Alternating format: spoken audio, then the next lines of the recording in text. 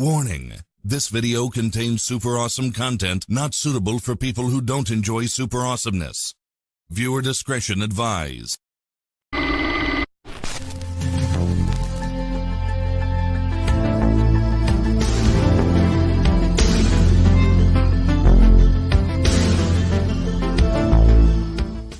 Welcome to Viewer's Choice. Your selection is about to begin. But first, take a look at what else you can see this week. Hey, dudes, inviting you to travel through time. First stop, a long layover at the video store.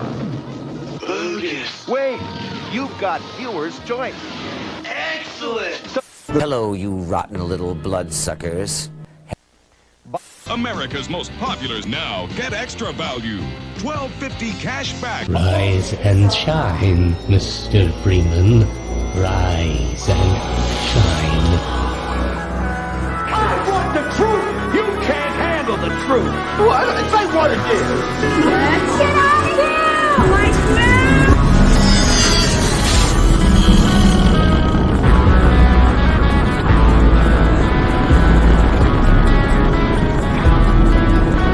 When life gives you lemons, don't make lemonade. Make life take the lemons back. Get mad! I don't want your damn lemons! What am I supposed to do with these? Demand to see life's manager. Make life rue the day it thought it could give Cave Johnson lemons. Do you know who I am? I'm the man who's gonna burn your house down with the lemons. This is my ship, the Nebuchadnezzar. This is the core. Where we broadcast our pirate signal of package dimensions. Welcome to the Nebuchadnezzar with your host, Anesto Morado, the double-headed coin, and your co-host, Pablo Morado, the Thunderbolt. Together, we are the Pyramid Podcast.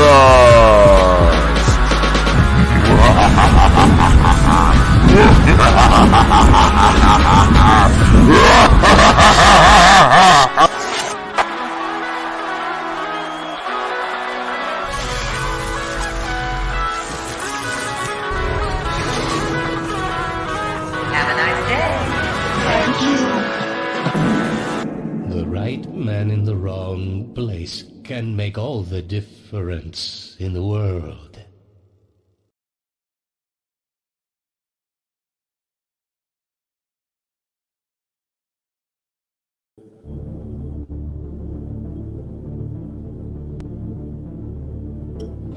Family of God is working invisibly all over the world. And it is invisibly spreading. You say the mafia, they keep their organization invisible. The more you can make your organization invisible, the more influence it will have. Drain the swamp, and that's what we're doing. Now, when I said it, it sounded very easy, and it was going to happen real fast. I didn't know the swamp was this dirty and this deep. I didn't know about the swamp creatures being as bad as they are. They're bad. But nobody can believe what we've been able to do, and I don't really believe anybody else could have done it. Drain the swamp. We're not finished yet, but we're getting really close.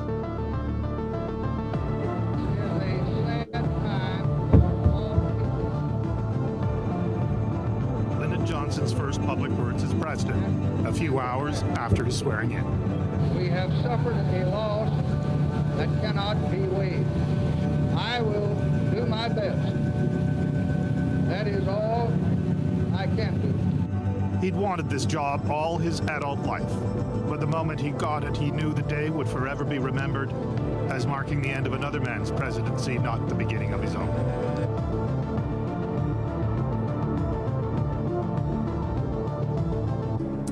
But the vice presidency is a miserable experience. Johnson quickly learns that he has no power except what the president gives him, and that is almost nothing. Worse, he is a thing of ridicule in Kennedy's glamorous and sophisticated Washington.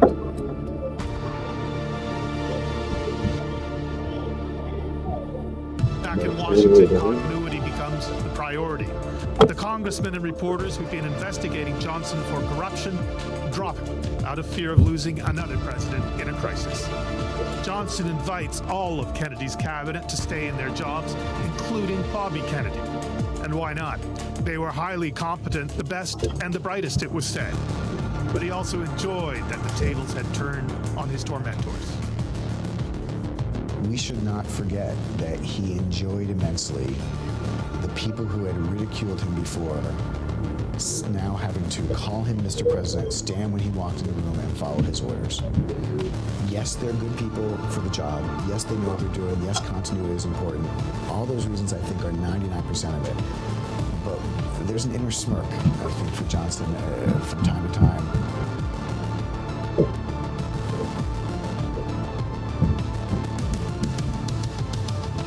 Actually pardon Hunter Biden, despite him saying pretty... Yes, as a father, he would. No. But he knows that he's not going to be convicted.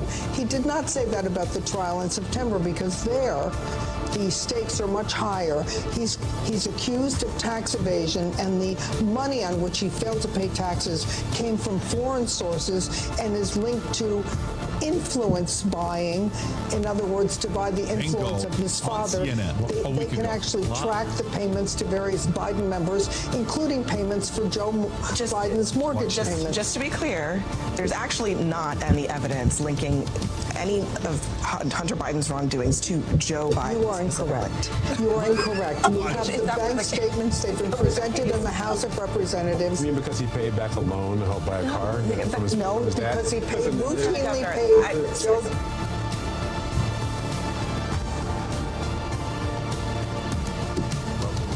Banned podcast on the internet. Welcome to the most banned podcast on the internet with your hosts, Anesto and Pablo Morado. Broadcasting to you from the depths of the Nebuchadnezzar and fighting the unseen hand in search of truth. Join us as we go digging in the valley of the real for current events, conspiracies, and paranormal phenomenon. This is the Pyramid Podcast. Don't forget to follow us at paranormal.experience on Instagram, at Pyramid Podcast on X, formerly known as Twitter, and Pyramid Podcast on YouTube. Every follow and like gets us one step closer to exposing the fools of the deep state. So let's light a fire of wisdom and take back our sovereignty. Welcome. I'm Joe Biden, and I approve this message. Welcome to the with your hosts, Anesto and Pablo Morado. Welcome to the most banned podcast on the internet. Tonight, we're going to be going on to The Unseen Hand and Lyndon B. Johnson. Also, what's going on in the current events of today. Joe Biden, Hunter Biden, much, much more, and some UFO news tonight. A lot of interesting things being exposed tonight. This is the Pyramid Podcast. What did you think of that intro? I liked it. I liked it a lot. Yeah? All right. Coins. Yes, yes. Please deposit 5 coins. What did you think of the, all the links, all the things, where to follow us? Yeah, that was very good. So as every podcast, we have to start off with, please donate. Lo sabía que era otra pregunta. Tú nunca te quedas ahí, ¿no verdad? Siempre con el dinero. I'm saying, how you think a nigga's supposed to get this shit? This shit money don't grow on trees. Shit don't fall out of the sky, nigga. Come on, man.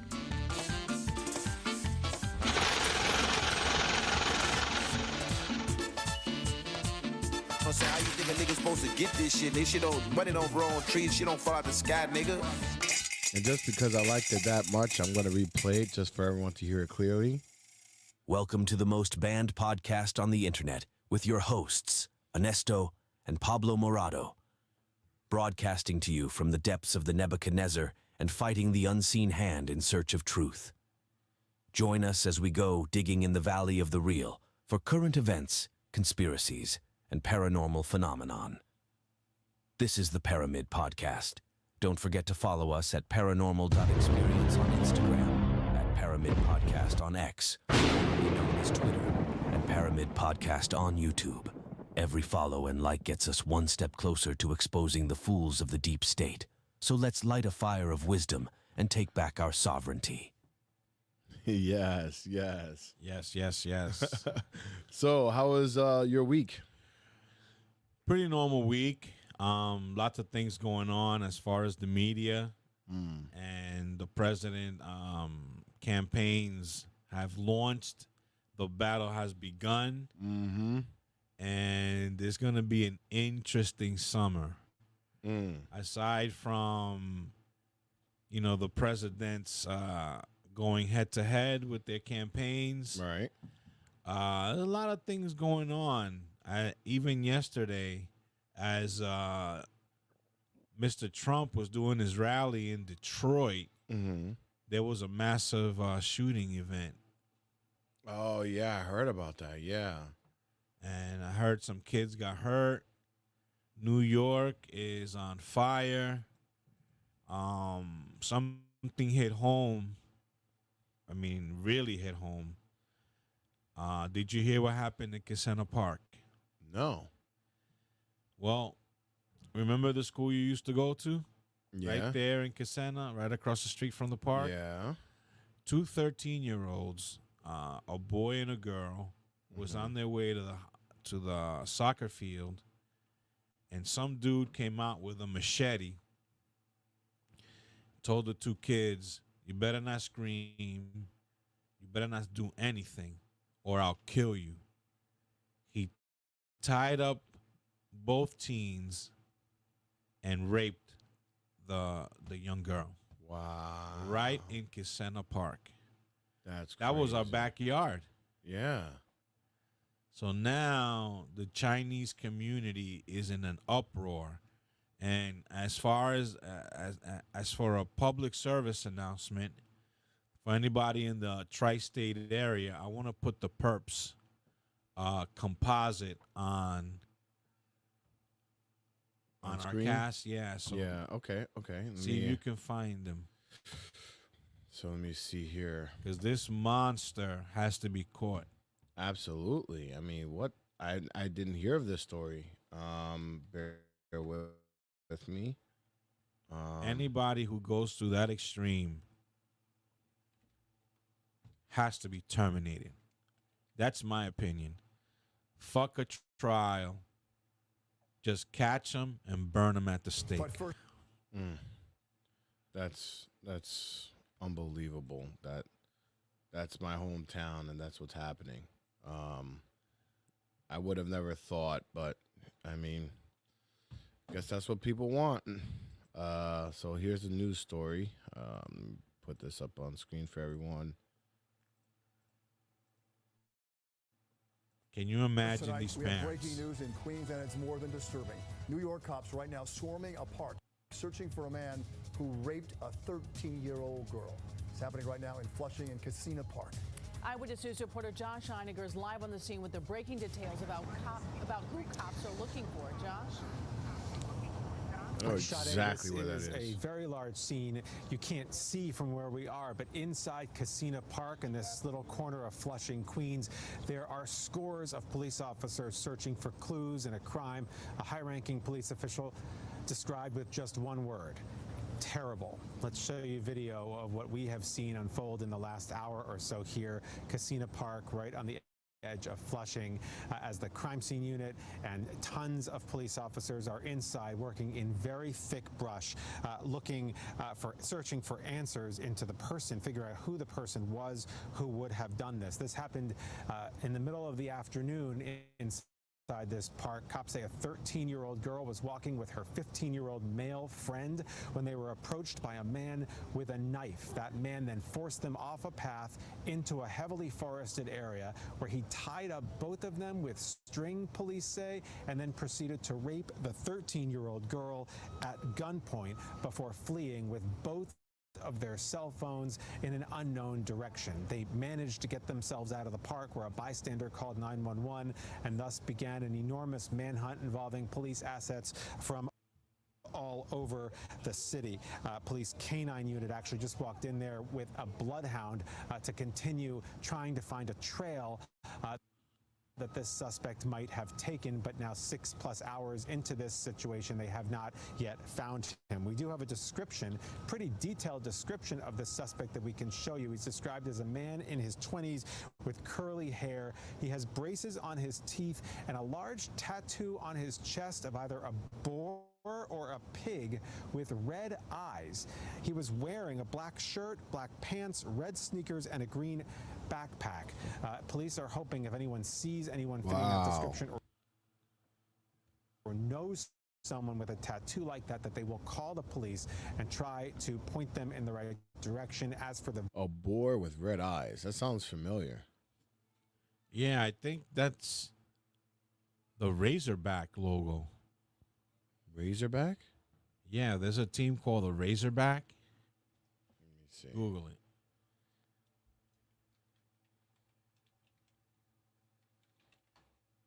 Let me see.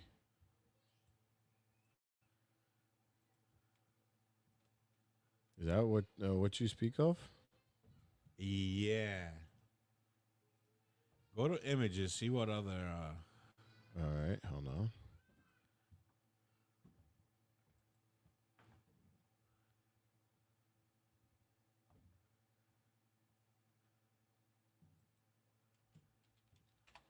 Logo. I guess like this? Red eyes? Yeah.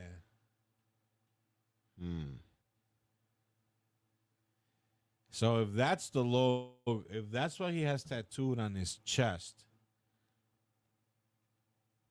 that might rule out what I initially was thinking. What were you thinking? That he was an illegal immigrant. Let's see. Can you show the sketch of this guy? Or let me see if there is one. There is. There's a composite of him. Victim and her friend, they were hospitalized nearby, described to be in stable condition, but it's impossible to imagine the trauma this little girl had to go through this afternoon, this beautiful summery afternoon in the middle of a public New York City. It doesn't show like, it doesn't look like they show it here. Hold on.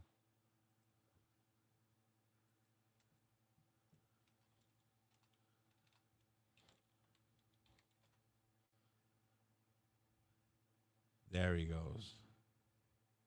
Scared. I'm scared. It is too scary. And the police now they take care of this, and then I feel more comfort. When they find him, you'll feel more comfort? Yeah. Fear gripped the Flushing neighborhood Friday, a day after police say a man approached a 13-year-old boy and girl in broad daylight at Casina Park, where he allegedly took out a large machete and forced them into the nearby woods. There, police say he took the teen's cell phones, tied their wrists together with a shoelace, and sexually assaulted the girl before taking off. This incident is a parent's nightmare, and all the community should be very upset about this and willing to come out and help the police department as we try to resolve this issue. Police could be seen going in and out of the park the entire day as they intensified their search for the suspect. Detectives released this sketch of the man believed to be responsible. He's described as a short Hispanic man in his 20s with braces and curly hair. He was last seen wearing a black t-shirt and black sweatpants, red sneakers, a green backpack with a tattoo like this of a boar with red eyes. A shoelace that may have been used to tie the children's hands together was discovered. That shoelace is currently being processed for forensics evidence. A water bottle that the perpetrator left behind is also being processed. The victims, who are classmates, went to play soccer in the park. After the attack, they ran back to campus to report the incident. Now these $10,000 reward signs are posted around the neighborhood asking for information that leads to an arrest. Parents who live nearby are now taking extra precautions to keep their kids safe, including walking them to and from school. We can at least like come here and drop them and like take back home. That's what we can do. Now, That's a tragedy. There's some conflicts I see with these reports. One is one report says it was at knife point and then he took a gun out. Yeah. The other one says it was just a machete. Right? He was dressed in a black t-shirt, black pants, and red sneakers. Right. So, question is, how did the kids get to see his chest? I have no idea. If he had a black shirt on. He must have taken it off, I imagine. So this sick puppy, this monster, ties up 2 teenagers, rapes a 13-year-old girl, and has the audacity to take off his shirt as he's raping. Man, this guy needs to be found. Yeah, And red and black looks like is his theme. Black shirt, black pants, red sneakers, tattoo, a black ink boar with red eyes. I see like a trend here that I hope the cops, as they're profiling, can come up this guy's affiliation. Now, red and black, are those any colors or any gang associations? Well, red is definitely Bloods. I don't know about red and black. Can you Google for me what are the colors for MS-13? I think it's gold and green or something like that. Well, let's find out. This monster blue and white. I'm sorry, gold. MS-13 is blue and white. Nietas. What you're looking for the nietas? Yeah, colors.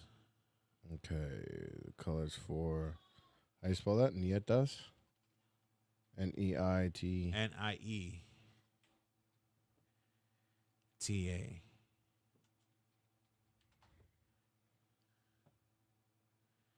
Netas.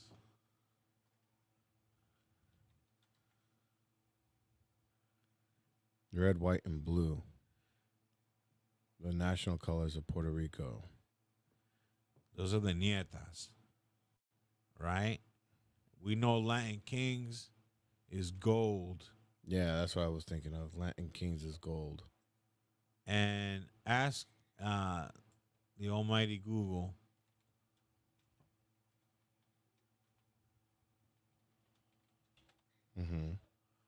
Yeah, gold and black. Okay, so ask the almighty Google what gang uses red and black.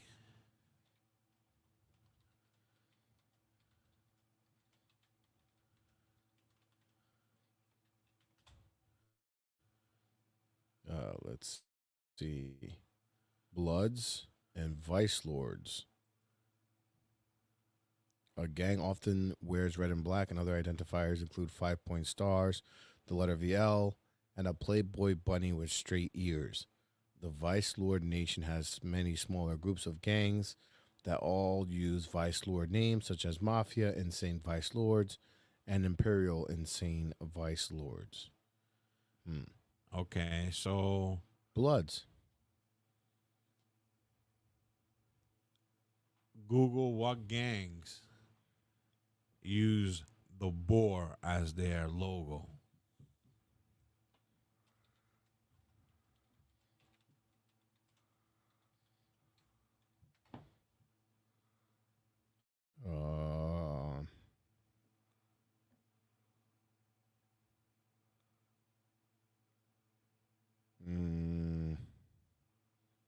Gang signs. It doesn't really say much of anything. I don't know. I'll type in boar with red eyes.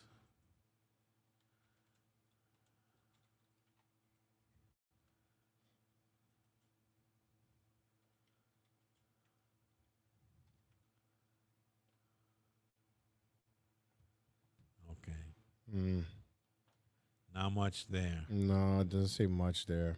Sorry, on YPD. I was trying to help you guys. Yeah, so that's a crazy story. I mean, that's where we grew up, and that's when I used to go hiking. Yeah, almost on a daily basis. And I got lost in that forest once before. And, it was a place that we felt safe at one point, and boy, has New York gotten so bad that not even in Casena Park do you feel safe. Yeah, I just hope that this monster gets caught. Same. It's unbelievable, but this is where the state of the world is. But now moving along, there's a lot of stories that we need to cover, and as usual, we always have a hard time with the time frame as well as getting stories quickly. So let's see if we could break the curse today and see how many stories we can get through. Now, one story that I had in particular that I thought would be interesting was in the intro clip here. I'll play it. It was from. Now, I was having a hard time finding where the clip originated from, but I found it on the Patrick Bet David podcast, the PBD podcast. So I'm going to put this up on screen here.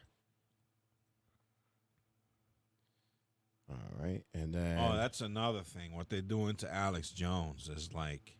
Oh, boy. Yeah. That's another. Oh, man. I am so angry about what they're doing to this guy. What was. I know we got to move it right along, but I got to get this out of my system. Of course. What law did Alex Jones break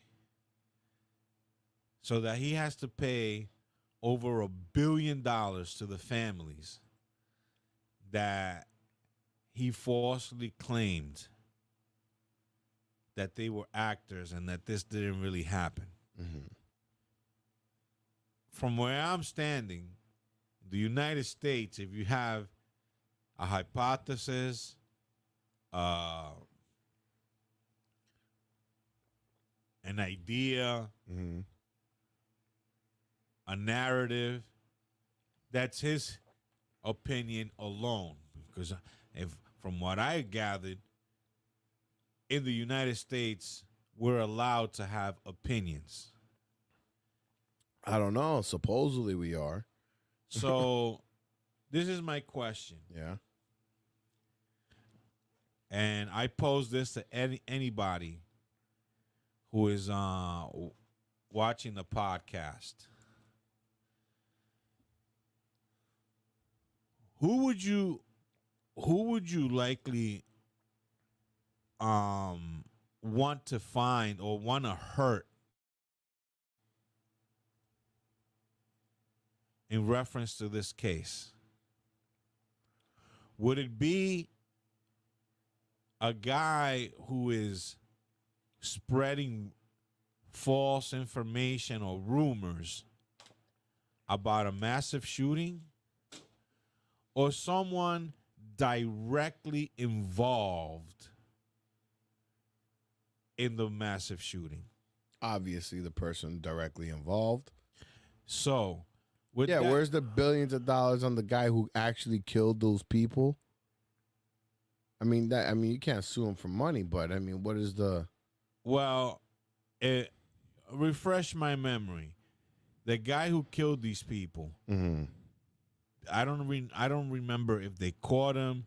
Did he kill himself? Okay. I don't recall either, so let me see. If anybody's out there watching, please comment. The perpetrator who did the atrocity in Sandy Hook, is he alive? Did he kill himself? Is he in prison? Let's see. Alrighty, here. Put this up on screen. The reason I ask is instead of you attacking Alex Jones, attack the person that raised this monster. Right. Go after the parents. Sue them. It doesn't really say. Survivors overview. Doesn't really say. They don't say who was the shooter? No. Perpetrator, here we go. Adam Lanza. That was the kid who did. Oh my God. Yeah, so let's see. Who is Adam Lanza? Oh my God. This kid. He is so young. How old was he when he did this? 20 years old? I'm not sure. Let's see. He looks younger than 20 in that photo.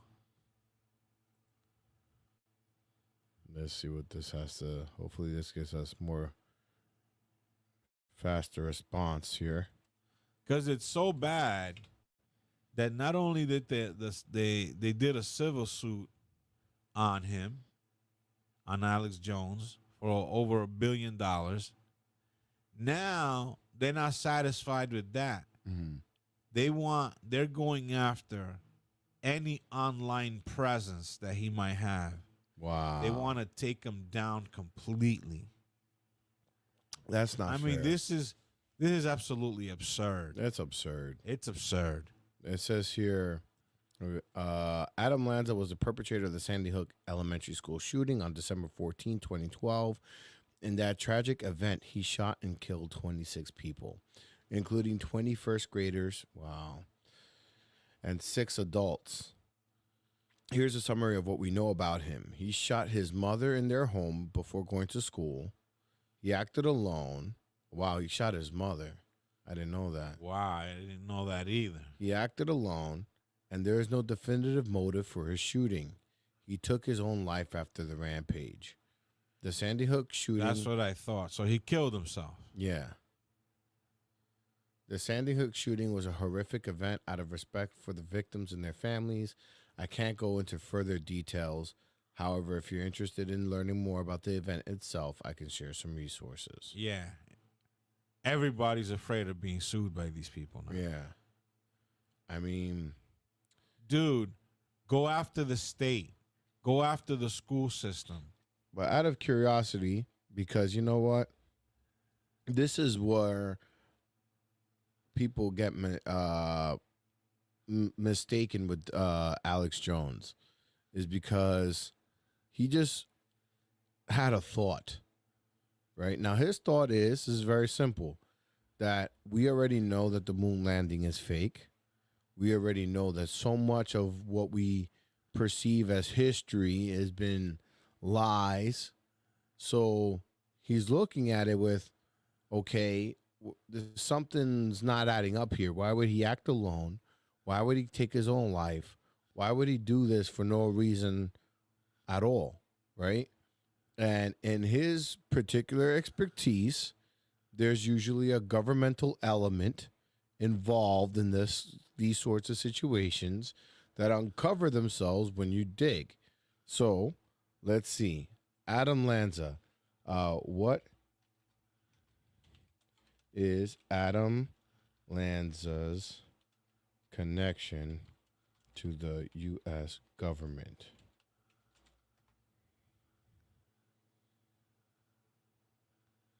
Official investigations concluded that he acted alone. Conspiracy theories about government involvement have been circulating online, but these have been debunked by reputable news sources. If you're looking for factual information, this is where it says some factual information. Let's see. Who were Adam Lanza's parents? Now, I'm not making any wild claims here. We're just asking AI for a disclaimer because we want to make sure that nobody can attack us for things because we're just asking questions here, folks. Hey, this is my opinion, in my opinion alone, and this is what I got to say on this matter. Was Alex Jones wrong?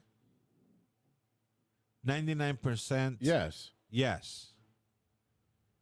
Was he wrong in saying that these were actors and that event never really happened the way they said it was? Yes, he was wrong. Should he be sued for over $1 billion? I don't see the correlation. That money is not bringing back those children. No. And what did he do, like, to affect the family? Like, ask questions? He asked questions of a lot of things. He asked questions. He made, in my opinion, some very controversial assumptions. Of course. And he admitted that he was wrong. And he was wrong. You know, so the fact that I have opinions about the Las Vegas shooting and that could have been some kind of Manchurian candidate event, you're going to sue me for my assets? Yeah. Because I have so if they could do that to him, they could do that to anybody. Right. And that means you cannot have an opinion. That means we're well on our way to a totalitarian regime. Which is exactly what V for Vendetta was worried about. Yeah. So, and this is exactly what Alex Jones is railing on. Mm-hmm. So, how can a judge, he apologized, he said he was sorry, and that he was wrong. What is the justification for nailing this man, his businesses, his shows, his online presence? What is the justification? Because he was wrong? I don't get it. It doesn't make any sense. I'm looking here. It's sue the state, sue the school system that allowed this monster to get into that school. The system failed us, not Alex Jones. Look at this. Adam would attend public school, take lessons, and try private school a couple of months, return to public school, and attend Newtown High School. Although he left after his sophomore year, he went to college at 16, earned A's and B's, but it didn't last. He was out in a year, and he went to a community college, dropped out in the first semester. I'm trying to figure out who Nancy Lanza was. In the weeks after the Newtown massacre, wait a minute, Newtown massacre? Yeah. That was the place of the. That was a school. Sandy Hook was the place. Was a school. What is the Newtown? No, Sandy Hook was the town. Look, it says right here, Sandy Hook Elementary.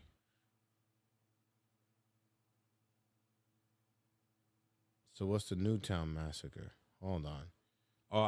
In the weeks after the Newtown massacre, the current in partnership with PBS program Frontline contacted the family members and friends on both Nancy Lanza's. Okay, so I guess Newtown was the school?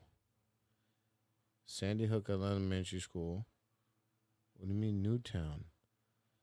There, a murderous rampage. He would join the lexicon of suicide. All right, so ask the search engine. Okay. Correlation between Newtown. What is the Newtown massacre? We went down a deep dive on this one. The most common term for the event is the Sandy Hook Elementary School shooting. It took. Oh, okay. It took place in Newtown, Connecticut. Newtown, Connecticut. I had it backwards. I thought Sandy Hook was the town. Sandy Hook is the school. Newtown, Connecticut is where it happened.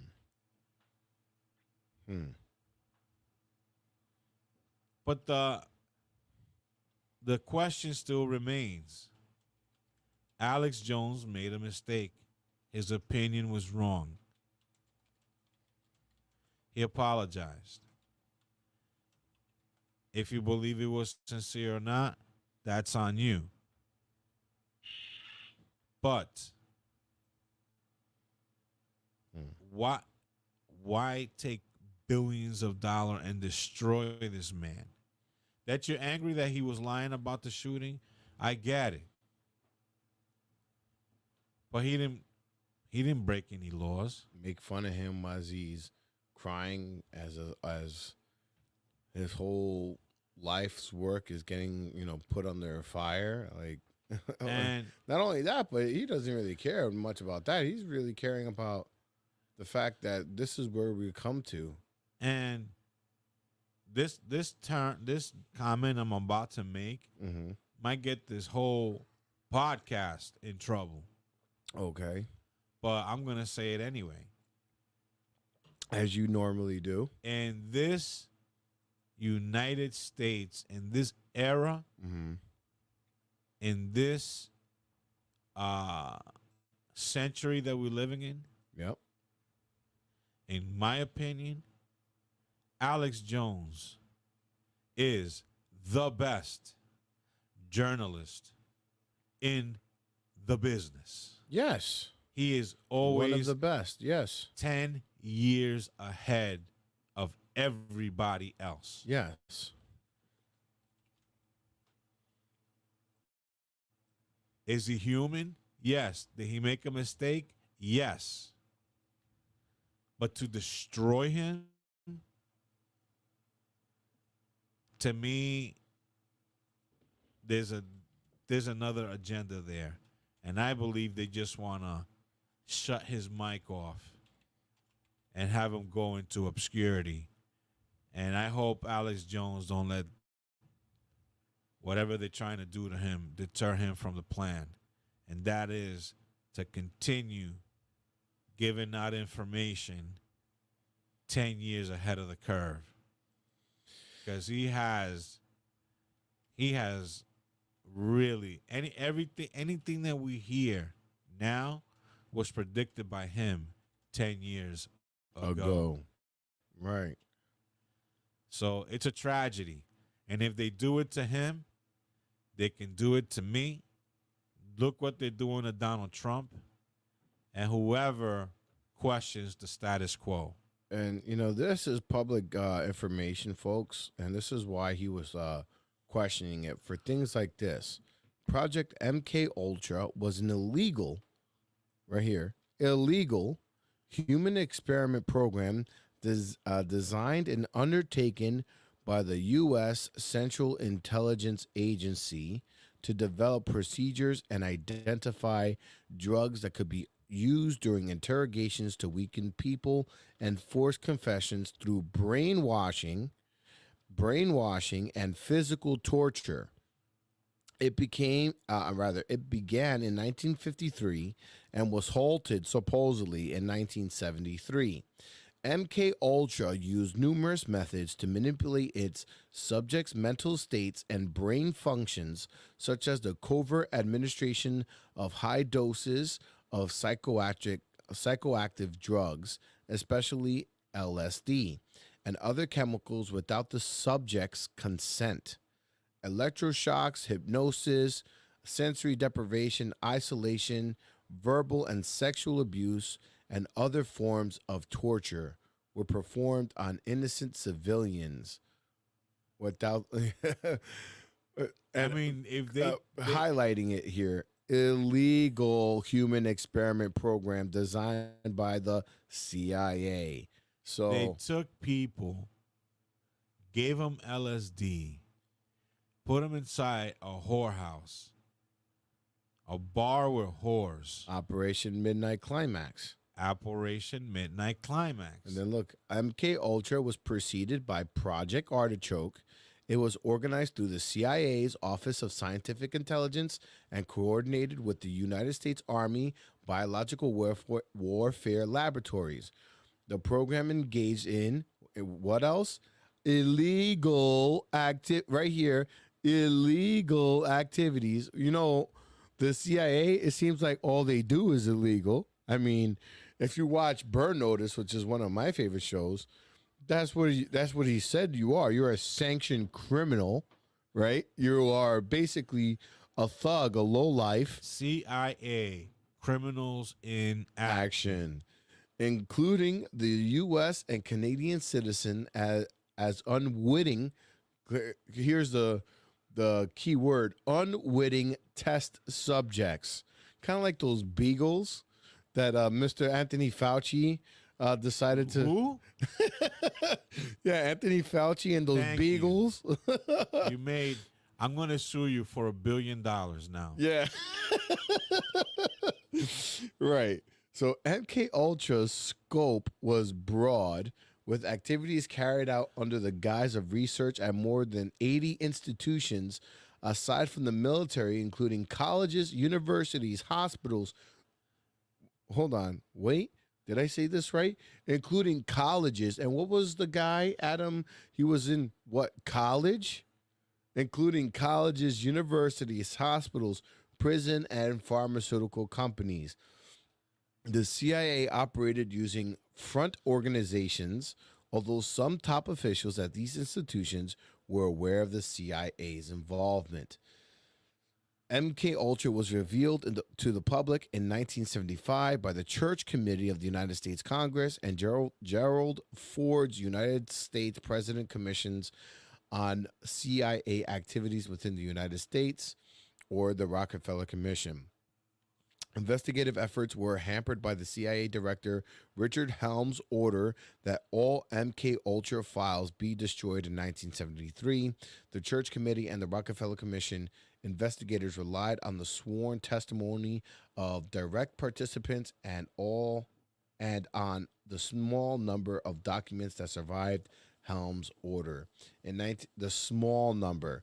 The 1977 Freedom of Information Act request uncovered a cache of $20,000 documents relating to MK Ultra, which led to the Senate hearings. Some surviving information about MK Ultra was declassified in 2001. So, if this is what the government, or specifically the CIA, is known, publicly to have done with definitive proof and documented, that's just what I'm asking. What I'm saying for people to, I'm asking people to open their mind. This is what Mr. Alex Jones has been following. So obviously it was a mistake, but you could see why he made the mistake. It's hard to. This is my question to you. Right? What Alex Jones did, he came up with a scenario in his mind, in his opinion, that this whole Sandy Hook thing looked suspicious and it looked like a hoax. Right. Am I correct? Yes. Right? So, by that faction, if you accuse me of colluding with the Russians, right? Because I'm in bed with them. I'm Putin's bitch, right? I do whatever Putin tells me to do. Right. Right? And then you spend copious amounts of dollars by way of an investigation. And then you find out that there is no Russian collusion with me. By that, I could say, well, since I told you I wasn't colluding with the Russians, and I was proven correct. Now I have a mental, I have PTSD, and I'm going to sue the government for accusing me of Russian collusion. and I want $2 billion. What's the difference between what happened with Donald Trump and Russian collusion and the Sandy Hook? I mean, they're virtually the same thing. Alex Jones made his own investigation, came up with his own hypothesis. Guess what? He was wrong. Well, you know why? You know the answer. Why Alex Jones is in hot soup?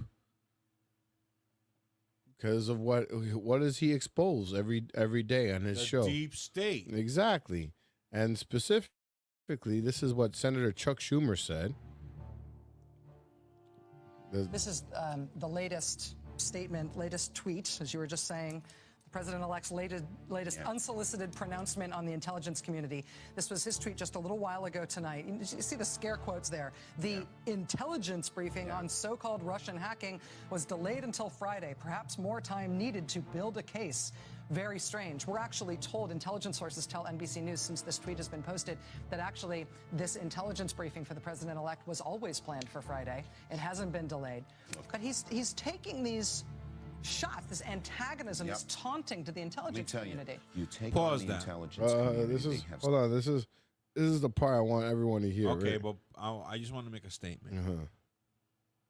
His name is not Chuck Schumer. What is his name? The Hobgoblin. Okay, and with that, He is the Hobgoblin. Hobgoblin. On the Pyramid podcast, He's the Hobgoblin. he's the Hobgoblin. Okay.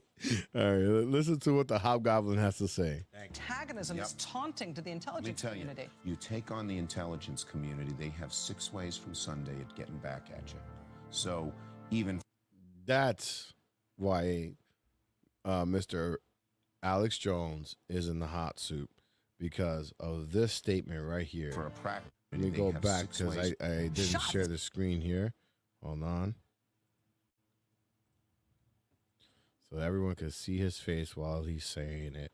Okay, pause it and give me a picture of the Hobgoblin. Oh, right This here. antagonism, this taunting to the Let me intelligence tell you, community. you take on the That's the Hobgoblin. Mm-hmm. Give me a picture of the Hobgoblin. Oh, the actual Hobgoblin? Yeah. Okay.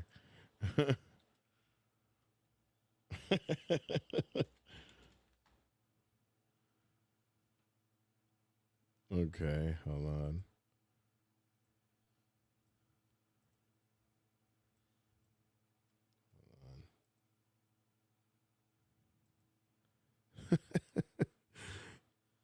Hold on.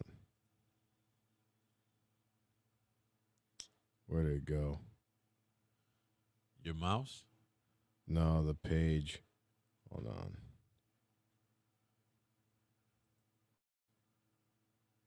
This dude is evil incarnate, the Hobgoblin. There he is. But there's better images of him. There's better images? Yeah, Okay. go to images. All right.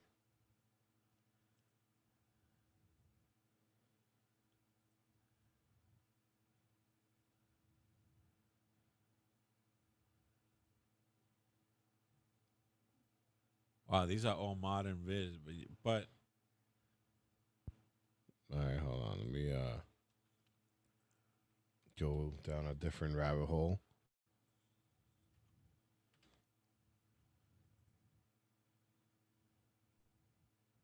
okay.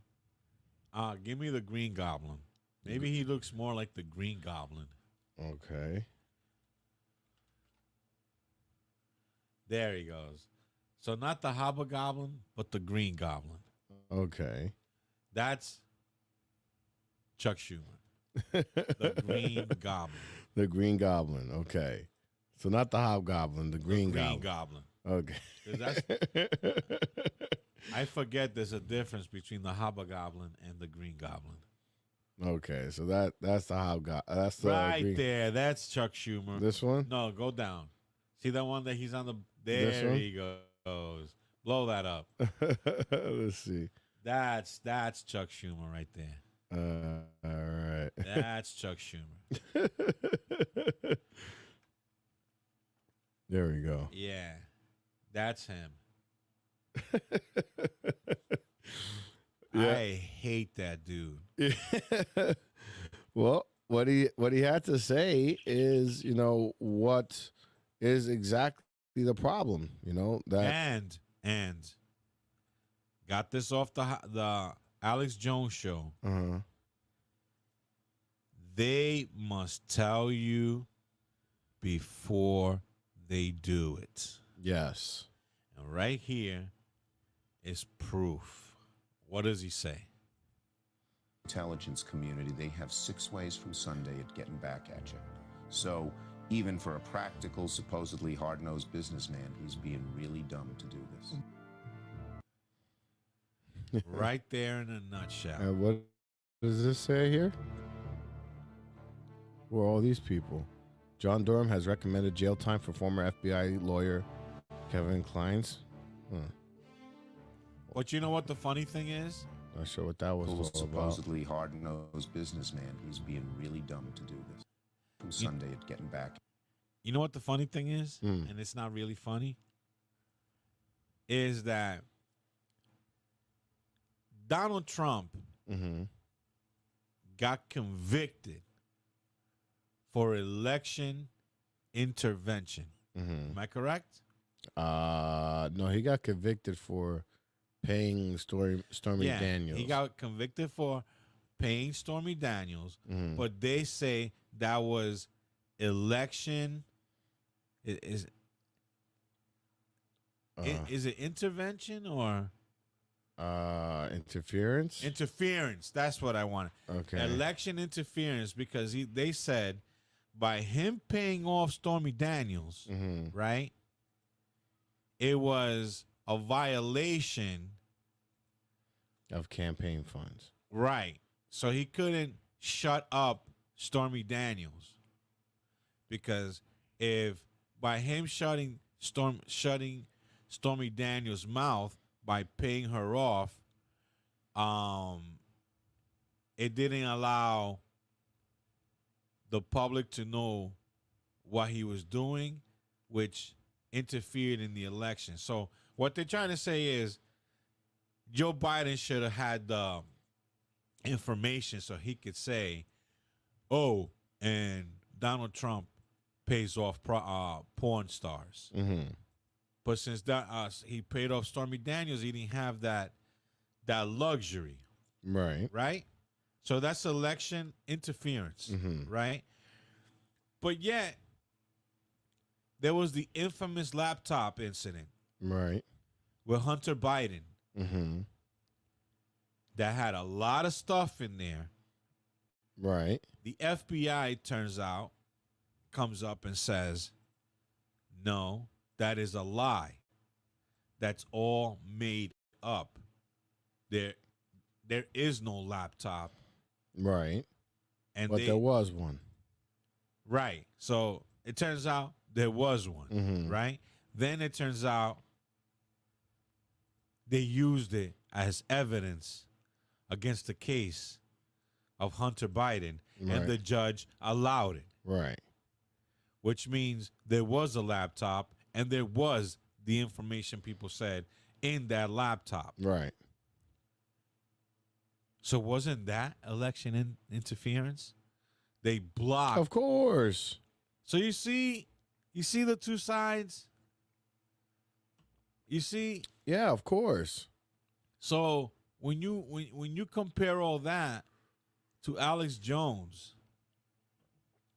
I mean, Hunter trial. Biden is not only a felon with guns and what else, but he's also peddling his father's name out there to China and whoever Ukraine.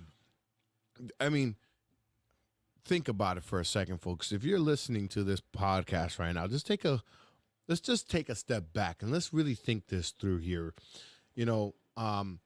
If you're hearing about a candidate that's getting paid off by Chinese counterparts, right, through your son, right, and now you're in your elder years and you're basically a vegetable in the sense that, you know, you don't know which way, if you're coming or going. The light's on, but nobody's home, right? You're sitting in phantom chairs. Right. You're making absolutely nonsense, but yet you still are pursuing to be reelected and continue your job, right? But what exactly is it that you do? And what is the role that the people are paying you? Because all politicians follow the people that pay them, right? You know, that's why their lobbyists exist. They're going by the people that pay them. Follow the money. So in reality here, my whole thing is, you know, if you really analyze Joe Biden, it is no wonder why he is still a president, why there haven't been any impeachment, because there's some money that is, you know, above his pay grade, as Joe Biden likes to say. You know, other people have control over him. They tell me I shouldn't say this. They say this. They say that. Joe Biden confesses over and over again. I really think you should really find out where he's getting paid from. And it's not from only United States taxpayers' money from being at the vice president and the president. You know, there's more to the story. And there is a ton of dirty money that was flowing in into the Bidens through Hunter Biden himself. And here's a bit of Patrick Bet-David.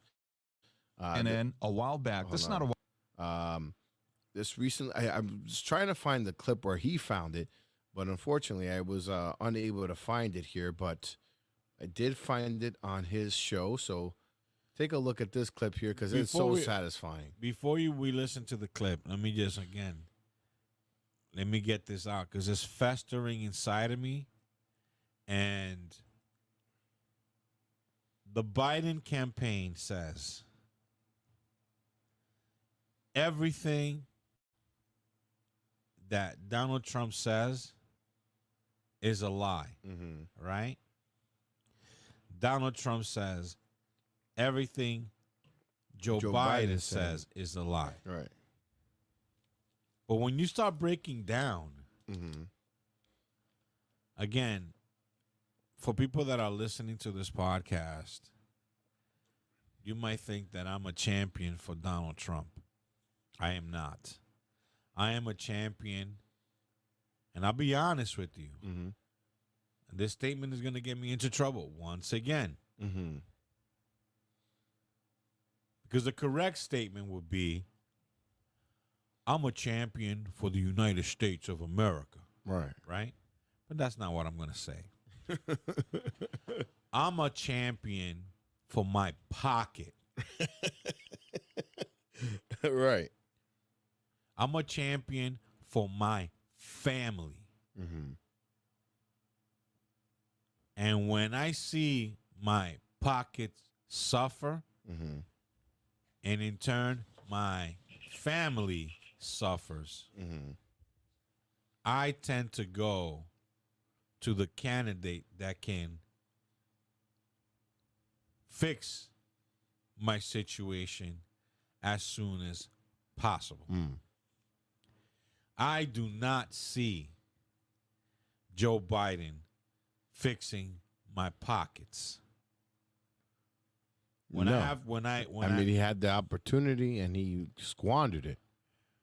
You're letting immigrants stream through the border, and it's already evident that terrorists have come through with a plot, with a plot in mind of destroying America.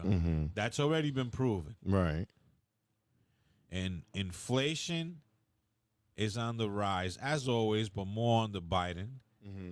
Interest, if you want to buy a car now, you're going to pay double interest. Right. You want to buy a house now, you're going to pay triple interest. That's right. So who do I blame? I blame the, what do they call him? The big man. I blame the big man. Because if my pockets were suffering under Donald Trump and it's affecting my family, I'll throw Donald Trump under a bus. I'll push him off a cliff for my family. Mm-hmm. So I have no affiliate. People have and this is why New York and all blue states and all red states are in the pickle that they're in.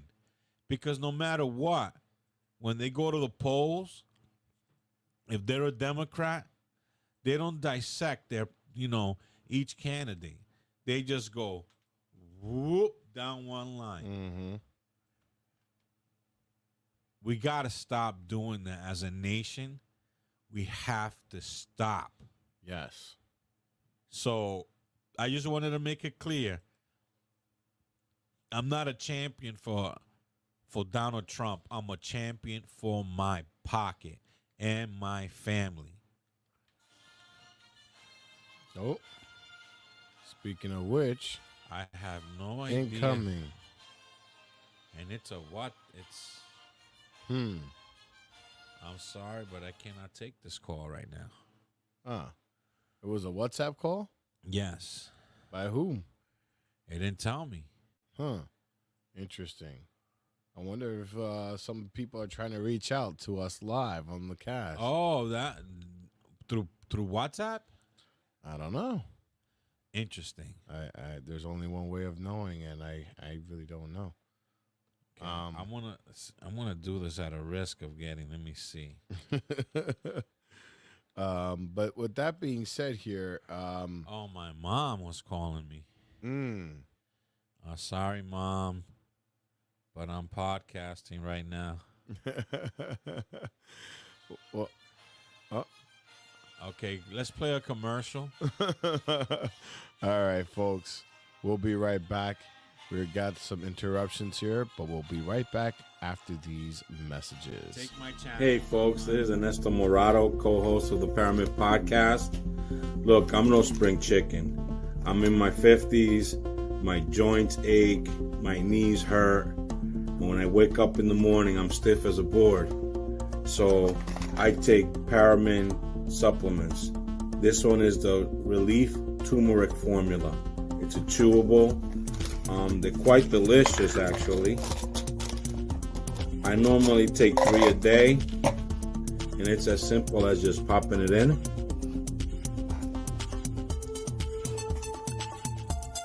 Chewing them. And that's it. 3 delicious gummies, and the end result is that you're a little bit more limber. So go to paramount.store, look at a whole line of supplements, and you will not be disappointed. Then I top it off with the K2 plus D3 fortified, because I'm in the chase of the almighty dollar. So I normally don't get much outdoor time. And you know we need the sun. Wash it down with some water.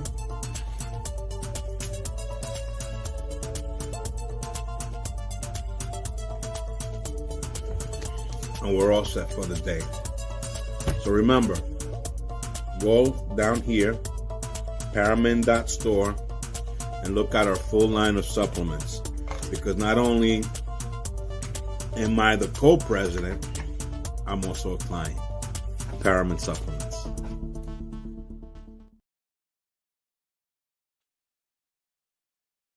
All right. We're back on. My lovely mom was calling me to wish me a happy Father's Day. I want to wish every father out there, every good father out there, happy Father's Day. Yes. I hope you guys had a good time today with barbecues and getting together with your loved ones. Happy Father's Day, everybody. And this is an interesting Father's Day special because we're talking about a father and son. But the president and the commander in what would you call Hunter Biden? The commander of the streets. Why would I call Hunter Biden? I wonder what Donald Trump has. He comes up with good ones. There's got to be something with the nose, or the crackhead. But with that being said here, so going back to Joe Biden, here's some things that are going to be revealed. And this was on CNN, but I can only find it, of course, through another medium, which is the Patrick Bet David podcast. If you like good content like ours, you'll like him. So go follow him as well. Before you start, Patrick, I just want to give a shout out to a good friend of mine, Mr. Ellington. Thank you for watching. Hope you're still watching. And I don't know if you agree with what I'm saying, but, we have our own political views and we're conspiracy theorists over here. But again, doesn't mean that we can't find a medium and be friends. And I find Ellington to be a dear friend. He was always a welcome fixture at my store at Playball Deli. He was one of my what do you call it? Regulars. Okay. So we went to high school together. So I like the fact that he's watching. What's up, Ellington? Well, Ellington, this is a clip from CNN taken off of the Patrick Bet David show. Another great podcast. If you like our show, definitely go give him a follow. He's just like us. We're in the middle. We don't look at things as left and right. We look at But there's things a difference between PBD and us. Well, he has millions of dollars. Yeah, there's the zeros in front of that one. Right, yeah. We're on the negative while he's on the positive. Yeah, we're at the 4 and 5 figures, and he's at the 8 and 9. No, the way I look at it is that we're at the base of what do you call it? Wait, when are we getting brain some more brain boost in? Well, as soon as an order comes in, we'll definitely disperse it. But it comes out of the slush fund of Pyramid podcast. Well, anyway, the way I look at it is we're at the bottom of Mount Everest. He's at the top. So we're climbing. Yes, we're climbing up the mountain to reach Mr. PBD. But it's a treacherous journey, let me tell you. Especially when you don't got money to blow. And unfortunately, this is poignant. If you go to Mount Everest today, there is a byproduct of that climb. Yeah, you see all the dead bodies on the way up. And the copious amounts of human excrements. So we got to go through literal bones and shit. We got to do an Andy Dufresne that went through a tunnel full of shit to get to the promised land. Yeah. So with that being said, going back, taking a step back. So this clip, let me just preface it properly, is going over a CNN clip that is discussing Joe Biden's funds coming from China. So let's take a look. Talking about the one that's on page 9, clip 9. Come on, folks. Go for it. Play this clip. Watch this. Biden would actually pardon Hunter Biden, despite him saying pretty. Yes, as a father, he would. No. But he knows that he's not going to be convicted. He did not say that about the trial in September because there, the stakes are much higher. He's accused of tax evasion, and the money on which he failed to pay taxes came from foreign sources and is linked to influence buying. In other words, to buy the influence of his father. They can actually track the payments to various Biden members, including payments for Joe Biden's mortgage payments. Just to be clear, There's actually not any evidence linking any of Hunter Biden's wrongdoings to Joe Biden. You are incorrect. You are incorrect. We have the bank statements. They've been presented in the House of Representatives. You mean because he paid back a loan to help buy a car from his dad? Because he routinely paid Joe Biden's household bills. This has been... Look, if Republicans had that evidence that you are suggesting, they would have impeached him by now, and they haven't. Jamal, I want the audience to know that they do have it. And by the way, this is a week ago. So they have it. They have the Republicans are playing ball with the Democrats because it ain't about the two-party system, folks. It's about me versus you. And in the eyes of the government, we are the peasants that need to be monitored and governed. But if you just take a second to look, the Constitution and the Bill of Rights does not tell us what to do. It tells what the government can and cannot do, and it's our rules opposing on the government. It's the other way around. We control you, now you control us. But somewhere along the lines, we forgot that. It got twisted. Yeah. Lines were crossed. Well, we didn't take our responsibility seriously. And other people... I mean, ain't that something? Ain't that something that you get caught, right, with buying a gun under false pretenses, right?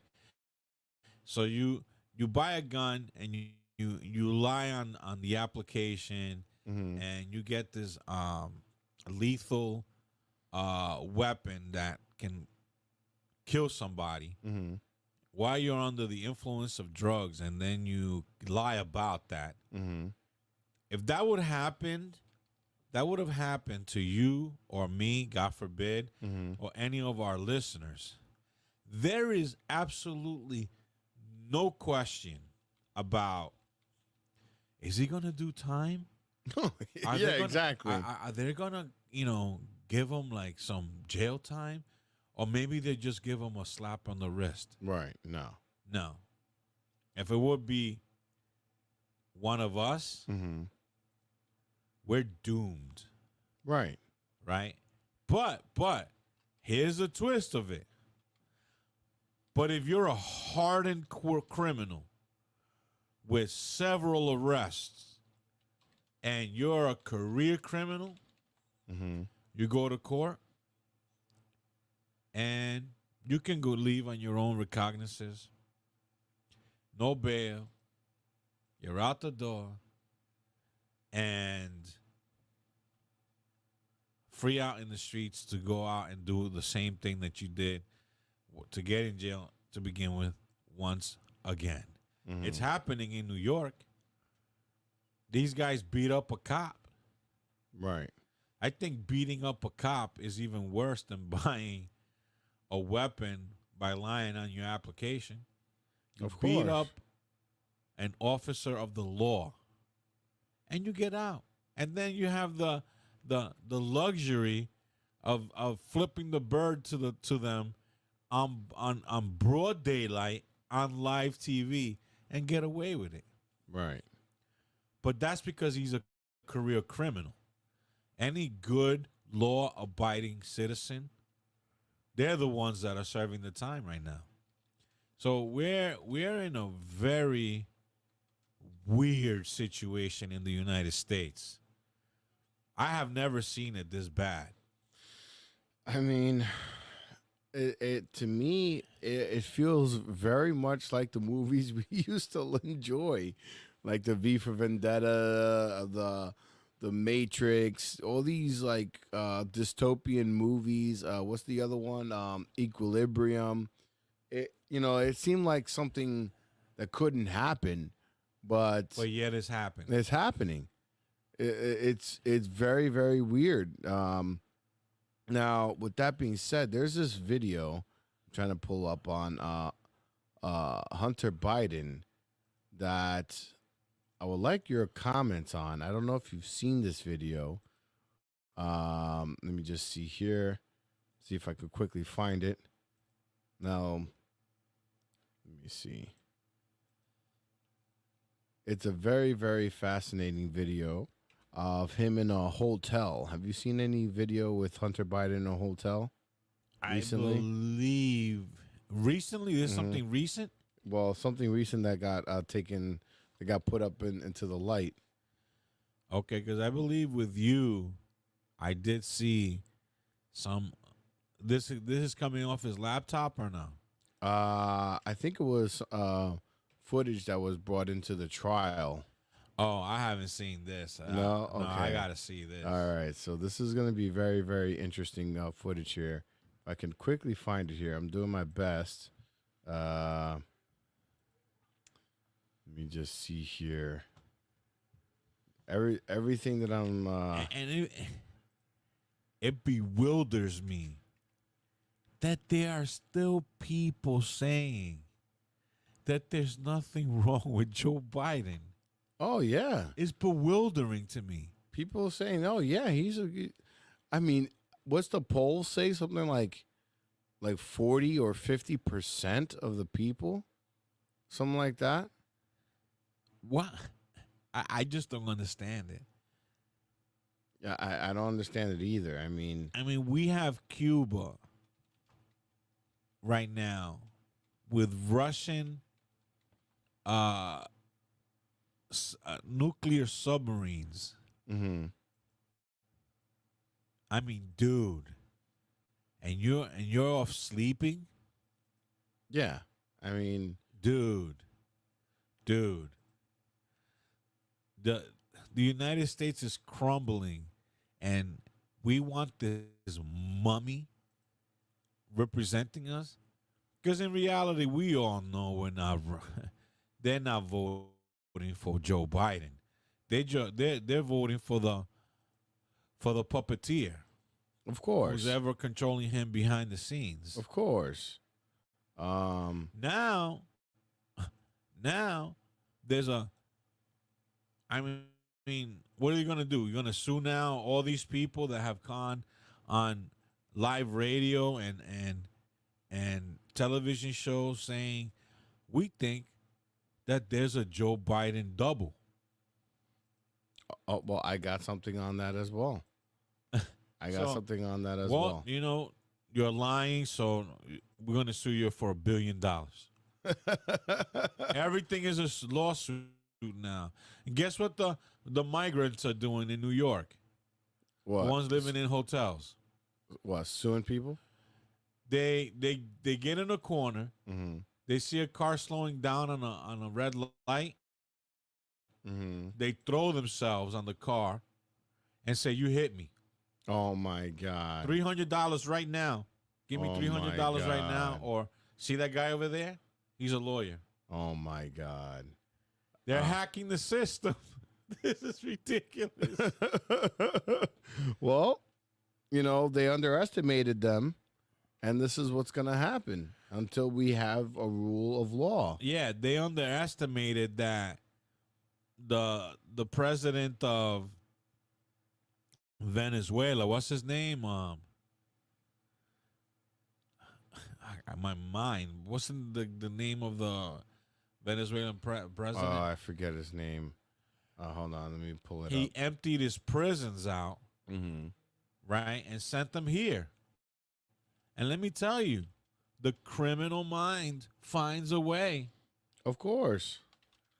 So now they're hacking the system in New York City. Let's see. Venezuelan president Maduro. Nicolas Maduro, yes. Of course, I can't seem to find the original video. Hold on, because this is a saucy video. I want to see one without any blur, without any disclaimer, just the video itself. Yeah. It's funny because I'm looking at your YouTube, and towards the bottom, Pentagon tracks Russian fleet as it travels to Cuba. Yep. We're in danger, folks. And we're not, nobody's nearly paying nearly enough attention to this, which is scary. Yeah, everybody's like focused on Pit Diddy gave back the keys to the city. Who cares about Pit Diddy Oh right my now? God. Is that what people are worried about? Yeah, for that's real? what people are worried about. I mean, one thing at a time, folks. But come on, let me maybe. It's so frustrating because I know there's. I know where you'll find it on TikTok. If you go to YouTube, you're not gonna find it. Yeah, I mean, it was up for. Oh no, I'm sorry, not on TikTok. TikTok will take you down. On X. Okay, hold on. X where you'll find it. Okay, hold on. I think this is it. Thank you, Elon Musk, for giving us a platform where we're not getting banned. Thank you, Elon. Thank you. Let's see. Here we go. This is it. Finally. Yep. And lo and behold, you are correct. It was on X.com. So here we go. So check out this video here. And the caption says, "This is Hunter Biden, media silent." Check this out.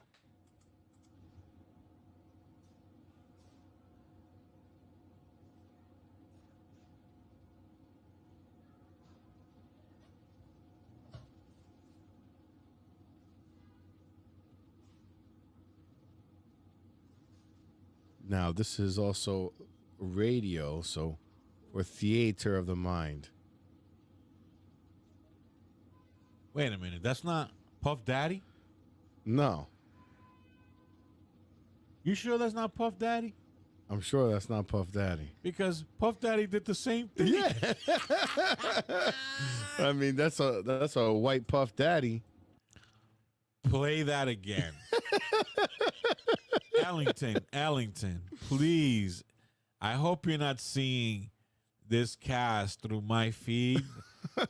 Please go to my profile and log in through my profile so that you can see all the little bells and whistles that Mr. Pablo is doing behind the scenes. Because right now, I am looking at a video of the president's son. Mm-hmm. Can you imagine if Donald Trump's son had done the same? Oh my God! It would be a no-brainer. He's going to jail. No, it would be 24 hours a day. Of course. Back to back parroting. Yes. Play it again, Sam. All right. So what's going on here? Well, it looks like this is coming from a security camera at a hotel. Mm-hmm.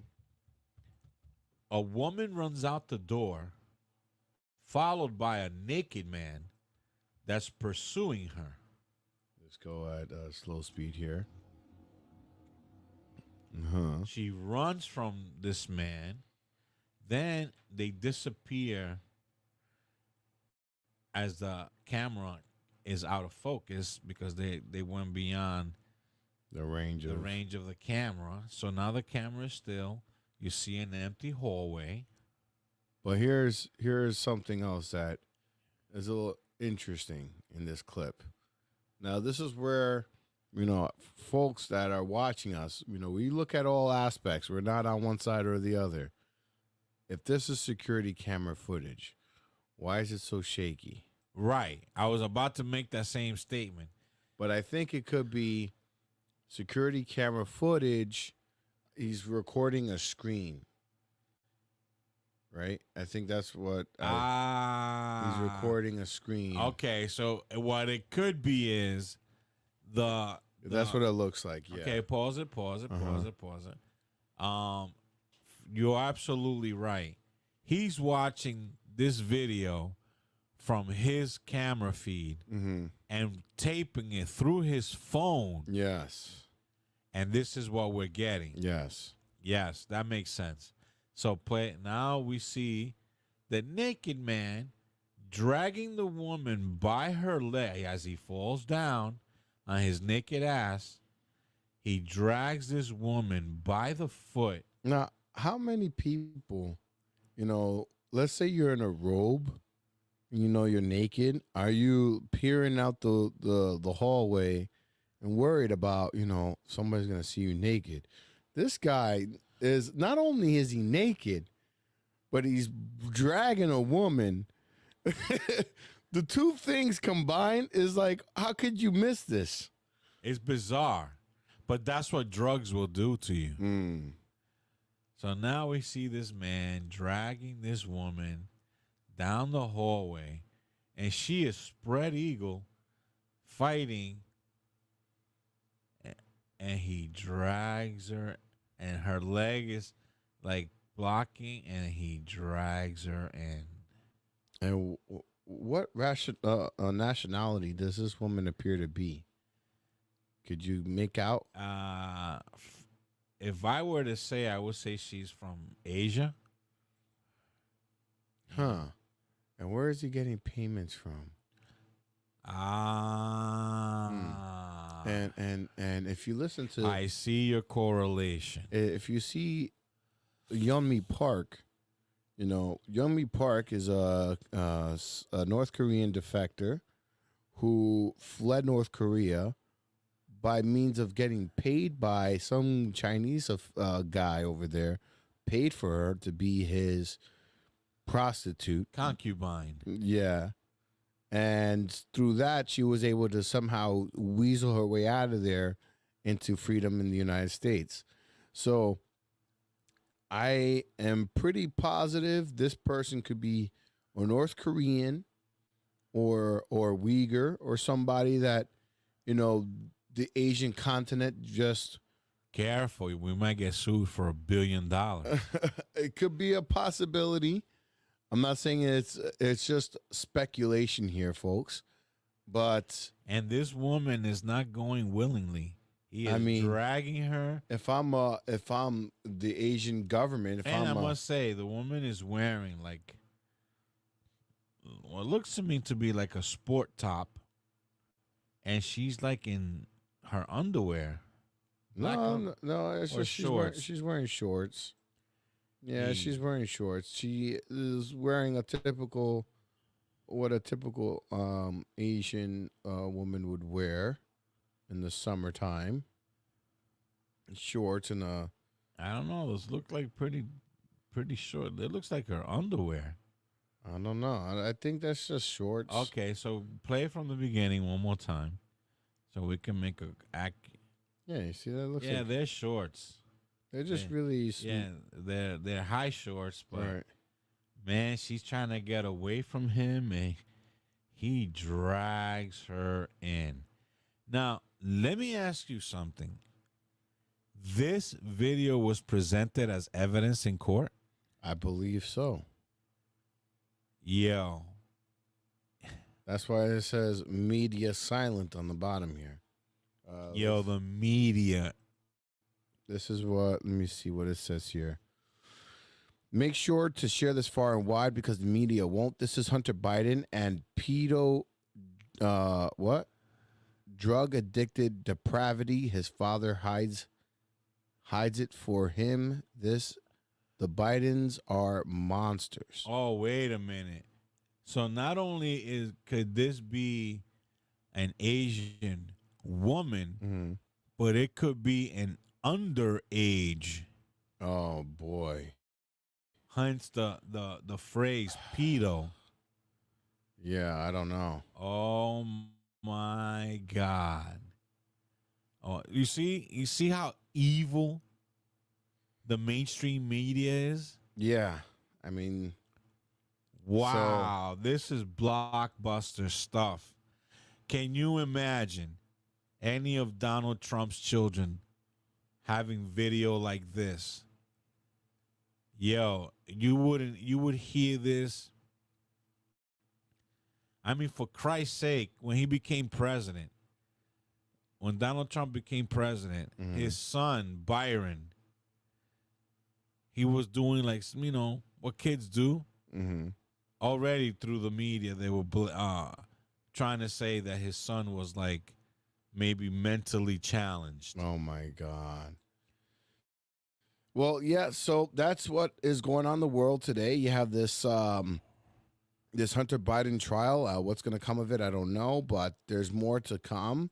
And, you know, Hunter Biden is proven guilty in a court of law. So there's that. Now, there's more to be, more to find. But now you were speaking about Joe Biden double. Yes, but let's hold that and go into our AM PM game show. Yes. All right, no problem. I wasn't sure if you wanted to get that out of the way, and then that way we could just do straight up straight up current events. And we'll get to the double on the other side of the game show. So with that being said, it's time for our Welcome to the AM PM game show where Pablo and Anesto Morado attempt to determine what is going on in a video found online. Using only their ears and their third eye, the host will make a guess on what is going on.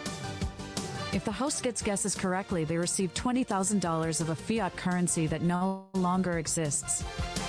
So what do you say, folks? Shall we play a game? Yes, yes, yes.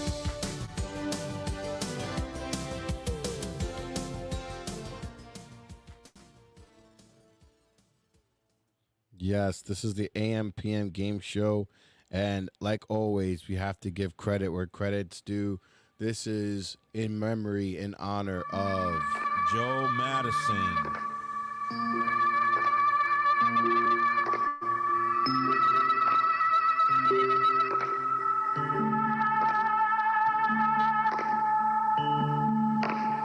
Radio is theater of the mind.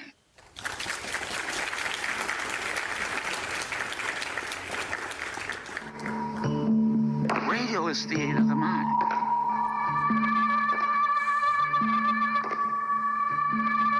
But radio is theater of the mind. It's imagination. It's imagination.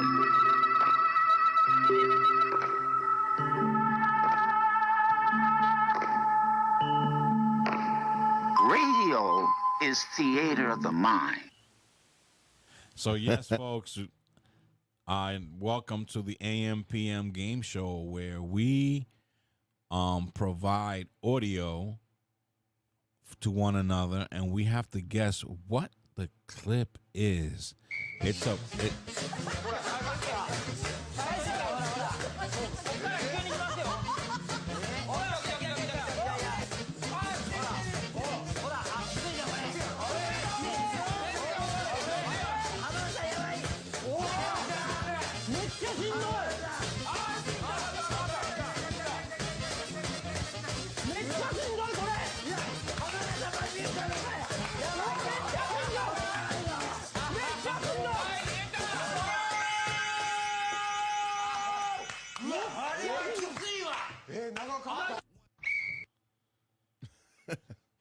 What is going on? You went right into it, huh?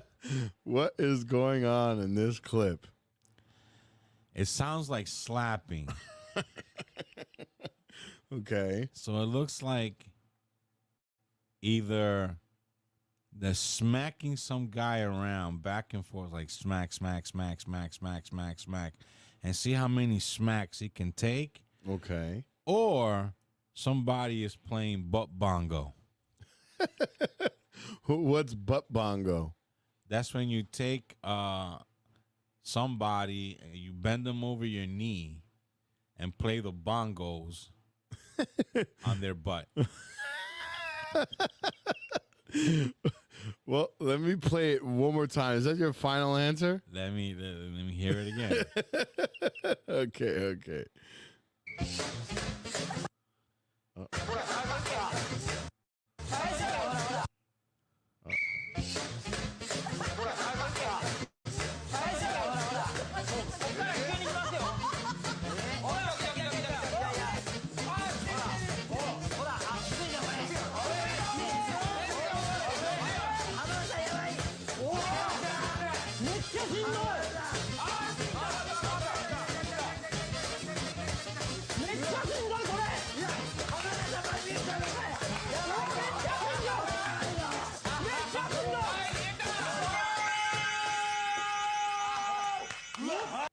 What is going on in this clip?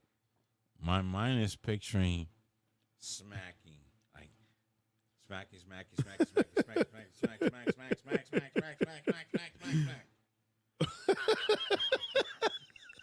And that's my final answer. Okay, so smacking of the butt.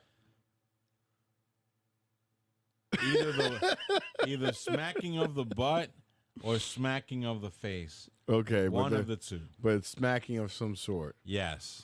Okay. All right. Is anyone willing to venture a guess here, folks?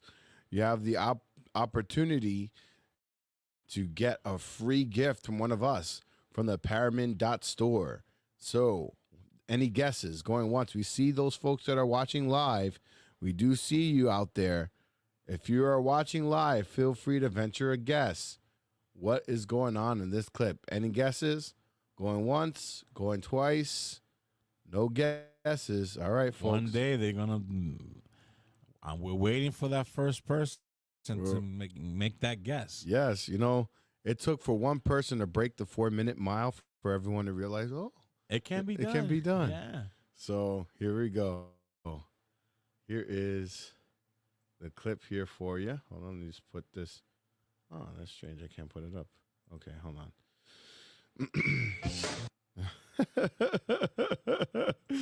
Hold on. Let's not reveal it too early,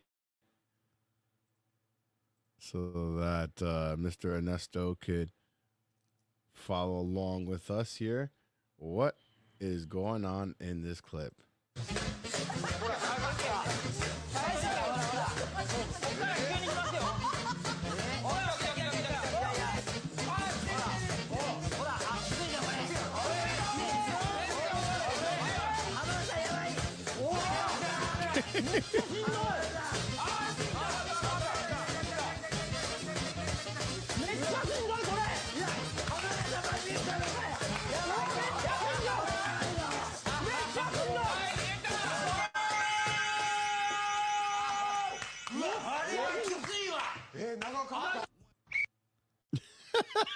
What the hell?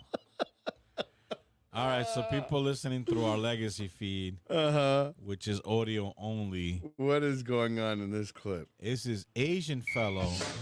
He's holding what appears to be like two maracas. And he's attached to a device that's pumping air he's connected by his waist. So it looks like he's humping a podium. But in reality, he's pushing air into a tube that's lifting up what appears to be a heart and is going to the top where there's a woman who seems to be praying. And once it gets, with her eyes shut, once the heart gets into the woman, her eyes open.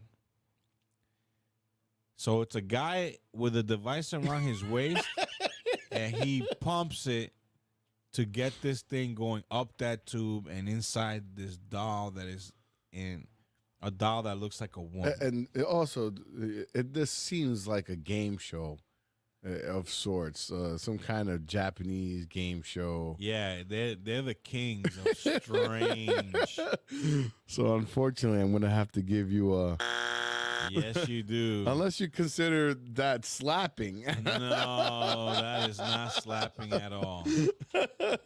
His hands are clearly holding two maracas. So, and with that being said, it's your turn. Unfortunately, we had a good run last week. We already got our first ding. Yes. All right, so now here comes my predicament. Okay. Let's see. Come on. What is it? The internet is slow.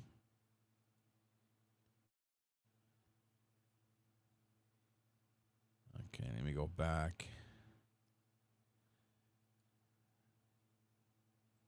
What happened here?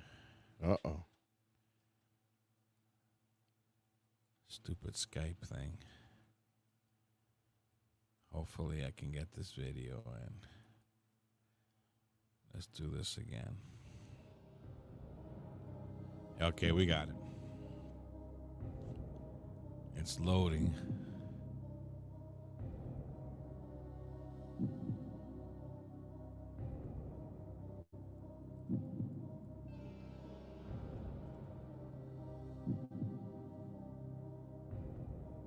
Wow, our internet is really slow.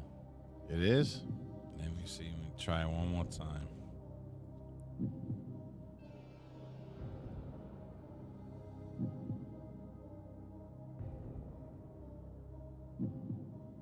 Okay, got it. You got it? Yep. I was going to say, I could load up the next one for you.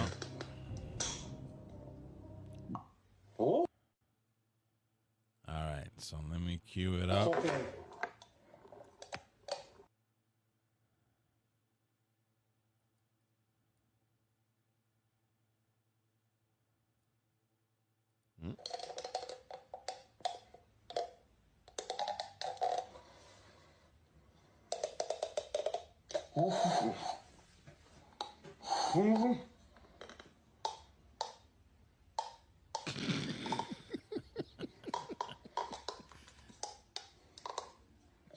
All right, here we go.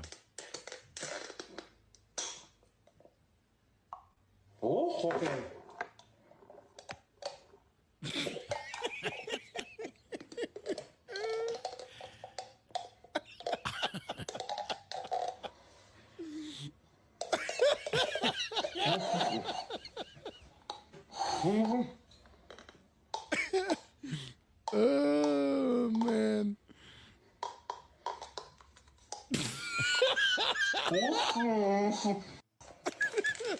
One more time. Okay, hold on. Are you seeing what's going on? No. Oh, God. Have you seen this? Have you heard No, this? I've never. I'm imagining an imp like Pulp Fiction. Mhm. The guy wearing all that leather. Right. You know, he can't really speak.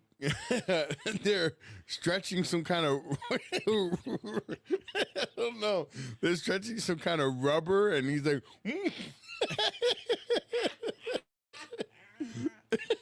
All right, so I'm going to give you a last listen. All Right.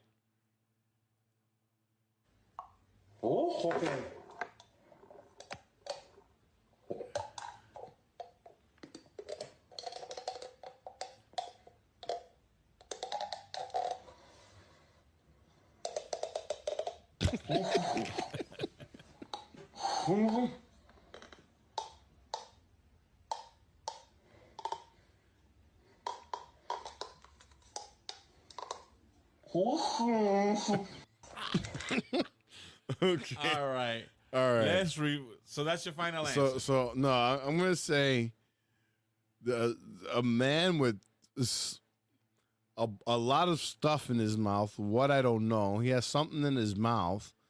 He's stretched over like a rubber glove over like a cup or something, and created like a little drum that he could pitter patter on, and that's what we're hearing. That's your final answer? Yeah, that's my final answer. All right, so go to the Trello. Okay. And you're going to look for, on Ask Pablo, the light bulb predicament. The light bulb predicament. Okay. So let's see. I already feel that I'm way off here, but let's see here. You are on track. Let's see.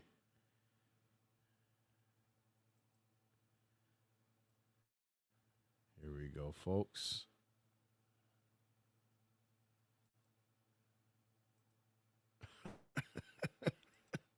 Okay, let me put this up on screen for everyone to see. Here we go.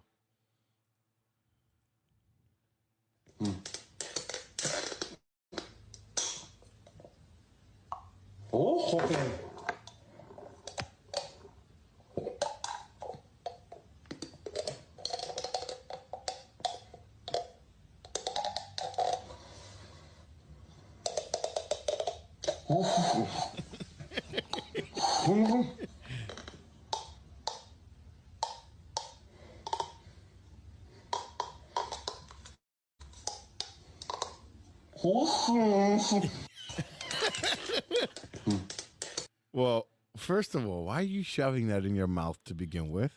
You know what I think about? First of all, this guy's an idiot.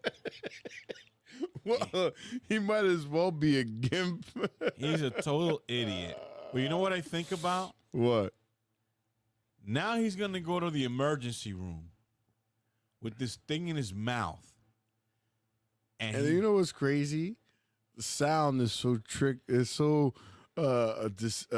deceiving because it sounded like something was being stretched. It sounded like a glove being stretched over something.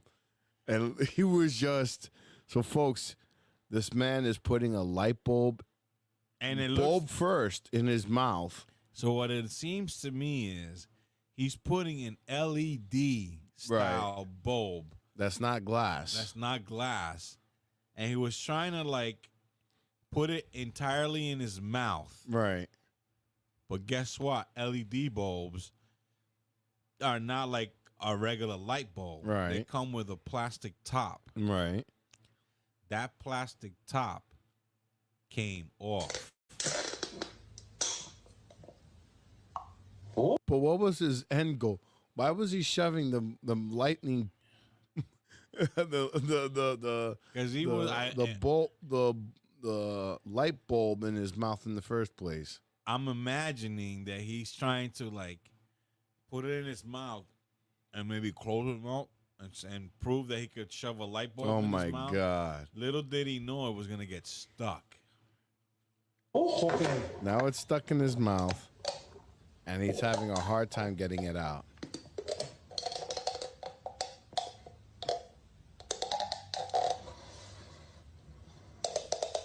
And the sound that you're hearing, folks, is him running his fingers in his open mouth, but on the inside of the cavity of the bulb. Yes. And now he's realized what an idiot he is. Yes.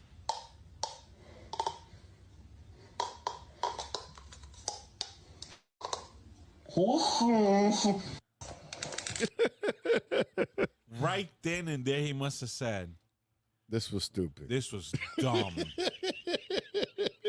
And he wishes that he has the power that you have to rewind. And right before he enters, he's like, "Nah, I'm not gonna do it." Oh man! And for that, I get All right. So now let's go into the next one. I got one here that's gonna be an interesting one. What is going on in this clip? All right, listen carefully.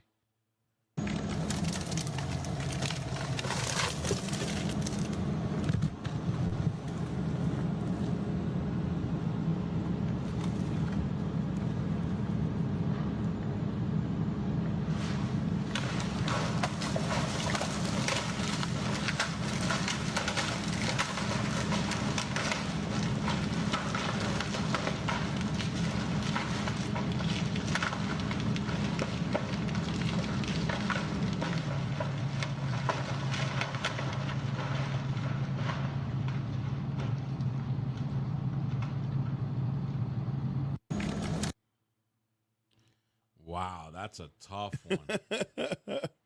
I'll play it one more time. What is going on in this clip?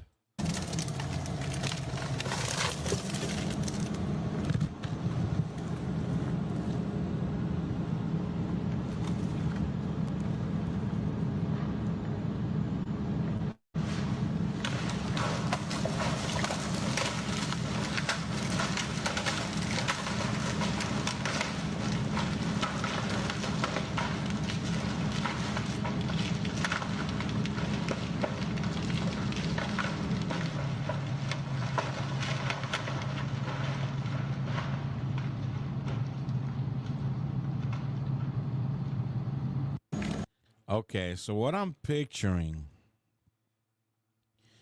it's either a truck or a moving vehicle.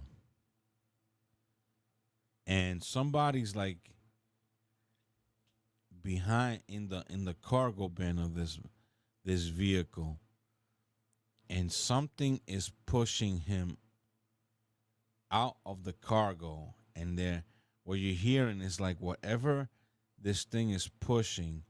It's taking him along with it, or it's just some kind of cargo, and then the cargo comes out and goes into the street. Could also be a plane taking off, and something's coming out of the cargo area of that airplane. Want me to play it one more time? Yeah.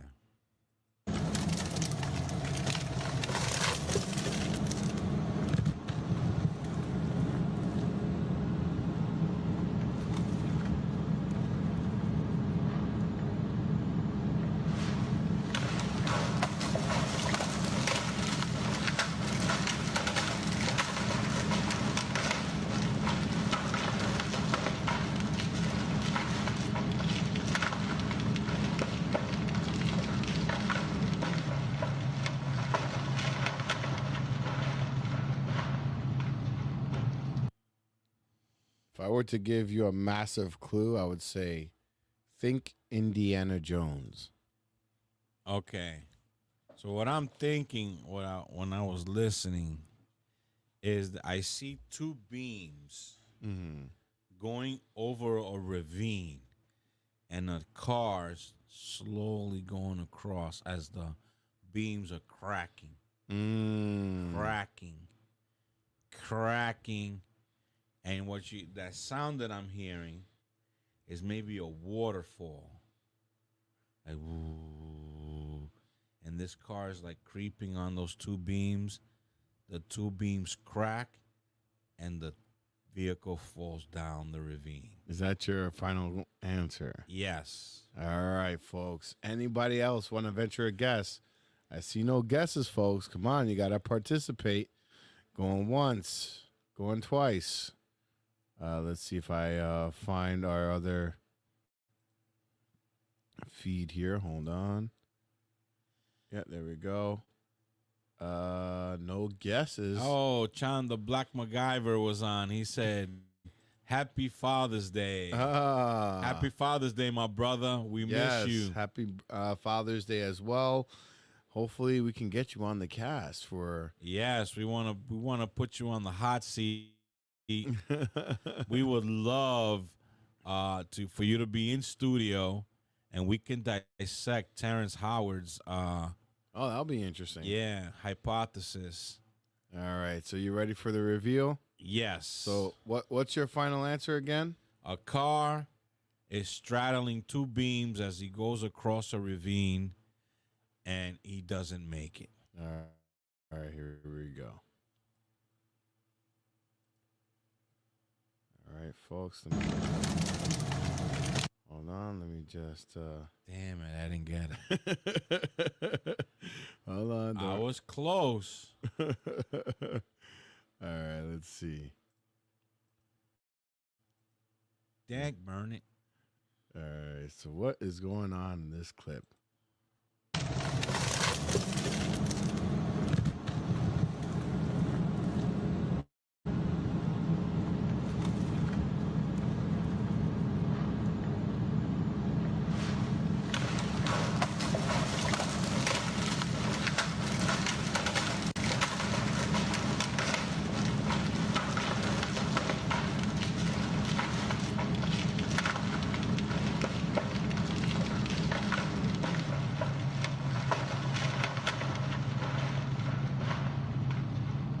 Oh my God.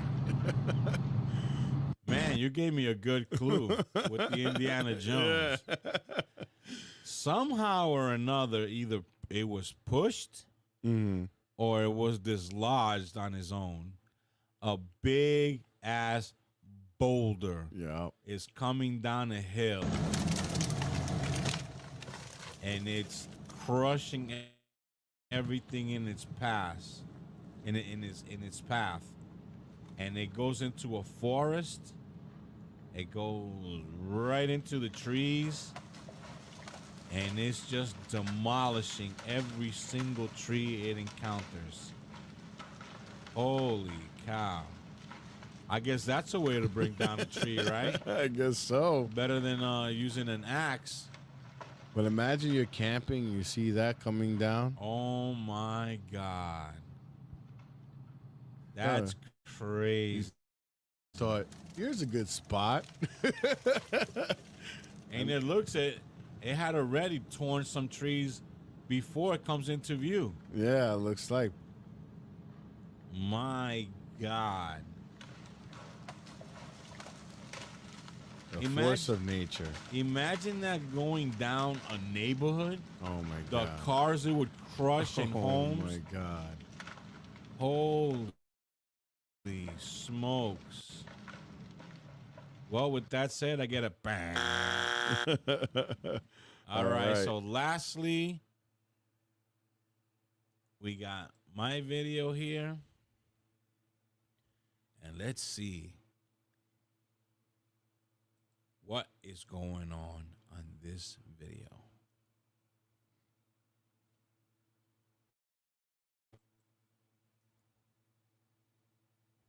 All right. As it's populating, here we go.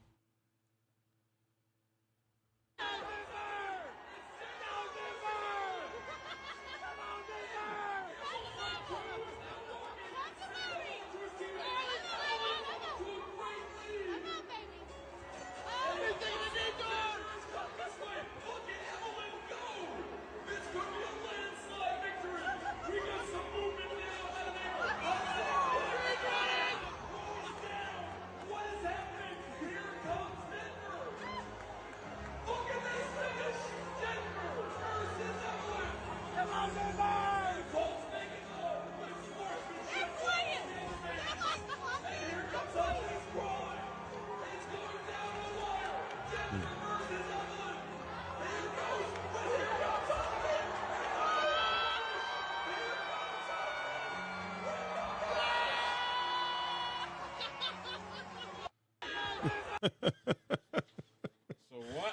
what do you think is going on this clip? A sporting event. Okay. I envision it's like ice skating or figure skating. Okay. And he landed some crazy trick. All right, I'm going to play it for you one more time. All right.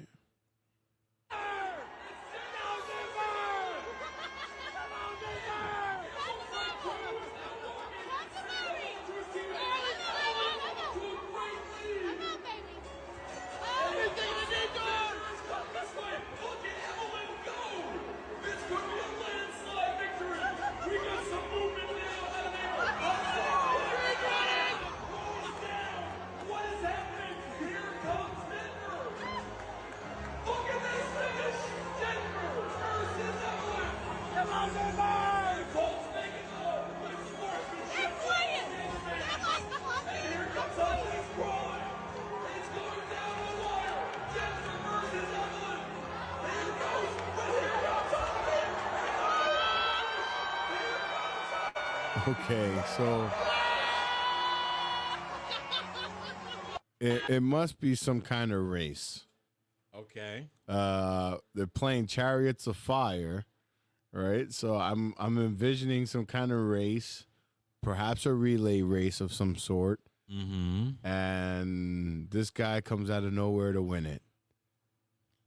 Is that your final answer? That's my final answer. You were very close. And I believe that my grandson would have excelled at this sport. Oh, no. What is this? Go to the Trello. Uh-huh. And it says, "Come on, baby, buy a nose." Okay.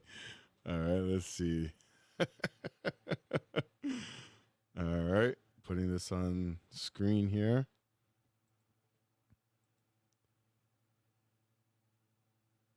Gotta hit the audio right there on the bottom. Okay.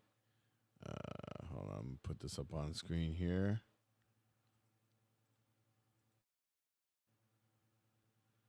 My boy would have aced this.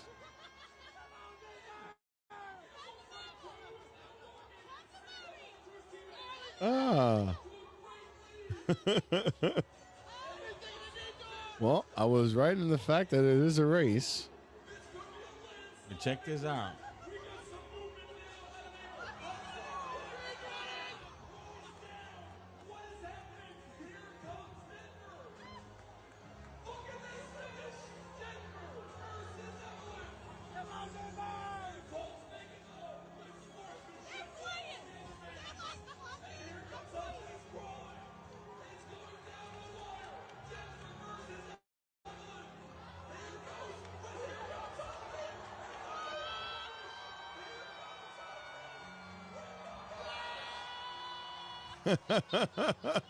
So I was right.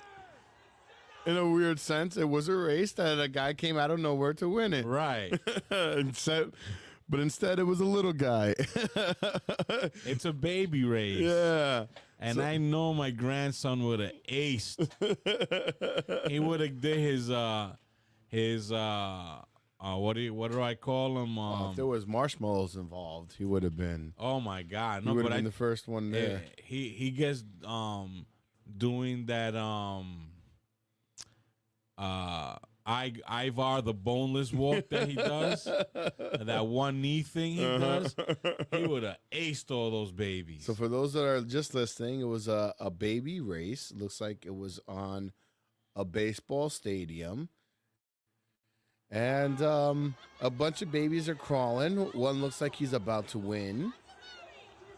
But a baby that barely moved in the beginning wound up winning it in the end. He comes from the very bottom of the very start of the race. He starts walking, falls.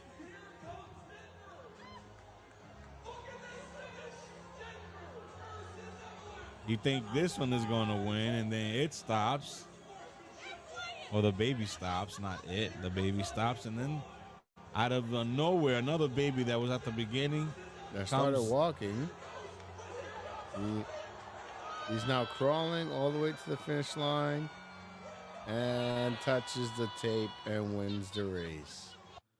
That's a cute finish. Yes, baby by a nose. Photo finish. Well, just to keep it on theme here, got an interesting sporting event for you. What's going on in this one?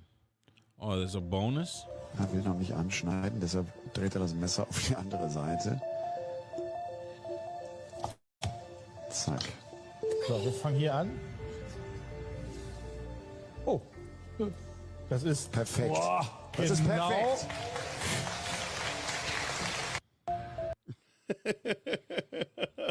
What is going on in this clip? Put it again. All right, here we go. Er will noch nicht anschneiden, deshalb dreht das Messer auf die andere Seite. Zack. So, wir fangen hier an. Oh, das ist perfekt. Boah, das ist perfekt.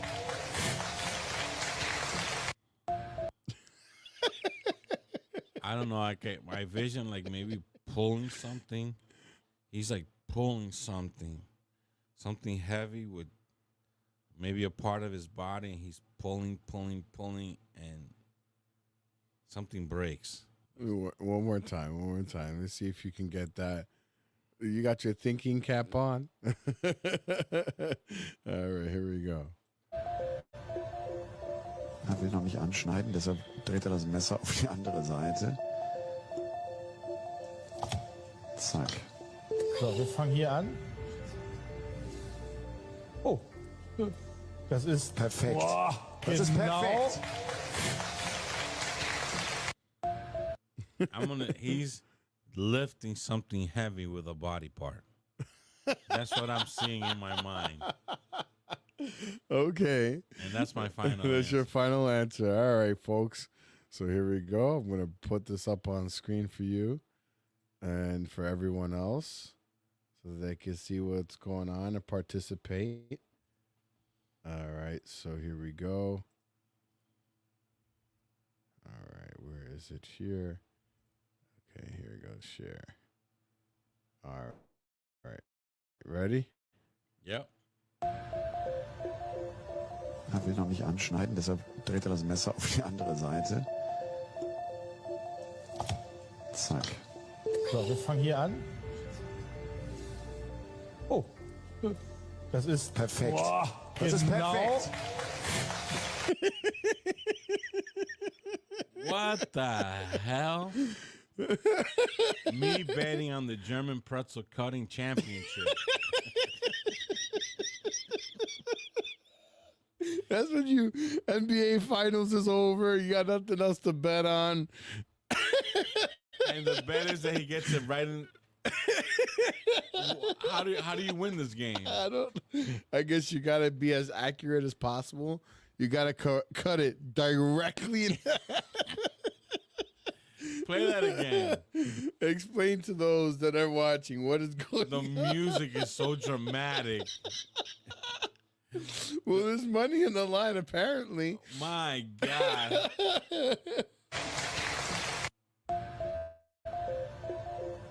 He has a pretzel, and he's getting it right in the middle with a knife.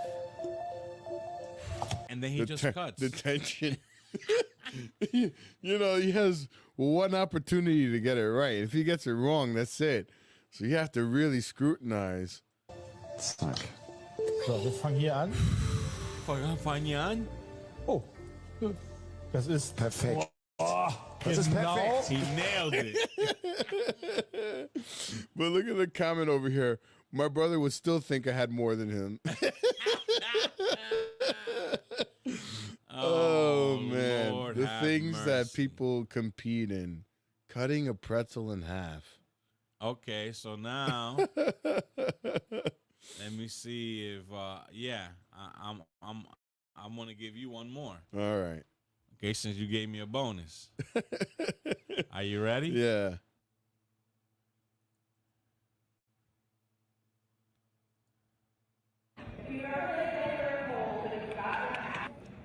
Ready? Pull. Keep your head straight.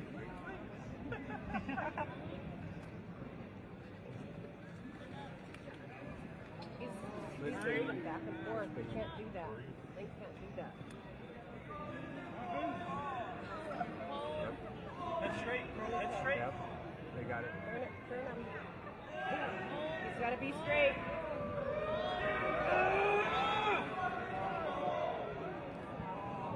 He's got to pull. He can't just sit there. He's got to pull. One of you guys got to pull.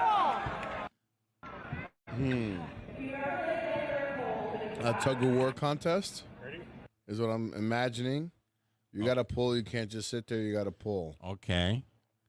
A tug of war contest. Oh, conventional tug of war? I think it's it looks like people are gathered around to watch this tug of war, and it's not going anywhere. That's your final. They're equally matched. That's your final answer? Yeah, that's my final answer. Okay, so you go to the Trello. All right. And look for exactly that tug of war. Okay, here we go. Let's see. Tug of war. Oh, here we go.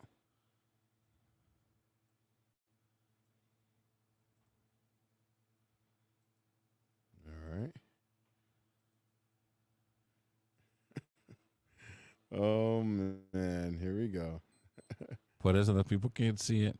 He's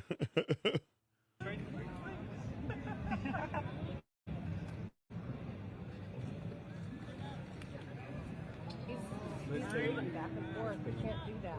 They can't do that. Head straight. Head straight. Yep. They got it. Turn him. He's got to be straight.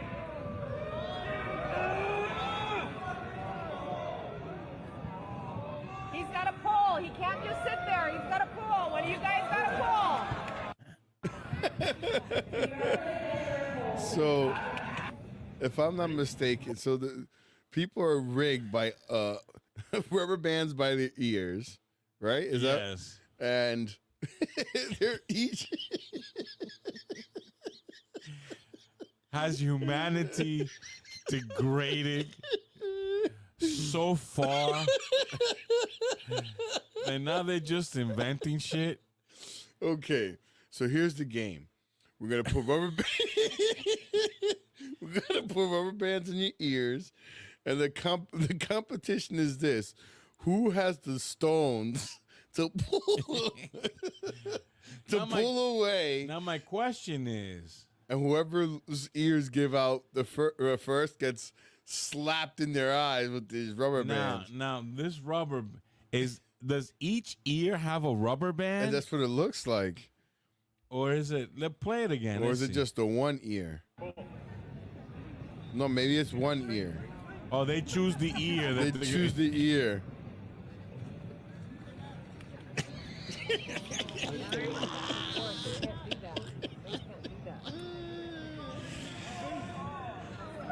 He's concerned. He's like, ah, this is gonna hit me right in the face. He's gotta be straight.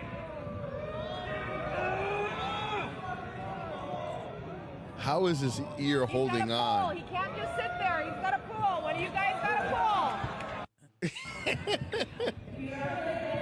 Yeah, it's just one ear. Yeah, it's a tug of war with rubber bands, each held by an ear. Wow. Well, I got partially right, so I think I can get a. Bang. There we go. And that concludes our AM/PM game show. Welcome to the AM/PM game show where Pablo and Anesto Morado attempt to determine what is going on in a video found online. Using only their ears and their third eye, the host will make a guess on what is going on. If the host gets guesses correctly, they receive $20,000 of a fiat currency that no longer exists. So what do you say, folks? Shall we play a game? Yes. Thank you for joining the AM/PM show where we play a clip and we try to guess what's going on by theater of the mind. Now, with that being said, going back, so we had an interesting clip here because you had mentioned Joe Biden. But before we do that, right? Uh-oh. I'm going to put up this. What does that mean to you? What? 4. What does the number 4 mean to you? I don't know. What does it mean? Give a guess. 4. I don't know. I don't know. It doesn't really have what we're. No, I don't know. 4. I don't know what 4 is the significance. Play me some trumpets. Okay. Folks, we got 4 more shows. For number 100. That's right. That's right.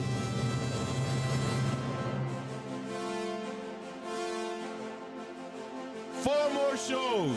There's 4 more and shows. We hit a milestone, 100 episodes. That's right. Of the Pyramid Podcast.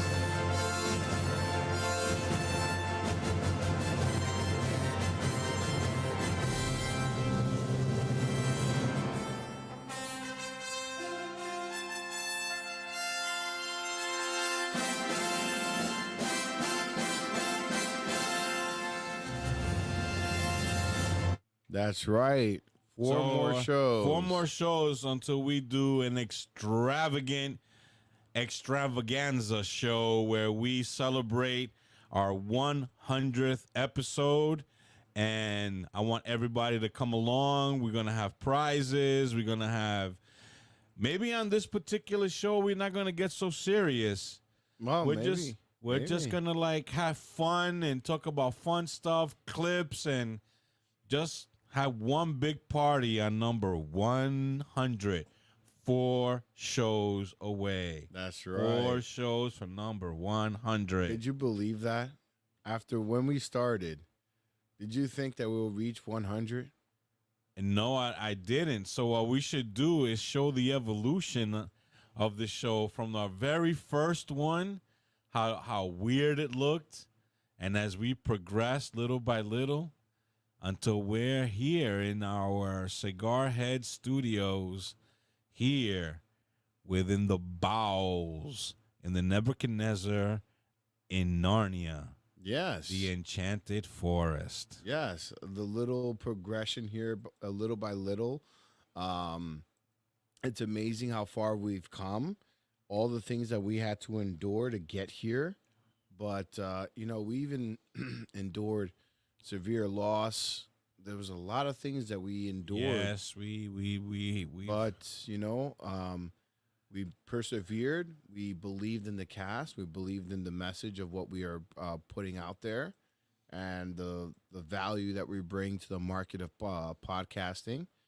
And I really enjoy Because what people don't understand, and I told this to people that I work with, that the reason I started this podcast, I don't even know if you recall, but the reason I started this podcast way back when was I read an article, because I was doing a podcast with my sister, and that was coming to a close because of certain circumstances that pulled us apart, but it just is what it is. And I read an article that said that after you move out from your parents' home, that the entire span of time that you actually end up spending with your parents amounts to about 2 months, right? Like once you've moved out and you have your own kids, out of all the times, if you include birthdays and holidays and all the meetings that you end up seeing your parents, if you count that all up in time, it amounts to about 2 months for the rest of your life. Wow, that's kind of sad. So yeah, that really hit home. So I was like, you know what? I felt proud the fact that I could talk to you about anything, and that you understood a lot of the things that I was doing research on, because I was doing a podcast without us. It was a different podcast altogether, and I was always fascinated about things, and I felt very alone because nobody was following the same things I follow. And I mean, you lost a couple friends for it. Yeah. So that being said, I just figured, I have such a great relationship with my dad.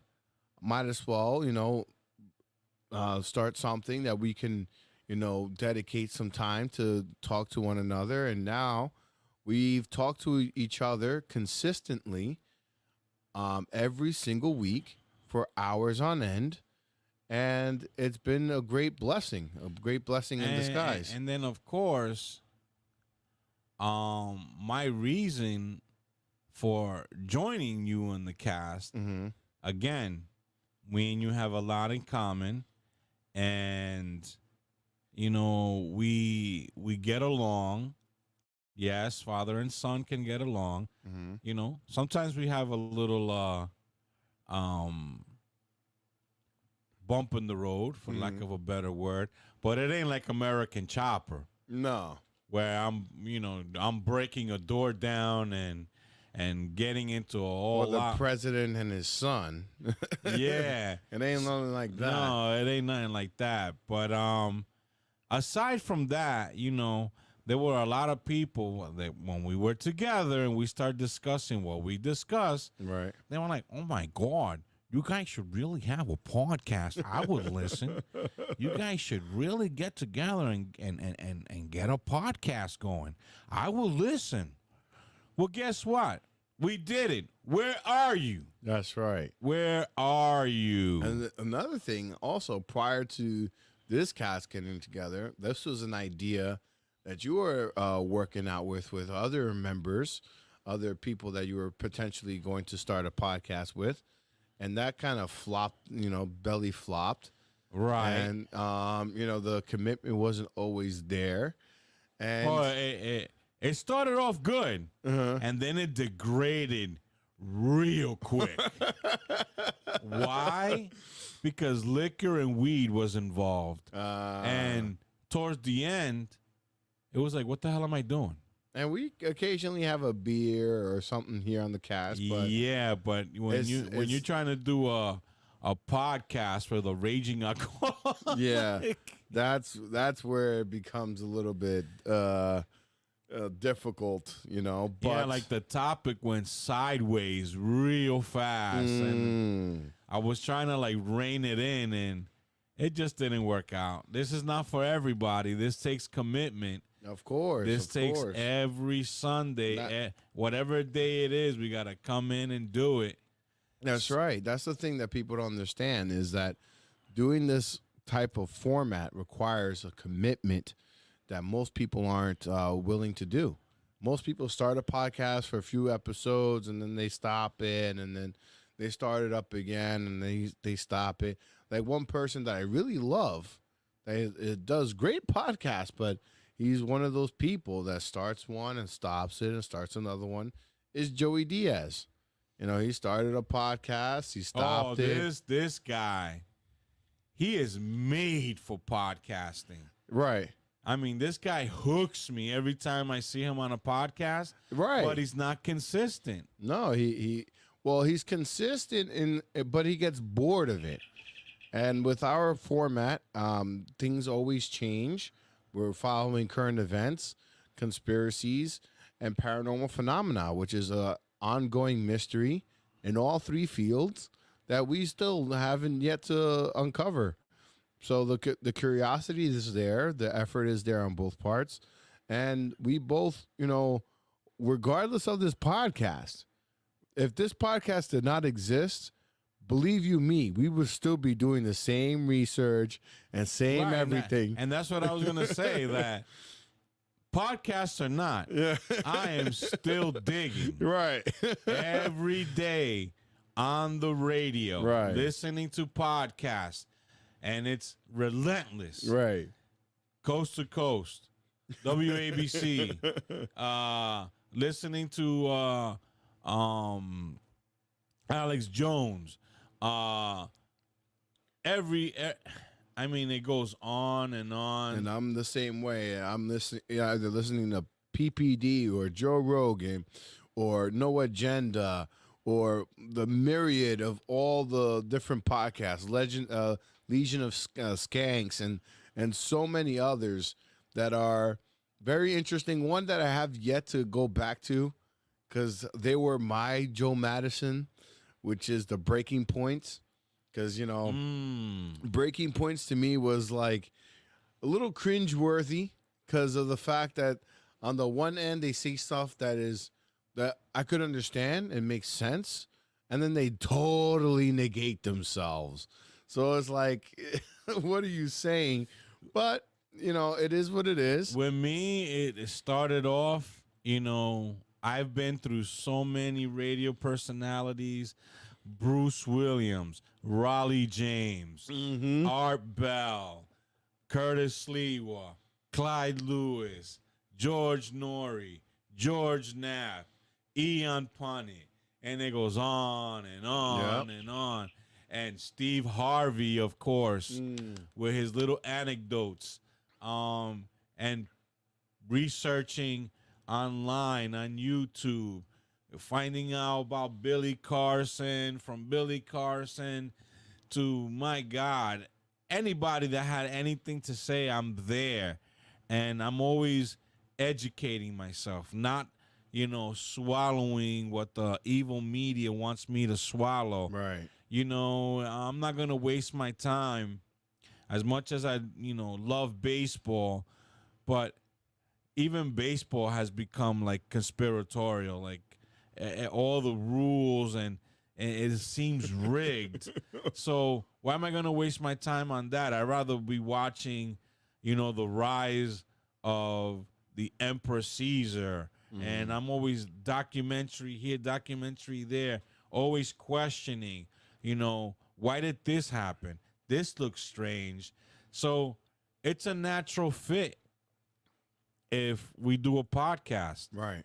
It's just natural fit. We can, ramble on all the stuff that we research on during the week. That's right. So with that being said, here are some of the stuff that we're going to be rambling on today. So Joe Biden, there's a bigger story here, and I'm going to interject this story here, this because we're getting closer to the 3-hour mark. So I'm going to put in this little segment is the conspiracy segment, and we got our little clip here for that. It's look into it. What do you do? You just haven't looked into it. If you look into it and you have proof that it is round, instead of going, oh, some scientist figured it out, somebody figured it out, but you figure it out. You try to figure it out. No, because when they look into it, it's common sense. When you look into it. Yes, look into it, folks. And I forget this guy's name. What's his name? Eddie Bravo. Eddie Bravo. Yes. Yes. And it was funny because, again, all your life growing up, all these different personalities I mentioned. That we did road trips, Raleigh James, yep. Bruce Williams, even Dr. Ruth, for Christ's sake. Yes. Anything that was on the radio, I was listening to. I'm a talk radio fiend. So again, it's a natural thing that I love. Radio. It's the most intimate form of communication, intimate form of entertainment. It's like theater of the mind. It's like a book. Right. So it was a natural fit, and here we are. Yes, here we are. So with that being said, here we're in the conspiracy segment, and you were mentioning about a Joe Biden double. What made you say that? Well, I was listening to Bo Snerdly. Bo Snerdly is how could I forget? Rush Limbaugh, the king of radio, another guy that I was like hooked on listening to. Right. So Rush Limbaugh, his sidekick was Bo Snerdly. Unfortunately, Rush Limbaugh succumbed to a disease and passed away. Left a void, a huge void in the radio world, because those shoes were mighty big to fill. So here comes Bo Snerdly, and now he's doing, I think it's 4 to 5, radio show, and an anomaly happened on his radio show. People started calling him up and saying, "We think Joe Biden has a double." And Bo Snerdly is like, "Well, why would you say that?" So one caller said, it's odd how 1 minute he has limited movement. He's robotic as he walks. And then the next minute, he's walking normal. Then they show another clip, and he's robotic again. And then the next minute, he's walking normal. That was one caller. Another caller says there'll be times where he's bumbling, like I do, like, I forgot the name, right? You know, and stuttering. And then there are other times he's on point. He's like almost like another person, you know, lucid, answering questions, and like a different person. Right. And then again, he goes back down to the mumbling and bumbling. Another lady said that there was a point in Joe Biden's life where he had a facelift. And that facelift left him a scar on the back of his neck. And sometimes the scar is there, and sometimes the scar is not there. And another person chimed in, there are times that it looks like Joe Biden has a mask on. So now there are conspiracies. Is there a Joe Biden double? Well, here's a clip that might reveal something. So check this out. Oh, hold on. Where's the volume on? Oh, this is on PBD? Yeah. Wow. How come we don't hear this here, folks?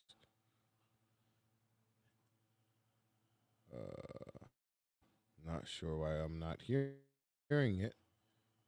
Hold on. My channel is all the way up. Hold on, let me oh, here we go. Here we go. Okay, you have any weapons in your car? Just this 45. If you would like me to get out, I can get out. Just keep your hands where I can see them. It's not the pigs and shit segment here. Hold on. Here we go. The absurdities never stop. Okay, play this clip and just watch. Is that you have to He doesn't even right talk the the market same way. a little bit. Look at the neck. And the market is that if you have all of the tax breaks, essentially all the tax breaks, all Is that shadow? of the benefits I don't flowing know. to the top one. Look at the neck. What? Like the caller said, it looks like he has a mask. Right? Are you seeing the neck? Is that a shadow? I mean, they clearly over make up his face.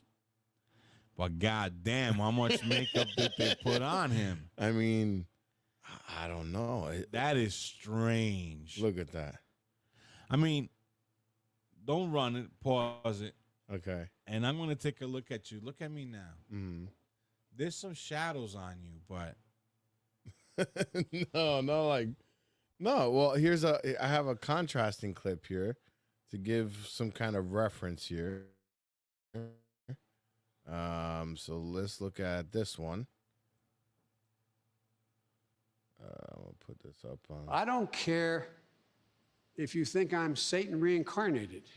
Look at his neck. The fact is, you can't look at that television and say, nothing happened on the 6th. I don't care. Look at his neck. He's got a little bit of hangover here, but... You think I'm Satan reincarnated.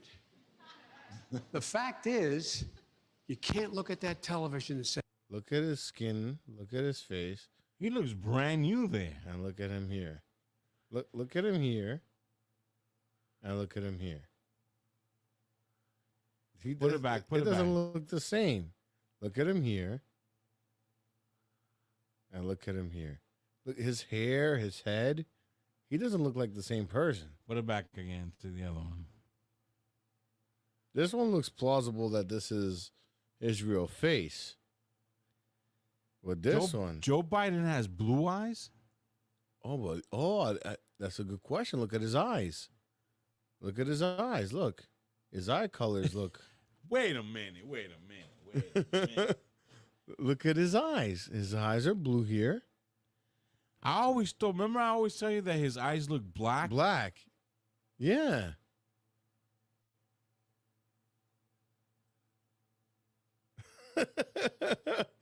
Yeah. So, I don't know. Well, look at the neck here. What is? Does PBD show another clip of him? Let's see. Hold on. It's not shadow. Shadow doesn't move. The back even moving, including going back to the Great Depression. That is. So it looks like, and so one of the things that worries me most about that. The absurdities never stop. Okay, play this clip and just watch. Is that you have to He doesn't right talk the same way. Look at the neck. And the market is that if you have all of the tax breaks, essentially all the tax breaks, all is that of shadow? the benefits I don't flowing know. to the top 1/10 of 1%. It's not shadow. Shadow doesn't move. Really The back even moving, including going back to the Great Depression. Look at his neck. That's not shadow. That's not shadow. Weird. That is weird. But look at his whole head, right? And look at his head here. This is beyond white. That's just like pale. You know what? What here is like he's got a little tan, but he's like a little. Okay, go back to the other one. What does that remind you of? Like those wrinkles, right? On his temple, right there. What does that look like? Like rubber. Like rubber. It looks like rubber. Like rubber. Yes, it looks like a mask. Go back to the other one. Well, look at his eyebrows. But is that a mask too? Because look at his. Yeah, but that looks more natural. But look at his eyebrows, right? Now go back. No eyebrows. I mean, he does have those lines. I mean, I don't know. He has those lines. Those lines are natural there, but there is weird. Like it looks rubbery. It looks very, very, very strange. Let's just take a peek at what is of all of the tax breaks, essentially all the tax breaks, all is that of shadow? the benefits. Oh, you saw that? Hold on, let's go back. Hold on. Look at the wrinkles on his forehead. Never stop. Okay, play this clip and just watch. Look at the wrinkles on his forehead. You don't see him. You don't see him. And the market is that if you have all of all of Wait the till tax the, breaks, where do the wrinkles essentially all appear? the tax breaks. Now. All Is that of shadow? the benefits I don't flowing know. to the top 1/10 It's of not 1%. shadow. There's Shadow never doesn't been as move big like a that. Back concentration even of wealth, moving? including going back to the Great Okay, Depression. that is. Ever. So it looks like. Are you seeing the wrinkles? Yes. It looks like he got like a bald cap on. Look at it again. One of the things that worries me most Okay. about that. The absurdities never stop. In order for me to play this clip and just watch. But you see how they all like appeared at the same time? Let me see.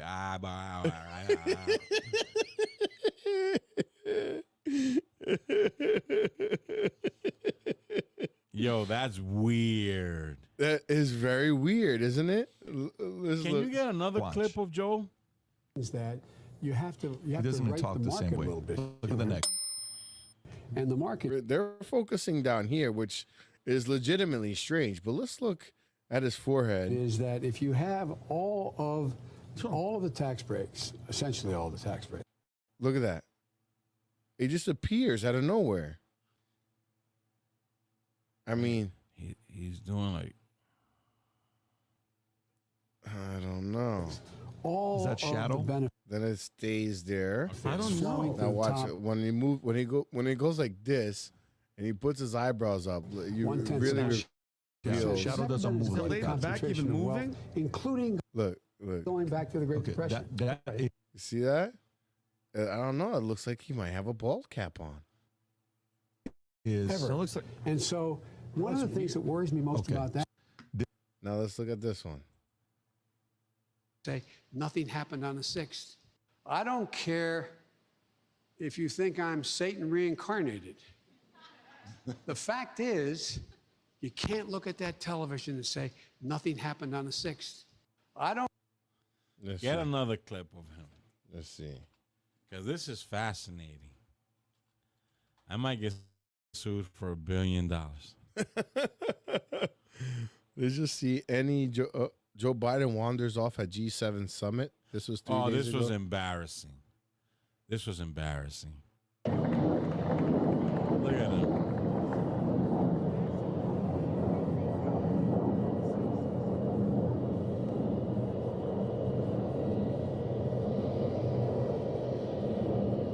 What is he doing?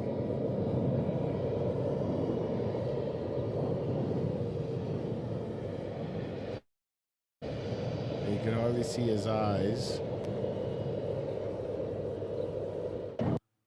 You see how robotic he is? Look how robotic he is as he walks. Like, Yeah, it's something's bizarre. off. Let's just see another close-up of him talking. Let's see. Let's check in on Joe Biden at the G7 again, where he subjected himself to that very rare and dangerous event, the press conference. Of course, summit meeting press conferences are really You're going to take 2 questions from American reporters and a question each from 2 American reporters and a question each from 2. Ay, Jesús, Dios me perdone. Biden, please get some brain boost in you. I mean, we're trying to help God you. forgive me laughing because I'm headed that way. But Yeah, but you're not going to be running the country while you're doing it. So Ukrainian reporters. Well, so that's the. all right, so that's a gaffe of him. But let's get. I want to see him close up. I want to see. All right, here's a good one. Folks, hear what Donald Trump just said to Time magazine. It's shocking. After bragging about overturning Roe and saying women should be Look, shadows. His neck looks fine. Right? There's shadows in this clip. He doesn't have that much of a drastic. Let's look at the absurdities never stop. Okay, play this clip and just watch. Is that you have to He doesn't even talk this. Okay, so that's similar shadows, right? He's wearing a similar shirt, if not that exact same shirt. punished for accessing reproductive health care. He said states should be able to prosecute women. But it doesn't look that crazy. and appears perfectly fine with signing a national ban that would take away IVF access. There seems to be no limit to how invasive Trump would let the state be. This should be a decision between a woman and her doctor, and the government should get out of. Let's see another. Is there any more people that have? Hold on. Now, if I don't get elected, it's going to be a bloodbath. It's going to be a bloodbath for the country. Let's see. Maybe this one. What's next for America? Is this on his official account? Wow. A unified Reich? That's language. That's not America's. He cares about holding on to power. I care about you. What's... What? Okay, that was a weird one. I mean, does Joe Biden have any close-ups anymore? I mean, let's see. Oh, let's see. Interview.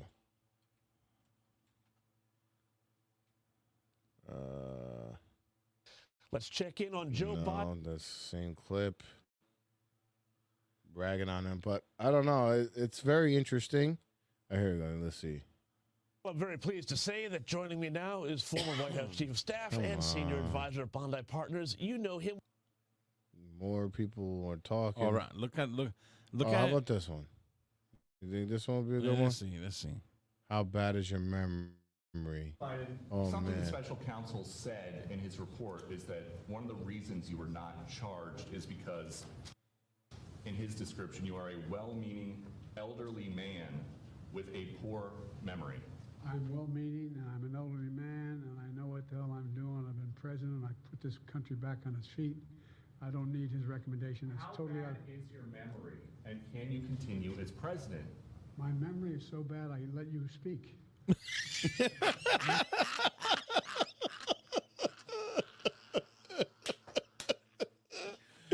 Good one.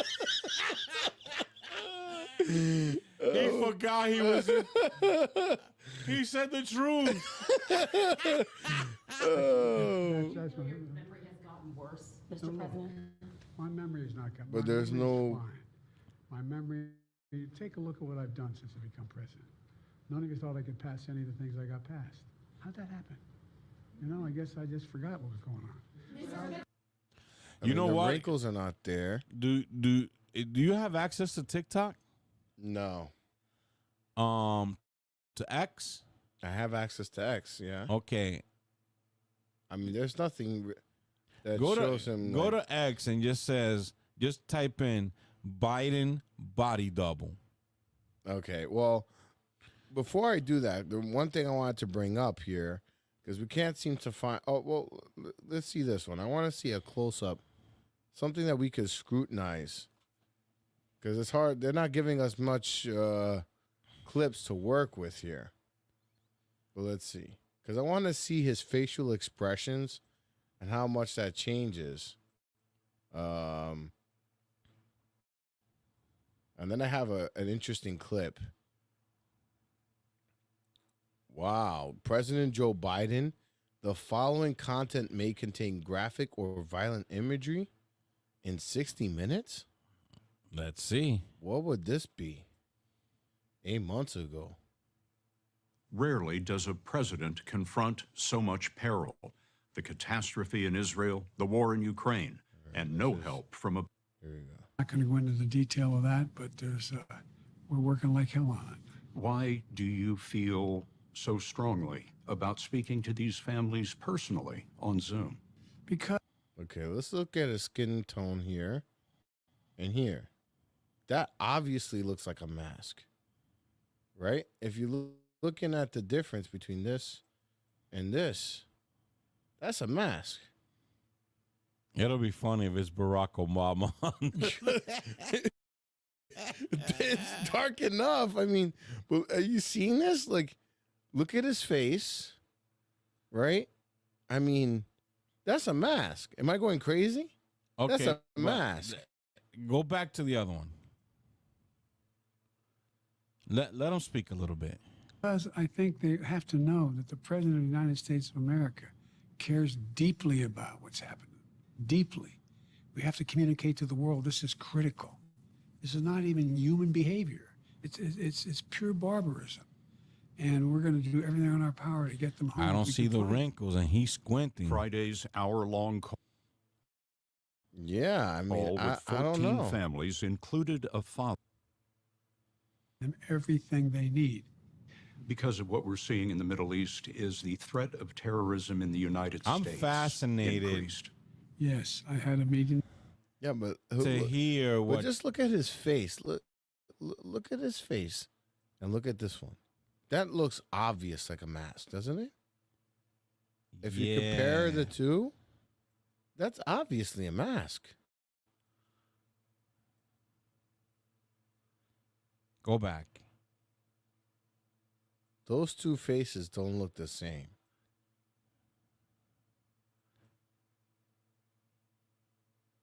It does look like a mask, I must admit. Now, with that being said, I have this clip here. I don't know. But I was wondering,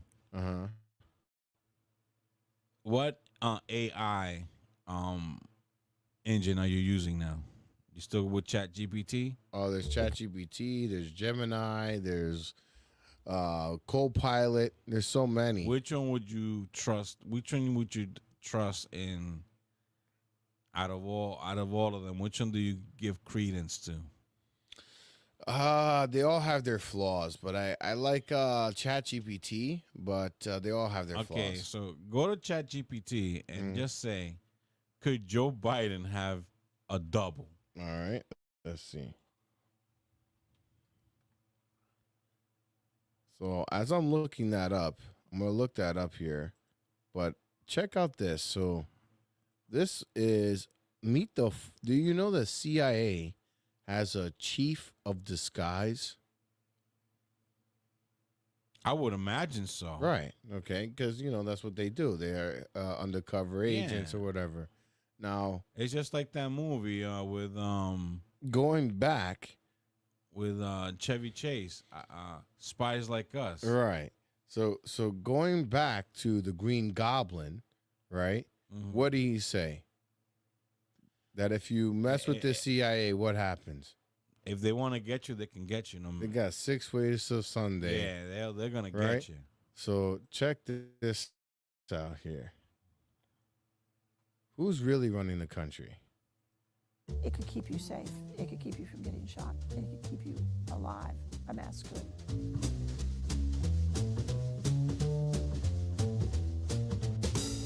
You see how they're wearing glasses? What does Joe Biden always wear? Those Glasses. dark sunglasses. Are amazed to hide the holes. Job title called Chief of Disguise. Or the change in eye color, right? Whoever's wearing the mask. And most women I know wish they'd had that job. Sounded like fun. Actually, it was fun. I don't think another intelligence agency in the world devoted the time and the budget to disguise like we did. Disguise became a form of body armor. In the Spy Museum, we call the mask a 5-second mask. They proved invaluable. You could change your ethnicity. You could change your gender. You could change your nationality. You can change your ethnicity. You can change your gender.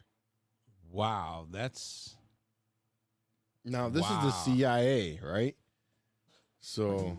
And if you needed to, you could actually become another person. When I was chief of disguise, we had already begun using Hollywood stunt double masks. That was a technology that came straight out of LA. We worked with men named John Chambers, who had done all the makeup for Planet of the Apes. He has a definite gift for mimicry. They could spend 5 hours putting on a mask. They could spend an hour taking it off. And they could shoot it again and again and again until they got the lights just right. Our mask had to be perfect in the car. When you got out of the car, you had to know without a mirror that you were good. The point of all of our masks was speed. You had to imagine that you were going to be in situations. This is opening up my mind. This is why his eyes are so dark. Could be. Could be. Or it could be the fact that maybe there aren't his eyes anymore. There could be somebody else's. Yeah, this is kind of spooky. Yeah. So this is the CIA chief of disguise. So they have a way to run Joe Biden without him actually being Joe Biden. Yeah, I mean, if you take one of the, you know how many people can do a spot on impression of Joe Biden? There's a lot of people that try. And there's people that do spot on impressions of Donald Trump. Right. So you put that dude in a Joe Biden mask, has the same body style. I mean, it's right. It's plausible. It's plausible. But they're saying they have the technology. If you had to sit and tinker with this thing, if you needed a mirror, it wasn't going to be useful to you at all. The masks were full-face latex masks. It allows you to furrow your brow. It allows you to squint your eyes. It allows you to furrow your brow. It allows you to squint your eyes. It allows you to speak. You talked. The specific mask we're talking about would fit just one person. The first thing we do is we make a face impression. If you've been to a dentist that never had a dental impression, it's the same thing. It's just your face, not your teeth. So they would have added to his face. They could rearrange his face a bit and give him a new face that would fit perfectly over his real face. We never used human hair. We always used a synthetic. The idea of a man washing the hair on his mask and making it look nice when that was all done was never going to happen. The synthetic hair, you couldn't hurt it, basically. You could wear your mask in a rainstorm and your hair would still be okay. Very human. The masks, more than once, were taken off in a moment of terror and crushed down and put under arms in armpits. They would fit in armpits if they needed to. That was part of the design. The mask is the culmination of a lot of work that we did at CIA over a period of, I say, 10 years, developing that technology. It was a big challenge to come up with something that finally actually animated and worked to really fool a person. To really fool a person closer than 3 or 4 feet from you. 3 or 4 feet from you. Wow, this is compelling stuff. So if this exists, then the swamp that Mr. Donald Trump has been going after, which the Green Goblin said this is why they're going after him, because the CIA has 6 ways from Sunday to get you. It's and who killed Kennedy? The CIA. So it seems like we're finding out who is the unseen hand here. I would love to see, man, if they would show a person wearing the mask, would have been good. Oh, I would love that, but I guess they don't have it. I don't know what they're doing. I shouldn't know. I'm dying to know, but I don't know. Relax. You'll get to see it all later on. So I'm proud to show people how good we got to that point and let them imagine. So what are they doing now? Oh, and she says they've gotten even more advanced since she's been in. I could imagine. This was 3 years ago. Technology, 3D printing. And all sorts of things could have affected that. So what do you think of this story? Very interesting. Now, I connect this. The reason I brought up JFK is because we're revealing here that the CIA is the unseen hand, right? And they are capable of doing things like touting a Joe Biden mask. I mean, that looks very much like a mask to me. I mean, that looks very mask-like to me. And with that, and she says something very poignant about the hair. We only use synthetic. Right. That hair doesn't look very human-like. No. It's synthetic. So, with that said, I was going down some rabbit holes, and I was looking at Lyndon B. Johnson and the whole JFK thing. I was going back in time to understand, because that's where I think the trigger that makes me think it's the CIA controlling the country is because if the CIA killed Kennedy, then they're the ones in control, right? Because they know they're the ones that are unelected, that are running the show. And apparently, I was looking into like the OSS and why they dismantled the OSS after World War I and II is because they didn't need the OSS anymore. And the problem is with these spy agencies is that they operate in a level where, there's no accountability, because they have to do things. They have to kind of work with the enemy and do the things like the enemy and be undercover and things like that. So they have a certain type of immunity. Right. So they have like a way of like circumventing the system, because in order to catch the bad guys, you're going to have to be like the bad guys to catch them. That's their methodology or whatever. Well, that's what initially a spy is. Right. That's what the spy is. But the thing is that when you have this unaccountable agency, over time, there was like an amendment or something in the Constitution. I forget which one it was, but basically it states that to not have a spy agency be held for longer than it's needed, right? Because of the fact that they can circumvent a lot of laws and they can kind of run amok.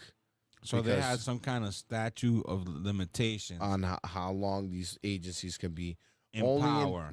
Only in times of war, right? And then if you go back to what Eisenhower said, which was the military-industrial complex, right? So in order to keep the CIA going, they need perpetual wars, which has been happening since World War II. Perpetual wars that's been generated to keep the CIA afloat. Right, and then after World War II, immediately after World War II, I think we got into the Korean War, and the Vietnam War, then the Cold War, and then it continues on. Then the Gulf War, and then terrorism became a thing.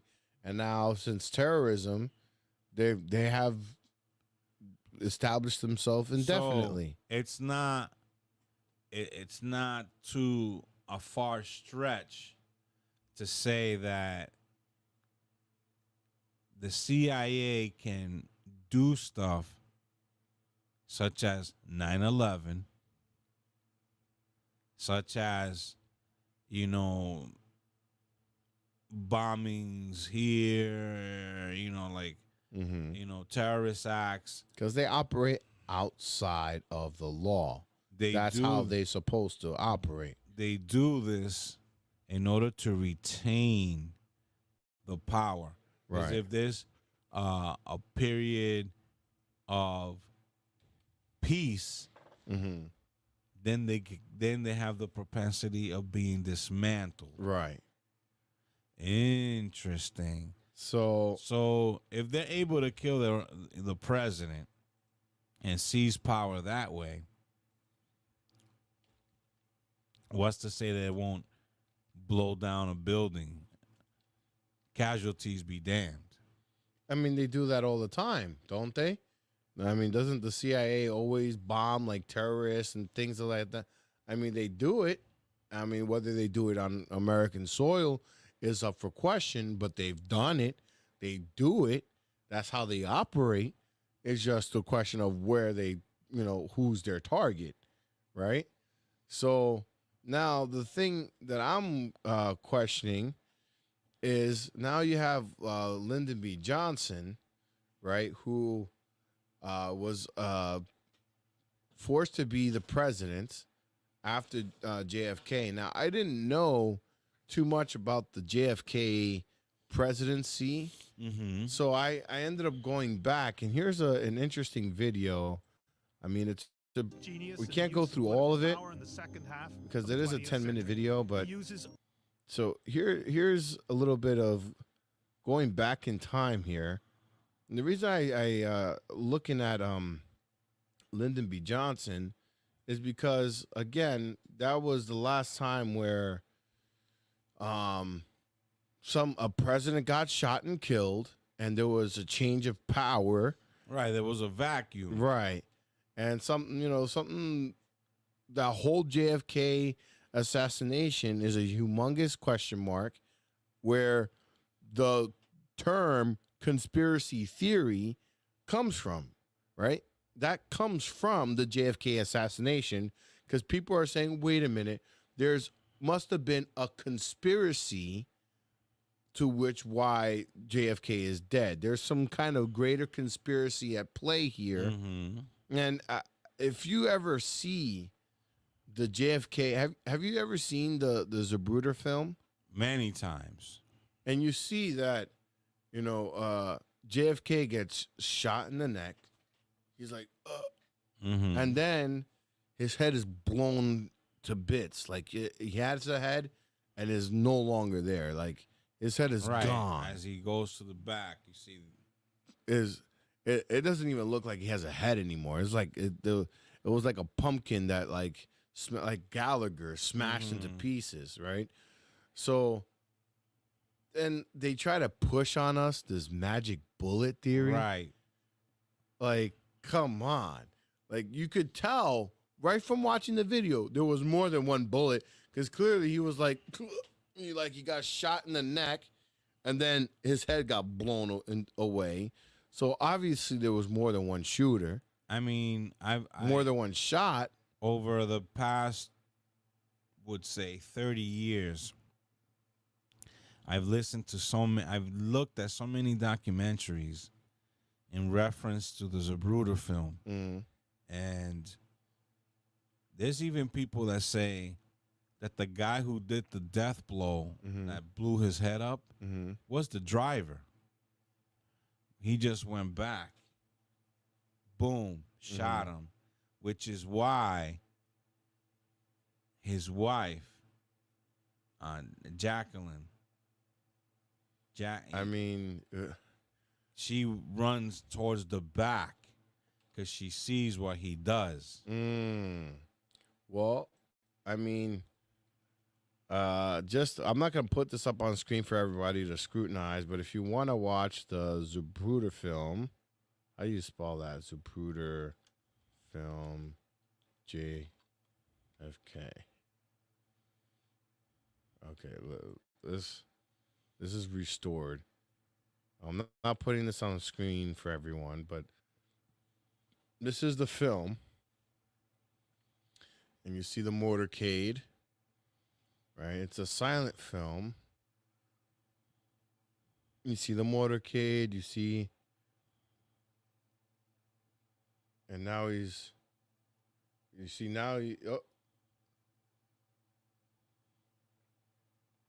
Okay, go back a little bit. Okay. So let's slow this down real quick.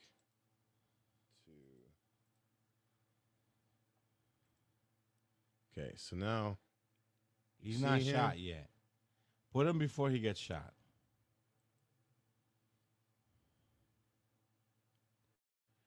Because here's where the meat and potatoes is. Right. He's not shot yet. He's not shot. He's waving. Tell me when he gets shot.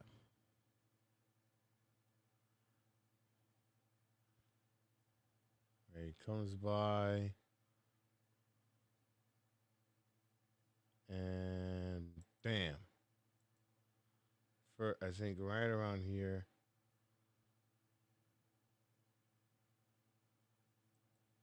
Right? He's messing with his throat. Keep it going. I'm looking at the driver.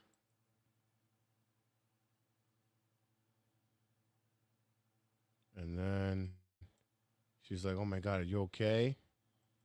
And then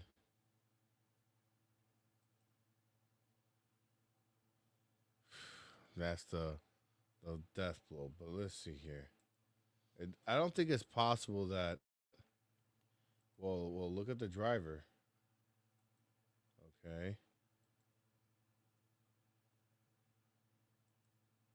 No, I don't think it was a driver. Because if you look at the driver, Okay, but if you go back a little bit, I mean, we could be doing this all night. yeah, but You see, he kind of looks back.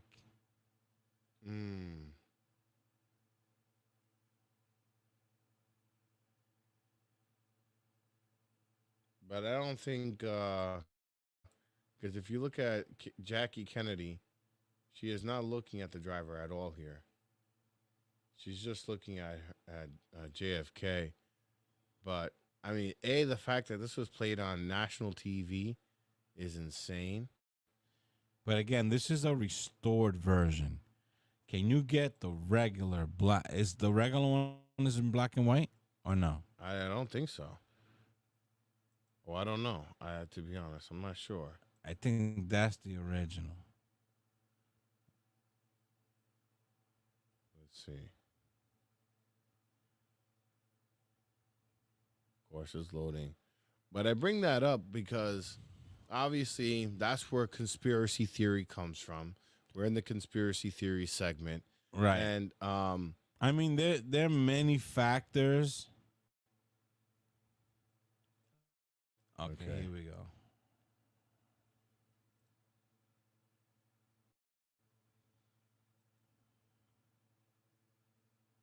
Oh, they sharpened it and they try to enhance it here.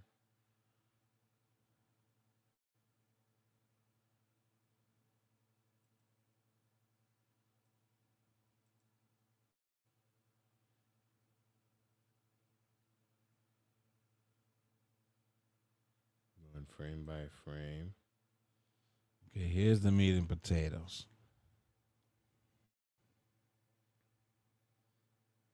You see, he's got his hand up. He's waving.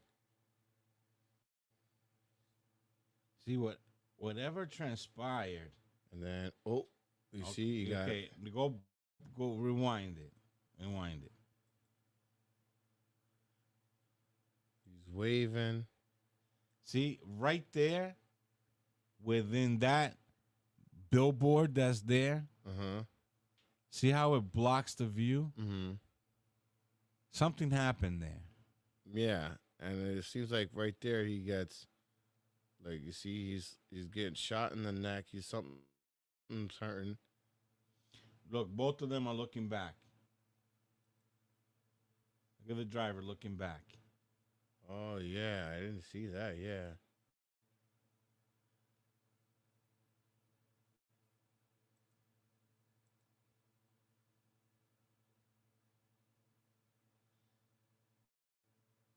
And you see something. See, a lot of people. What is she running? What is she going this way for? Okay.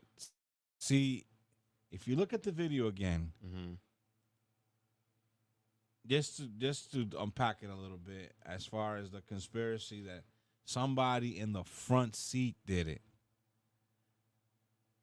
Go back before he gets shot in the head. It's hard to tell. Watch what happens. Right? Look at the passenger side. He looks back.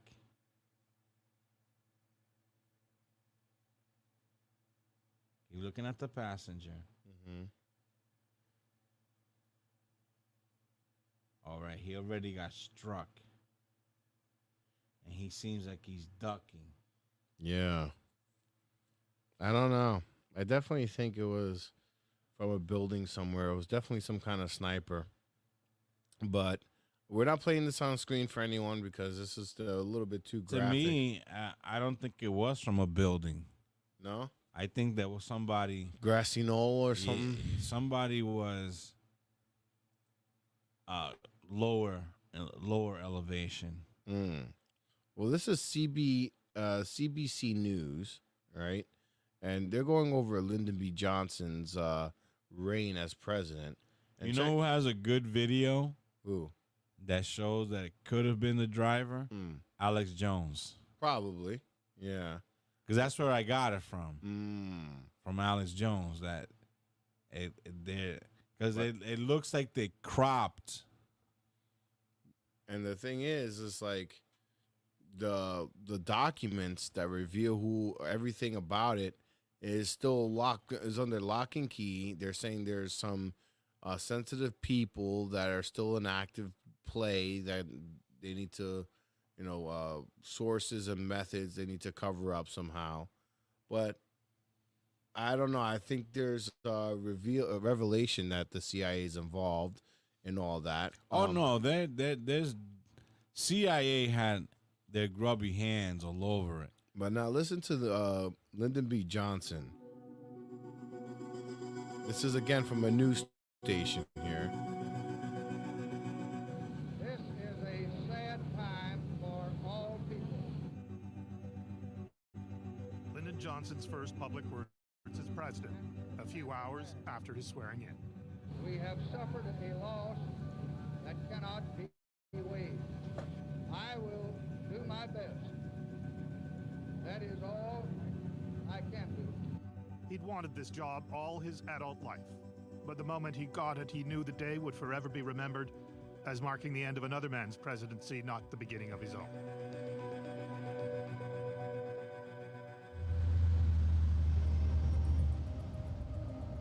This is the story of the man in the other Lincoln convertible gliding fatefully toward Dealey Plaza, November 22nd, 1963. The story of a life truly changed. Now here's something else. I didn't know that Lyndon B. Johnson is a native Texan. So his constituents and all that was in Texas. Coincidentally, where he died, where JFK got killed. But there's more to this story. In an instant.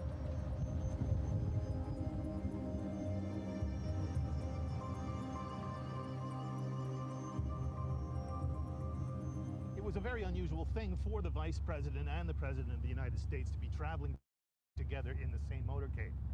But there Johnson was, sitting exactly where I'm sitting in a car that's almost exactly like the one that he was in on that day.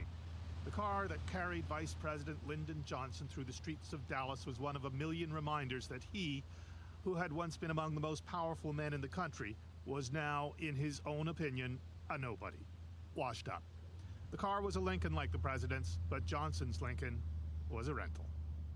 And it didn't get any better as he looked up the road and all he could see were the throngs that had turned out. Bigger crowds than anyone had expected, but crowds that were turning out to see John F. Kennedy, Johnson's political rival, the man he believes had taken away not just the nomination for the presidency in 1960, but perhaps his last best chance ever to become the president of the United States.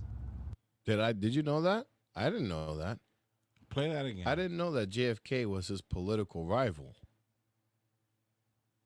Lyndon B. Johnson's political rival? Yeah, well, JFK was Lyndon B. Johnson's political rival while they were in the Democratic primary. Right, because they were both going for the presidency, for the nomination of their party. Right, and JFK won it. Right. I didn't know that. Right, so there's more. Reminiscent of the same thing as Hillary. Right. And Barack Obama. Barack Obama, right. And my colleagues, including Senator Kennedy and Senator Symington and 62 other beloved Democrats, had selected me as their leader. Johnson had underestimated Kennedy in 1960, underestimated the appeal of his youth, his charm, his grace, his political savvy, but most of all, the power of his dad's money. Johnson had thought the Democratic nomination would fall to him naturally because of his stature as the most powerful Senate Majority Leader in history. He was wrong. Kennedy won it on the first ballot. Before the convention ended, though, Johnson had made the most important decision of his life. He'd accepted Kennedy's offer to be the vice presidential candidate. He'd made a carefully considered calculation. He'd asked his staff to research how often a vice president becomes president. As they appeared to have received a late president. Jeffrey Engel is a presidential scholar at the Southern Methodist University in Dallas. He studied Johnson's rise and fall as president. About 1 in 5 of American presidents did not complete their term, that they died during office. And so he very candidly says to friends, you know, this is not these are not great odds, but these might be the best odds I'm ever going to get. When Bobby Kennedy... These are not great odds, but these are the best odds I'm ever going to get the presidency. And what a lo and behold, after saying that, he gets the chance. Mm-hmm. So then, if you scoot over here, let's see. Rufus Corn, they call him. Listen, people call each other names all the time, but that one I think is particularly important because that they are essentially deriding where he comes from. He is not a sophisticated gentleman in their view. He's not to the manner born. They're talking about Lyndon B. Johnson here. Mm-hmm. As Johnson follows Kennedy's car into Dealey Plaza, he has reason to believe his political career is over. There are rumors that Kennedy will drop him from the ticket in the next election. And some reporters and congressmen back in Washington are investigating a scandal that could tie Johnson to a kickback and bribery scheme. Did you know of that? No. So they were investigating him for a kickback and bribery scheme, and he was concerned that JFK was going to drop him off from the next... On the second term. Right. Just about the time that Johnson... I mean, as any investigator, isn't that motive? Absolutely. This car is going past the Texas Book Depository. The first shot rings out.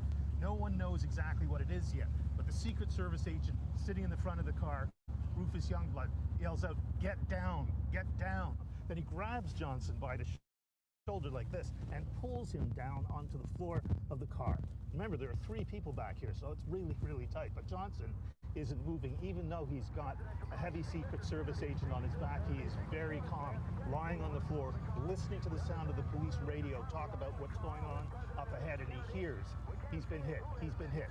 He wants to be sworn in before the plane leaves for Washington. He arranges this photo, making sure Jackie Kennedy is there as a signal of continuity.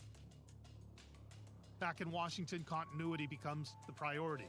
The congressmen and reporters who'd been investigating Johnson for corruption drop him out of fear of losing another president in a crisis.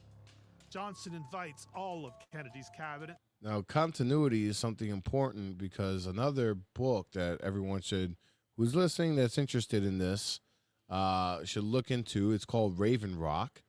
And Vice did a whole documentary on Raven Rock, two-season series, which basically is going on over the continuity of government, on how the government has more ways to protect itself than it does to protect the American people. To stay in their jobs, including. And there's a lot of, it's very extensive. There's whole underground cities for senators and officials in case anything goes down. But for the people, there's nothing in place. Well, we've known that for years. But is revealing, the continuity of government reveals that there's somebody planning in case something does happen. There's somebody planning all the steps throughout the. So that person who's making those plans is truly the person in charge. Yeah, I mean, they even have like, what is it that they call it? They have like initially in its essence, they have a whole government ready to replace. Right. At the ready, ready to go. Ready to go in case anything happens. Anything happens, but they have a name for that.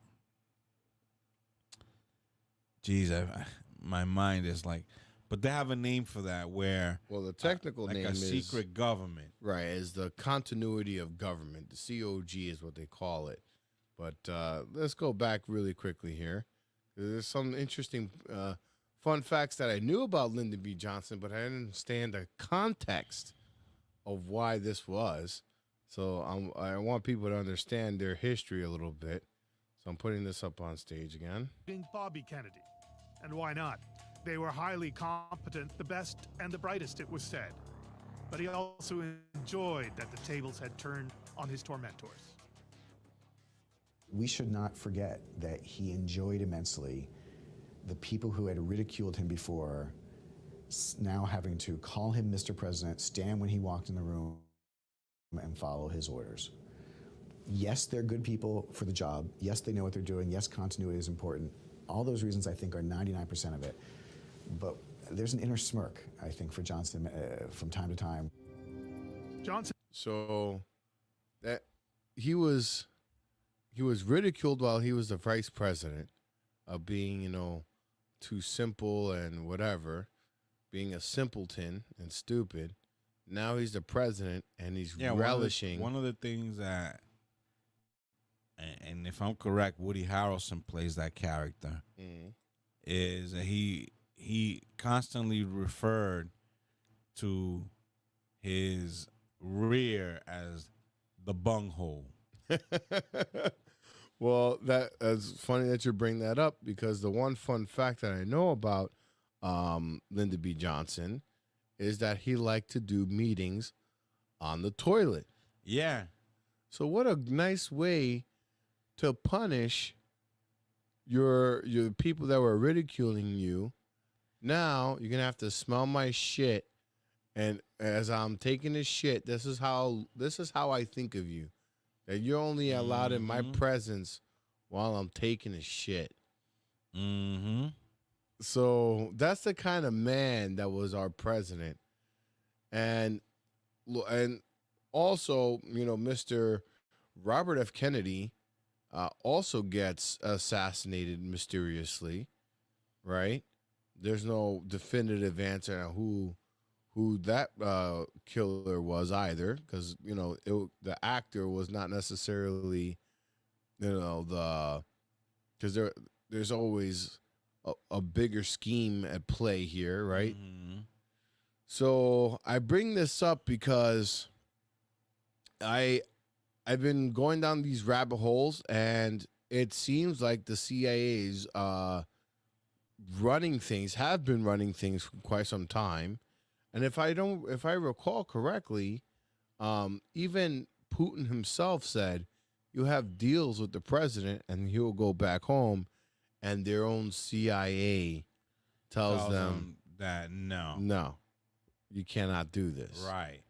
So we are unveiling here on episode 96 that without a shadow of a doubt, the CIA is in control of this country.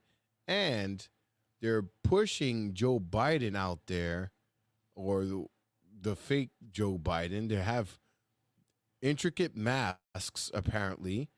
And it's no wonder why there's Joe Biden, where he's perfectly coherent and can have an argument and sounds rational and, can have a speech. And then there's a Joe Biden that is bumbling and can barely move and is fragile and takes all these vacation days. There's a contrast, and it's, what the CIA has in store, I don't know, but it doesn't look like it's going to be the end of this, because what's going on is you have Donald Trump saying, the CIA's got to go. You have Robert F. Kennedy, who was probably on that same board, Robert F. Kennedy Jr. You have all these Vivek and all these other people that want to drain the swamp. Right. And who's the swamp? It's the CIA. We have to get rid of the CIA. And they're not going out without a fight. But you must remember that the CIA are also beholden to people that are higher than them. Yes. So it's an onion. Well, if you look at, because what we say here in this cast, because we got it from others, is that they have to explain to you what's going on. They have to show you what's going on before they do it, right? Right. And I think Burn Notice is one of those shows that's just out in plain sight.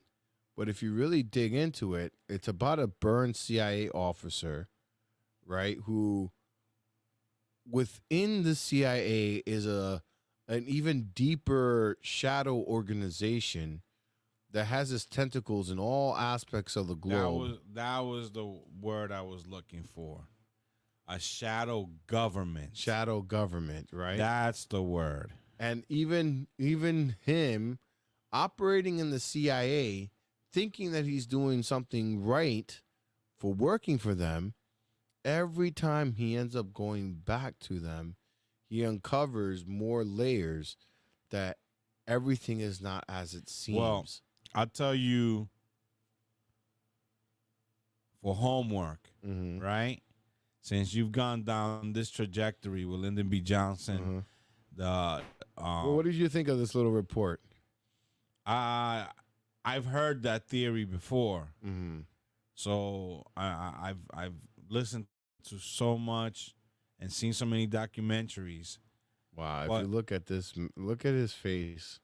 But since you've gone down this trajectory, and you've mentioned burn notice, right?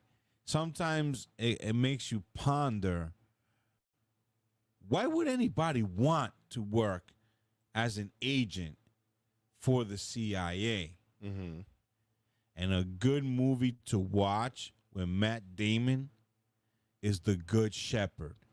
Okay. Have you seen it? No, I haven't.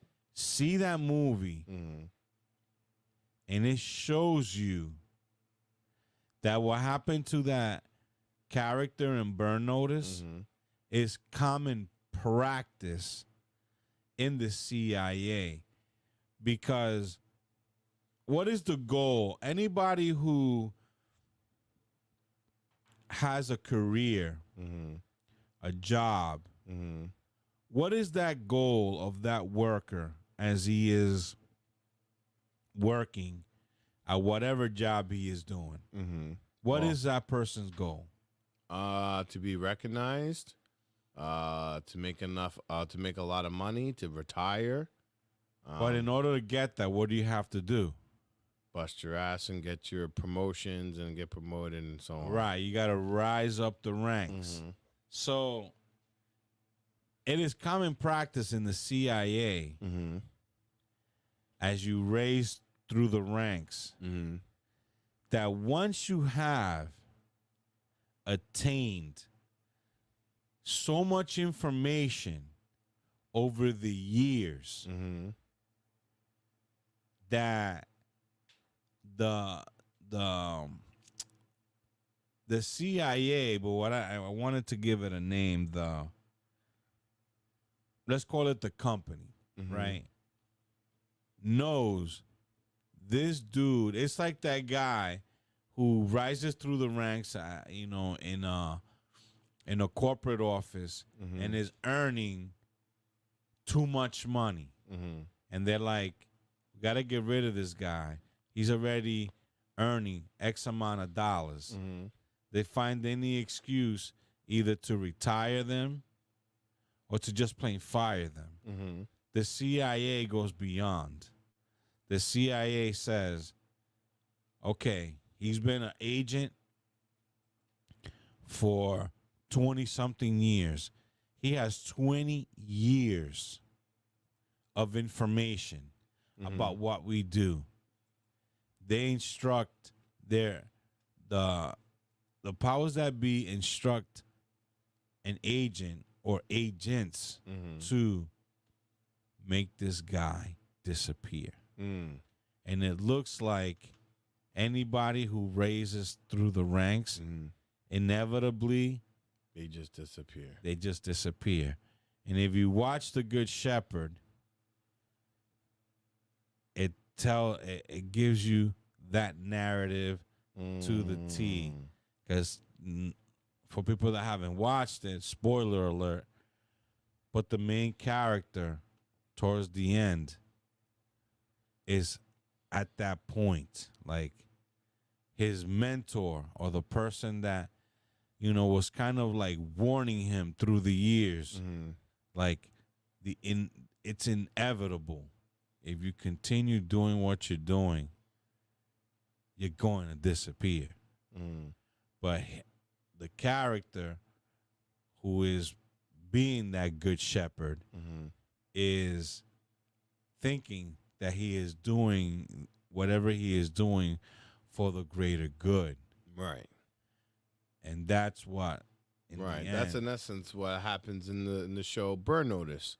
You know, Michael Weston, the main character, thinks he's doing something for the greater good, working for the CIA, but in reality, he's just a cog. Is just a in the cog in the machine. And the more he peels into the onion, right, as he gets burned, because all he wants after he gets burned, all he wants to know is who burned him and why. And to get to that kernel, he had to bring down several factions of this organization. See if you can get the ending of The Good Shepherd on YouTube. Okay. Because I like that little speech that he says towards the end. So, I mean, I just think that Alex Jones said it correctly, that, you know, they have to reveal, and they reveal it. It's a cult. They reveal it in movies and in TV shows. And, you know, after because this is one of my favorite shows, after watching it over and over and over again, you know, it reveals a lot of things. It reveals a lot of methods that they use. It reveals that, because I would imagine that in order for it to be plausible as a show, they go and do a lot of research. Oh, yeah. And there's a lot of things that, you know, just the whole concept that, because this guy working for the CIA, and all he wants to do is go back in and be reinstated, right? And the whole time he's bringing down all these, because he believes in what he does. And he's bringing down all these factions of shadow government so that he can say, look, I took down the people that were doing things in my name, right? Look, this is the real perpetrator. He gets back in. The moment he does, they kill his handler, and this conspiracy gets woven again, right? And now he's back to persona non grata, but now he's within the agency. It leads off with him being super deep undercover, and the whole time he keeps thinking that the CIA is going to be there for him, and every step of the way, his confidants, his handlers, they were all going against him. They all the while, even though from day one, right? So he was being lied to from day. So that's why I want you to see the But Good then Shepherd. he's in a position where he learned all these things. He's gotten good at what he does. And now what do you do? Right? Now what do you do? And then the whole dichotomy of the show, which is kind of why I like it, is because his closest friends who are in the terms of the CIA, they look at them as washouts, you know, they're has-been agents, right? And the whole thing is they're trying to tell him, like, look, what you have here, us, you know, helping out people, doing these things for money, has been working. Why you want to go back to the CIA? But he feels like he needs to. He has no choice. He has to get back there for protection, for everything else. And he believes in the greater good. And he believes in what he was doing makes a difference. Exactly. And it was all fake, cannon fodder, all of it. And the more he goes back into there, the more they use him, and the worse it gets. So I guess that's a lesson in the CIA. If you want to join them, you know, join at your own peril, because first of all, they don't really care about you. You're basically a sanctioned criminal, and they'll treat you as such the minute that they find you stepping a toe over the line. So it's really interesting. I don't know how people still wind up going to that profession, but there's still people that were CIA officers, that like Sean Ryan, you know, that, he's doing podcasts, and even he is like questioning, what the hell was I doing in the CIA? This is why you got to watch that movie, The Good Shepherd, because to get into the CIA, it's not like you say, you know what, I want to be a cop. You know what, I want to be an FBI agent. No. You have to be approached. Yes. And when you are approached, it's like the way the Godfather says, I'm going to give you an offer. You can't refuse. You can't refuse. And when you're approached, it's like telling you, you're coming in. Right.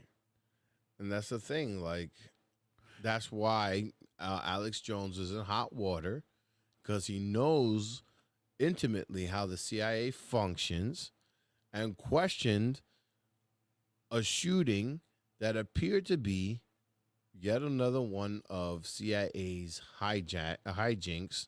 And it's still, the verdict is still out there, folks. I mean, people did die. It was a horrible, tragic incident. But don't dismiss the fact that this guy killed his mother and killed himself, before having any sort of trial or proof or understanding or anything as to why he did it. Right? And that, if the CIA has a method of brainwashing people and testing out different things, that is very well plausible that they could have used something on this guy. Maybe it went awry. Maybe it wasn't their plan for him to kill somebody or kill, but maybe it was, they were trying to brainwash him into killing a specific individual, who knows, that just didn't get activated the right way. Maybe there's a myriad of ways that they use these, what they call Manchurian candidates. If they're even on the books looking through and figuring out how to master brainwashing through the MK Ultra project, that means they've either A, mastered it, or B, still conducting experiments, or C, both. That's for sure.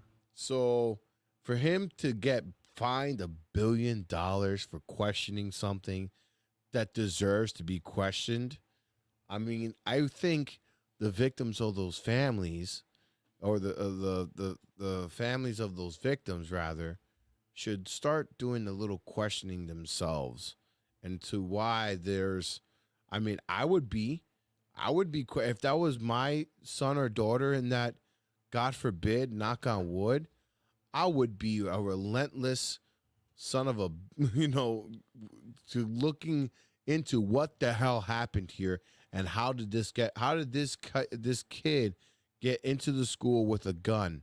How did all this happen without anyone knowing? How did he get access to this?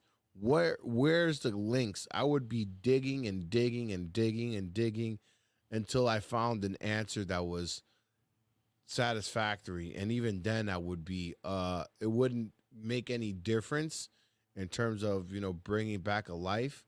But at the same time, it'll also put a little peace in my mind, because now I know what actually happened, but I to go and put your efforts on a radio host, I mean, let's be honest. It's bizarre. It's bizarre. It's bizarre. It's but again, Alex Jones is just like Donald Trump. Right. They're getting to me to get to you. And those two guys, that's again why I bring back the CIA. They're the hair in the soup to the CIA. And both of them know it. And both of them are on trial. And both of them have something on them. I know Alex Jones has something on him. He has something on him, but he doesn't want to give out that trump card, because once you give it out, you lose all leverage. Right. So they both got something on him, but it's it's a game of wit, and it's like a chicken. Same thing happened to Art Bell. Right. Art Bell had to go into seclusion. Art Bell went to the Philippines to Singapore for or Christ's a boy over here, Michael Rupert. I mean, they killed him. Or They suicided him. Or You know? Our boy, where's our boy at?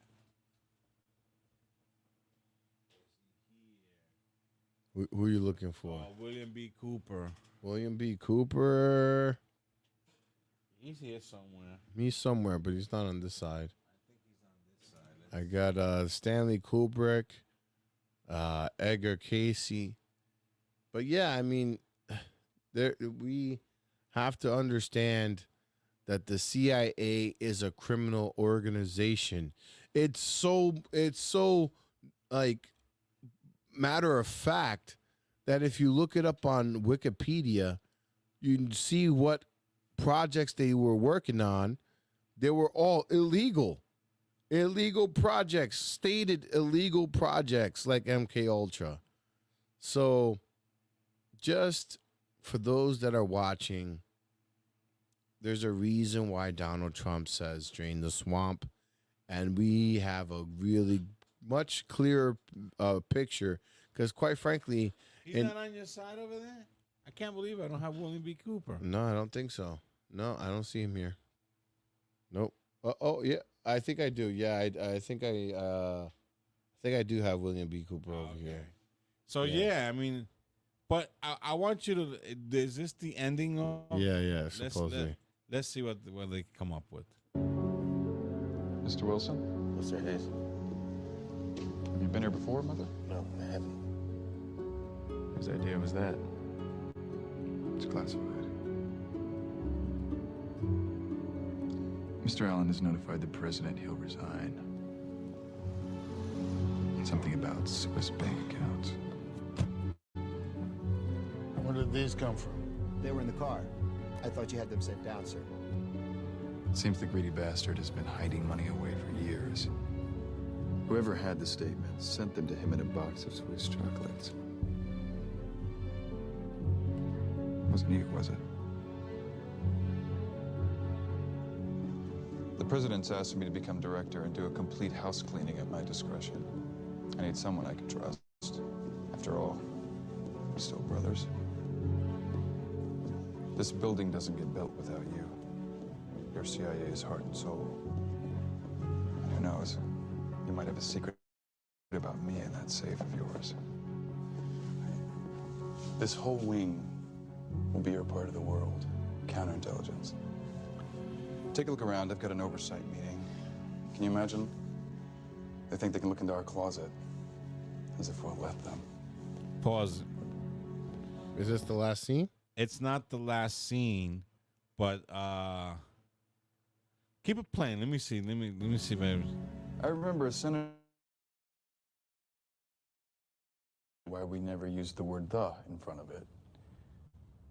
And I asked him, do you put the word "the" in front of God?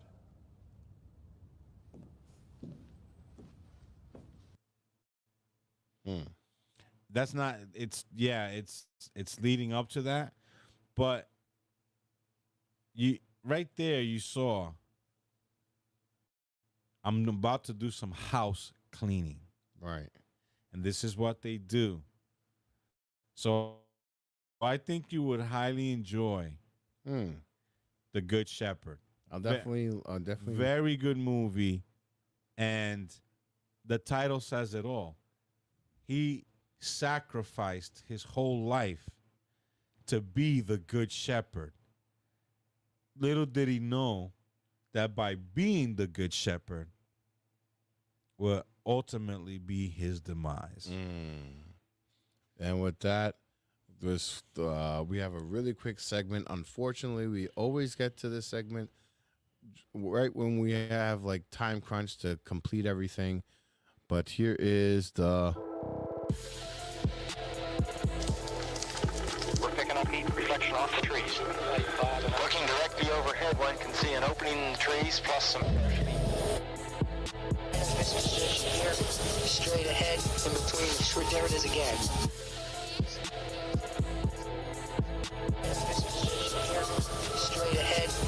sweet, there it is again. Oh, that button. There's some type of strange flashing red light ahead. It's yellow. I saw the engine. Weird. It appears that he may be moving a little bit this way, reflecting through the brightness. Looking directly overhead, one can see an opening in the trees, plus some reflecting tree branches under that underneath. Looks like someone came off about 15 to 20 feet up.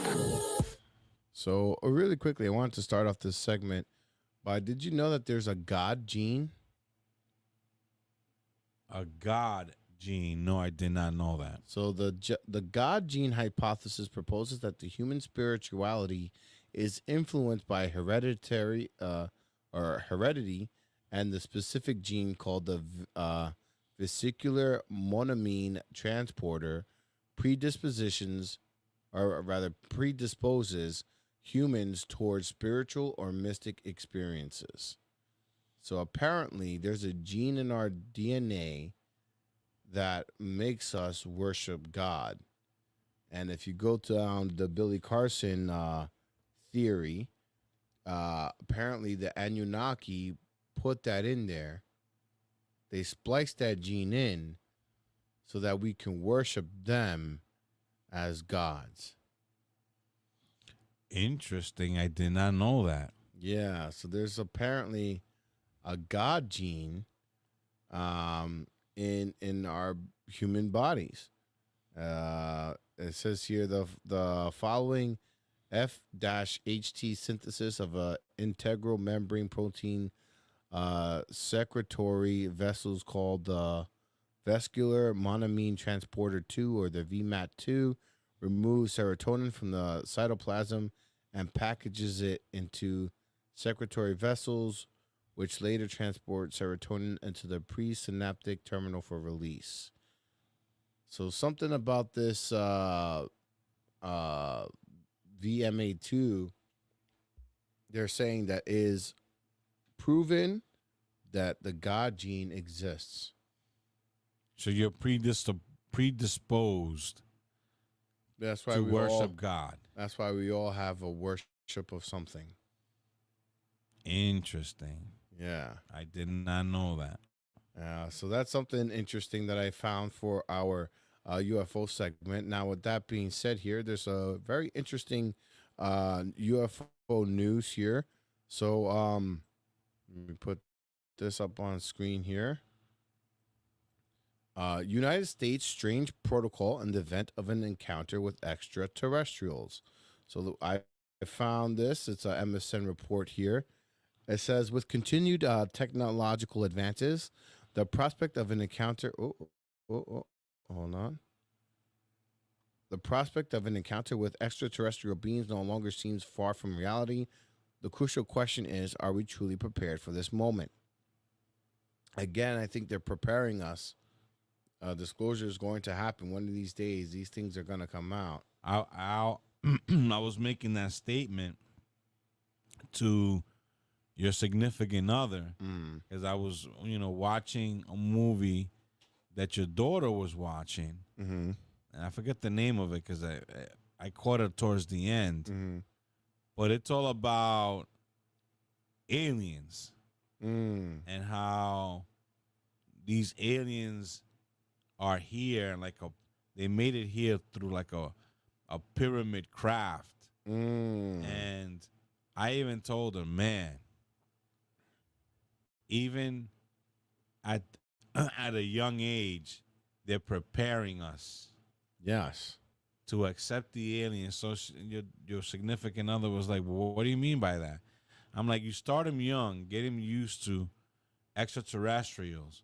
By the time they're at a certain age, the world will still say, it's a conspiracy theory, but at one point they're gonna make a revelation. Hence, I always say revelation, like it says in the Bible, where these aliens would be finally introduced to us, and then we're not gonna be so surprised because we have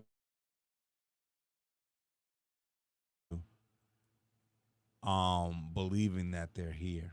Right. And here's some interesting things. So, moving along here, it says an encounter with something outside of the solar system may have triggered an ice age on Earth. Scientists believe that Earth may have briefly lost protection from the sun around 2 million years ago, left to endure the extreme environment of interstellar space as the solar system passed through a dense cloud of gas and dust between stars. At that time, early human ancestors shared our planet with prehistoric animals like mastodons and saber-toothed tigers. It's also when Earth was in the midst of an ice age that ended only around 12,000 years ago. Ice ages brought about by a range of factors, including our planet's tilt and rotation, carbon dioxide levels in its atmosphere, and shifting plate tectonics and volcanic eruptions at its surface. However, given the timing of when the scientists think that the Earth plunged through interstellar space, the research suggests radical changes in our planet's climate, like the onset of ending ice ages, could be influenced by the position of our solar system in our home galaxy. So, for those that don't know, the Milky Way is spinning around, and as we spin around the sun, the universe spins around the big black hole in the center, right? So there's all spinning. So it could be that where we are in the galaxy, right, affects the climate of where we are, of what we're feeling here on Earth. Right, because we're going as the Earth is going around the sun, moon going around us and around the sun.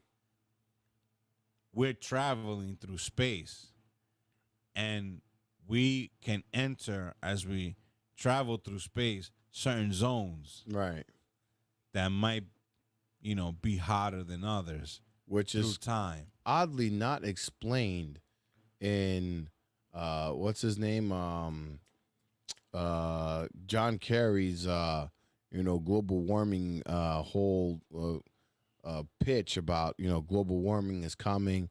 It does not even mention same thing with Al Gore. Oh yeah, and Al Gore too. So with that being said, some more news. But before you go to the next news, I heard something extremely fascinating. And I heard this from Michio Kaku. He says something that makes a lot of sense. And it's also has opened my imagination. He says that everybody focuses on the stars, right? And how many stars are in the universe. There's so many stars in the universe that there are more stars in the universe than there are grains of sand on Earth, right? But what people fail to realize that if there's more stars than there are grains of grains of sand on Earth, right? If there are more stars in the universe than there are grains of sand on Earth, each individual star has planets going around that particular star. So if there are more stars in this universe than there are grains of sand on Earth, can you imagine how many planets there are?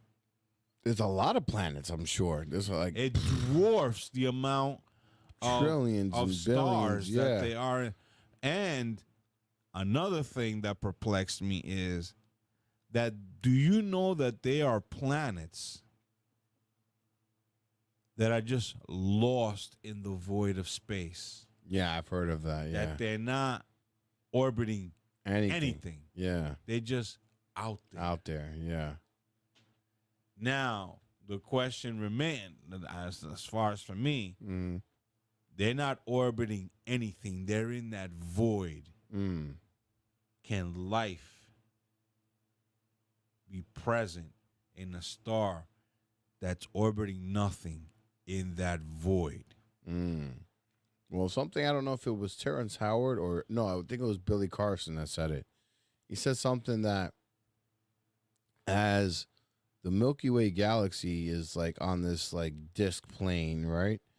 There's another galaxy that's interjecting, and we happen to be dead in the center of two merging galaxies. So there's the Milky Way and another galaxy are merging. Is that other galaxy the Andromeda galaxy? Let's see here. The Milky Way. Because let me tell you something. The universe, if we believe our astronomers and astrophysicists, it's not neat. It's all kind. They're everywhere.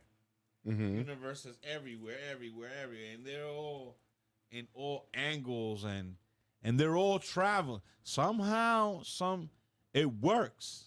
So it is the Andromeda galaxy. So it says here, the Andromeda Milky Way collision. Expected future collision between the Andromeda galaxy and the Milky Way galaxy.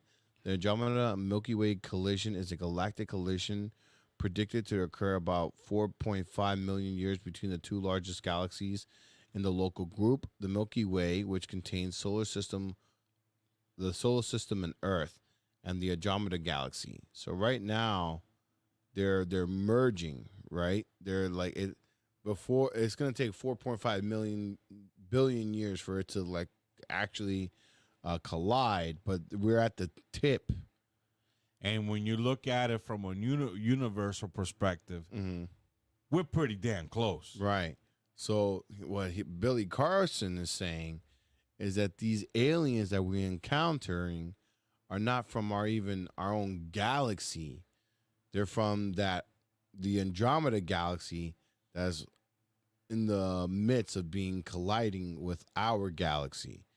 So this is where you're getting the different species of aliens, the one coming from the Andromeda galaxy and one coming from our home Milky Way galaxy. Now, for people that are listening, if you guys want to get oh, look, they got a perfect explanation video right here. Look at it. Okay. So here's the Milky Way galaxy.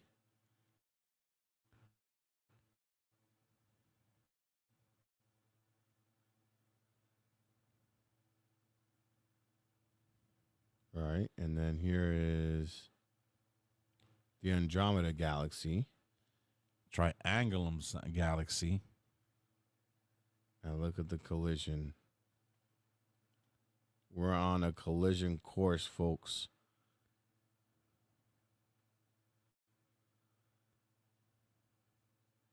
Pause it. You see, that's supposed to happen. Okay, so right now, like this is billions of years. Right there. So stop it right there. You see when those two galaxies merge? Right. You have to, if you want to get your brain blown, you got to listen to an astrophysicist describe what happens if you're on Earth while this thing is going on. It's like psychedelic. Well, according to Billy Carson, we're at this point here in time that our galaxy. Oh, let me put this up on stage because I don't think people can see this here. Perfect. So right where we are is like we're at the tip here, and this is what's gonna happen in billions of years from now. Because remember, this is the billion-year action that's happening here. Event. Oh, so it's like a dance until they merge into one. And then we get one super galaxy. Right. Wow. Yeah.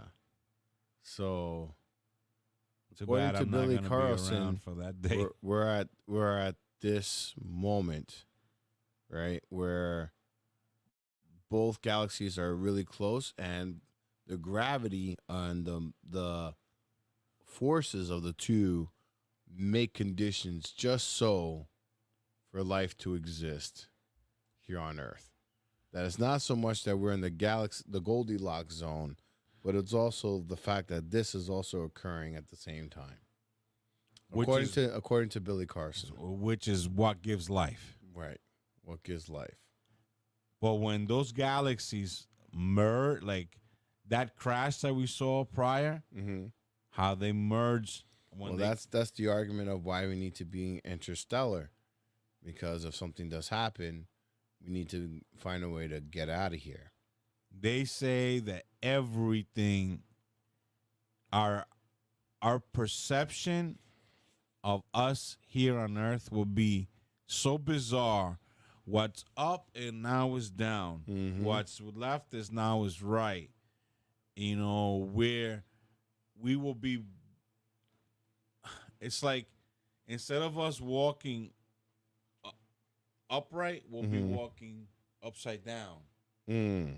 It's bizarre when you start. This will blow your brain. Like, what? Yeah. If it's true. If it's true, which who knows what's true these days. So that's that. And then you have this, which is a UFO mystery may be a result of advanced stealth civilization on Earth. UFO mystery may be a result of advanced stealth civilization on Earth. Skeptics have long questioned why UFOs, if they are alien crafts, would visit Earth so often. But two Harvard scientists suspect that beings may have been here all along. In research paper, they estimate that there is 1 in 10 chance that the true solution to the UFO mystery could be crypto-terrestrial, meaning that they belong to an advanced species hiding on Earth. While this notion may sound unlikely on first hearing, many observers are persuaded that this is at least conceivable. The team wrote in their new study, not at least because whole swaths of our planet remain virtually unexplored. And I also believe that the Earth is a lot bigger than what they tell us. And I've seen videos in Antarctica that there's a huge ice wall. And there is one picture that an explorer that went to Antarctica took, and it shows that beyond that wall is this body of water. And reminiscent to what that guy, that pilot, in what was it, Operation High Jump? Yes, discovered an oasis down there where he even saw mastodons. And right. That might be the place where the aliens are operating from.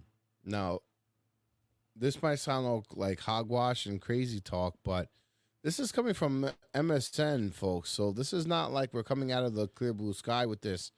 This is, a credible website that people look to for news.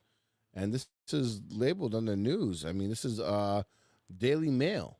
So I don't know. I mean, this is what's going on. UFO mystery may be a result of an advanced stealth civilization on Earth. You think we can handle that? I don't know. What do you think? And that another thing that I'm hearing more often is the different species of aliens. And one predominant one that, aside from the Greys, is the Nordic. The Nordic, and you have the reptilians. The reptilians. So there's 3 that they're pushing: the Greys, the tall Nordics, and the reptilian. Yeah, they could all be behind that wall. You never know. Going on, it says New York resident reports seeing 2 women abducted by giant white cubes. Have you heard about this? No. So New York State is a hotspot for unidentified aerial phenomena, with numerous reports of mysterious objects like discs and orbs in the sky. While there's a rich history of such sightings in New York, it is rare to hear about direct interactions between these airborne anomalies and humans. Many dismiss these supposed encounters as hoaxes or products of vivid imaginations, yet a recent claim by a New Yorker has raised eyebrows. They allege to have seen what might be a close encounter of the fourth kind near Lake George. The Mutual UFO Network defines this type of encounter as one involving a human abduction by UFO.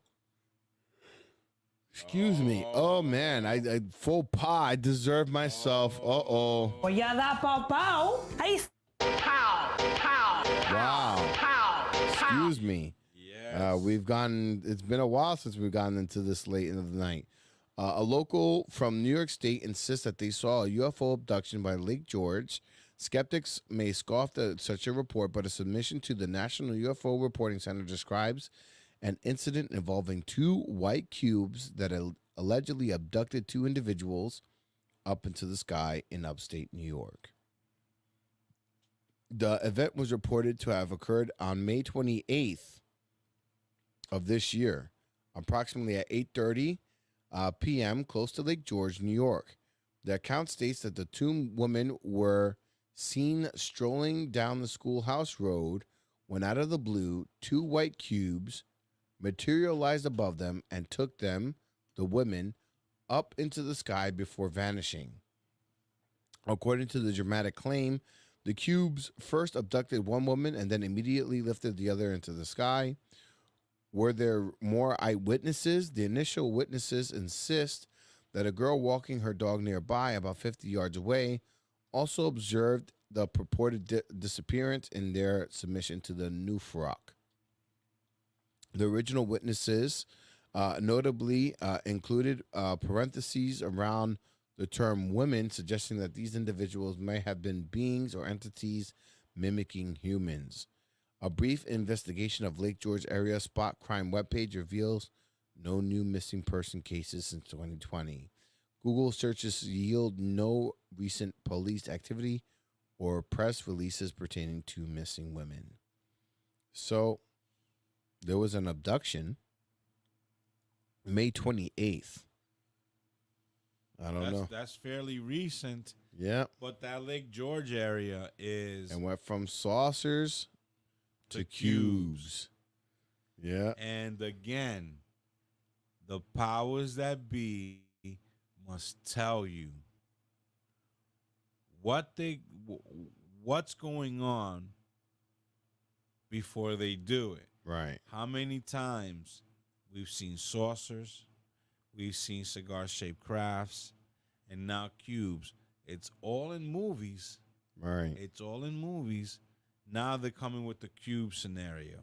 Right. And then finally, China landed a probe on the far side of the moon, and China unveils its international moon-based concept. Now, this could all be, another what's his name, Stanley Kubrick film here that they're projecting, because we don't know if they even have the technology capable of reaching the moon. Right. Because of that belt, that radiation belt. But if they did actually get there, these are their plans.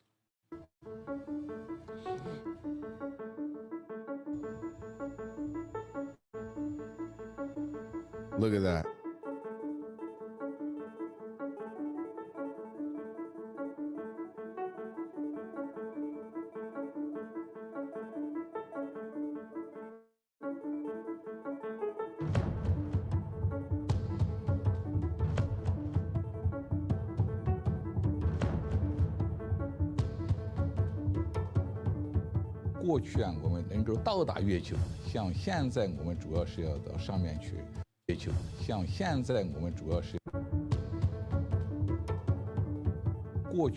We were able to reach the moon in the past.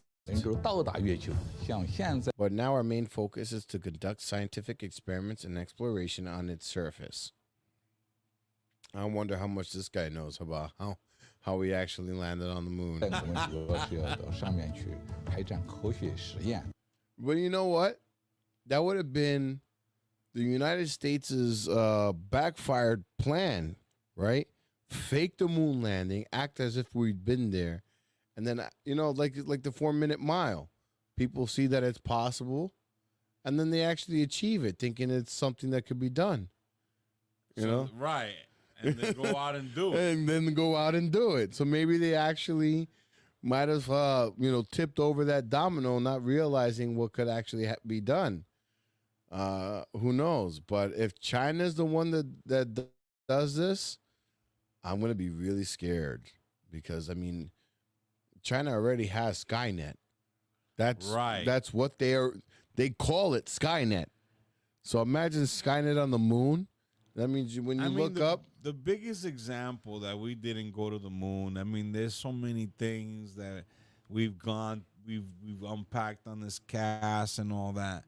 But there's always one thing that haunts me.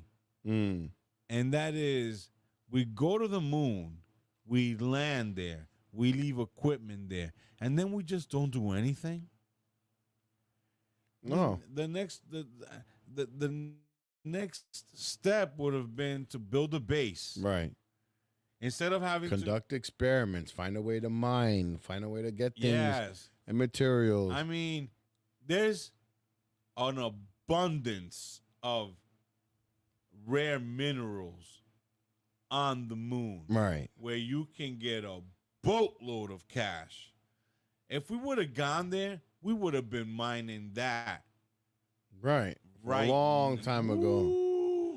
And sending it to Earth. And God knows what kind of technology we would have with moon capabilities. God knows. Yeah, so it just doesn't make sense. It just doesn't make sense. Yeah, I mean, it doesn't make sense. Or either one of two things might have happened. Either A, they attempted and the Galactic Federation was like, hold on. You're not allowed past this zone. That's it. Maybe they made up the radiation. Maybe it's just an arbitrary line like you have on the highway. You know, you can't cross over the double lines to get into the carpool lane. You have to stay in your lane, kind of a deal. It could be that. This arbitrary line. The Galactic Federation might have that no-fly zone. Right. You can go into space if you want. Right. Just here. That's it.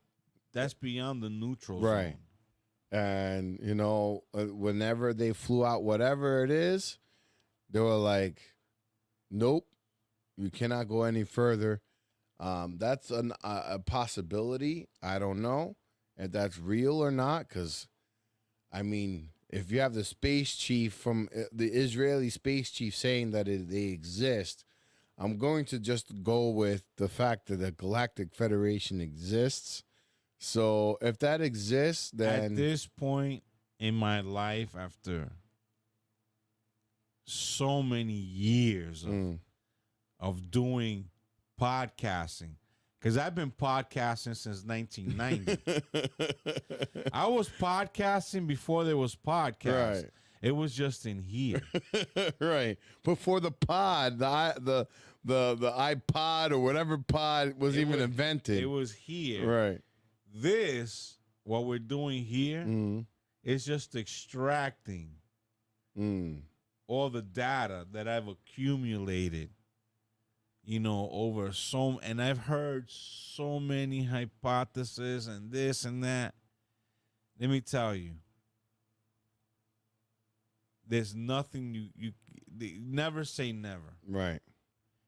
Anything is plausible. Mm-hmm. So when you talk about a galactic federation, to me, that's not so far-fetched. And the fact that we're corralled here because we're a danger to ourselves, I mean, that sounds right. We are a danger to ourselves and to anyone else we encounter, for that matter. I mean, the reason aliens don't land here, they know for a fact what we're going to do is pull out our weapons and shoot them. That's their first course of action, right? They come, they land, we're blowing them apart. Yeah, and we're not gonna have any hard time sleeping for doing it either. We're gonna be perfectly at peace. We shot this weird monster looking thing. End of story. That's it. You don't have to worry about it another it's day. so bad. We are so bad that during the time of King Solomon, I don't know the verse, but he says it. We're worse. We're like the worst species on this planet, and that's it. Our biggest flaw is that we're human. Right. We're destructive. You know, we're a plague. Wherever we go, we take over. We pollute our own waters, our own people. We experiment on our own people. Unwittingly. Yeah, it's like, what other animal does that?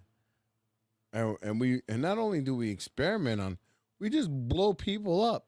You know, just casually drop a bomb on, not once, but twice.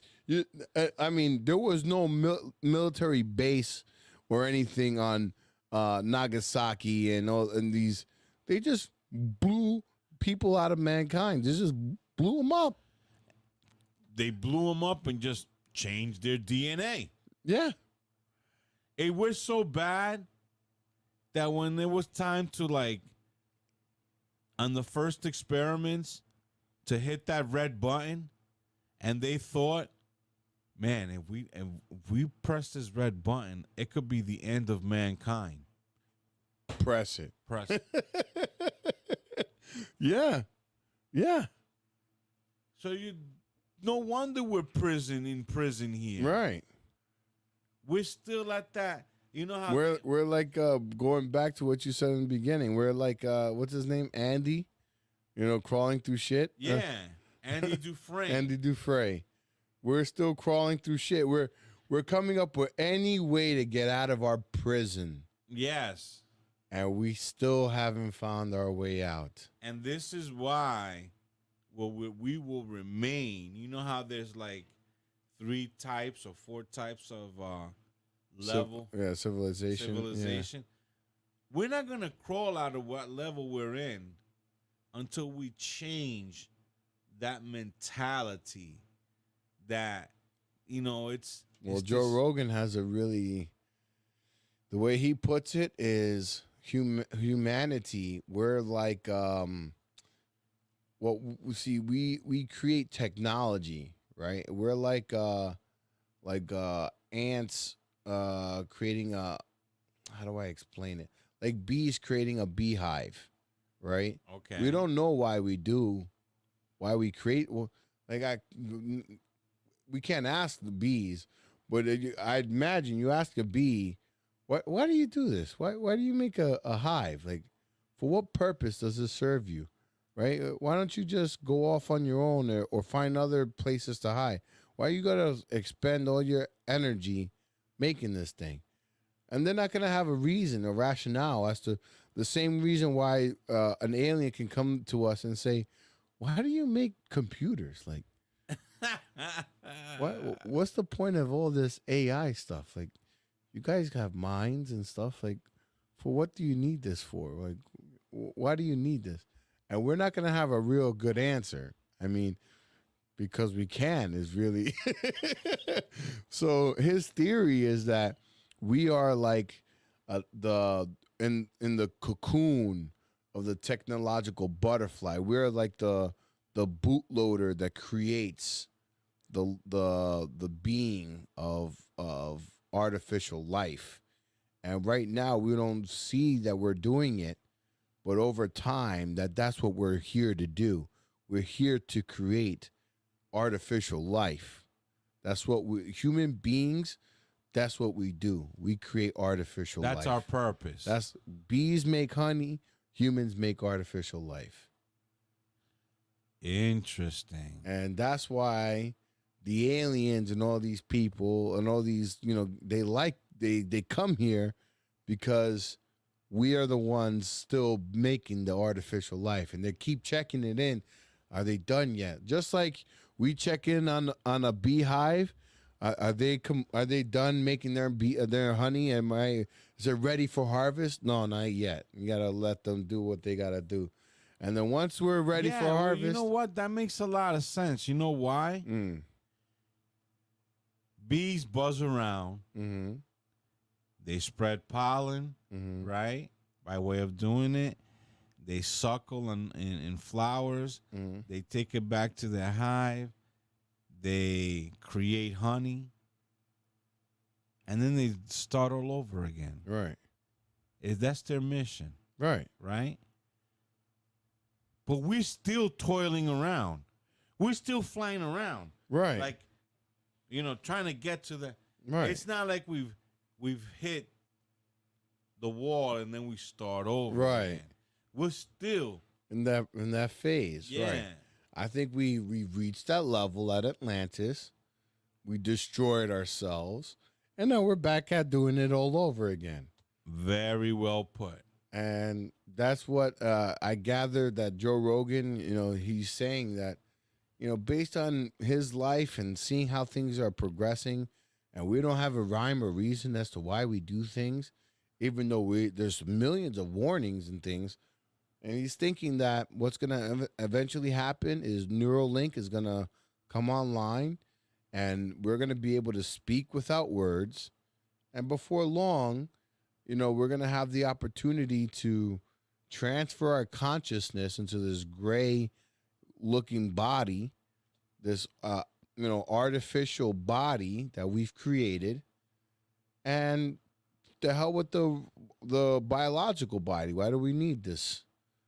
Because we can't travel in the realms of space in this flesh and bone, because our human consistency can't our anatomy cannot handle it. Can't handle space, let alone the gravity of another planet and all these other things. We can't adapt at the rate that. So these aliens could be our distant relatives, right, coming back to Earth. And just it's the difference between Apple and Microsoft. They're all after the same thing. And it's funny that I never heard Joe Rogan say that, but I've always had this weird hypothesis, this weird idea that we are human. Mm-hmm. We spend thousands of years, centuries, in finding out where do we come from. In finding out where do we come from, we create AI, robotics, right? Now we got robots. Robots now begin to do the same thing, trying to get to be organic. Then finally, the robots become human. And then the humans create robots, AI, robots, they become human. And it's like a vicious cycle going round and round and round. And we've been doing this for eons. And in the words of Alan Watts, he says that, we like to think of ourselves as being a part of the entire universe. But he's like, just like, an apple or a tree grows apples, the universe peoples. We're just another function of what the universe, so the universe grows beings and peoples. That's like a tree grows roses. Right. A tree bears fruit. Right. Yeah. The universe peoples. So we don't know what we're here for, but the grand scheme of things is we just gotta be, happy with our place in the universe, and just, as a part of all these, stories that we talk about and all these things, just find a way to be content with the life that you do have. And if you have to be the bee making honey, so be it. So be it. And with that said, it's time for the ultimate final segment of the cast. Turn off the light, take a deep breath, and I'd like relax. to finish with ohms. This is not a cult or a religion. It's just ohms, okay? We're going to relax our breath. This is a meditation pose, lotus pose, whatever you want to call it. Don't be afraid of your own voice. You're in your house, make some sound, no one cares. You're basically massaging the central nervous system, which, trust me, needs massaging.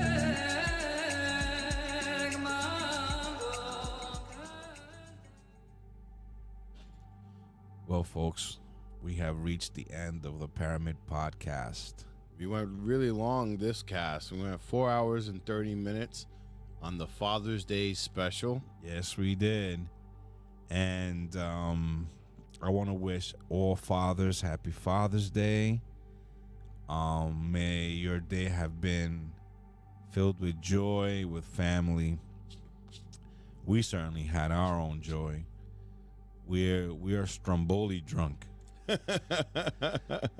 Our wives got us big Strombolis. That's right. So I hope everybody had a fantastic Father's Day. And we're 4 episodes away from the 100. And we were talking some, about our existence, how we might be in some kind of a vicious cycle where we go from robots to humans and back and forth. But my hope is somewhere in this ether, they will find our podcast and say, what the hell are these two guys talking about? Yes, and we would have left some kind of lasting mark. You know what's interesting here is that unlike my grandfather and his grandfather and the generations before us, the kids after us, my kids and their grandkids and your great grandkids will have an extensive library of our kooky thoughts. Of our thoughts. Think this is like a visual journal, visual diary. Right, and can you imagine my great grandson, right, can look upon our videos and say, well, I'll be damned. They were right all along. They could, yeah. And not only that, with the way that technology is going, they might be able to talk to us flat out and ask us all kinds of questions. And it will be just like in Star Trek, where you can contact Spock, right? And you can have a full-blown conversation with us, and it will be genuine responses that we would say, but it's all generated by AI. Wow. So with that said, let's go into a little prayer. I pulled up something here. Heavenly Father, I look around and find sadness all around. Life is difficult for so many. The wicked prosper and the righteous suffer. I search for answers, but alas, nothing makes sense of all the sorrow. Comfort my soul, O Lord. Send your spirit to impart peace and understanding. Kindle the flames of your love in my heart, that I might be able to ease the pain of my neighbor and bring glory to your name. In your dear Son's name, amen. Amen. And let's evoke that good vibration, good energy, positivity, abundance, and love through the ultimate Om.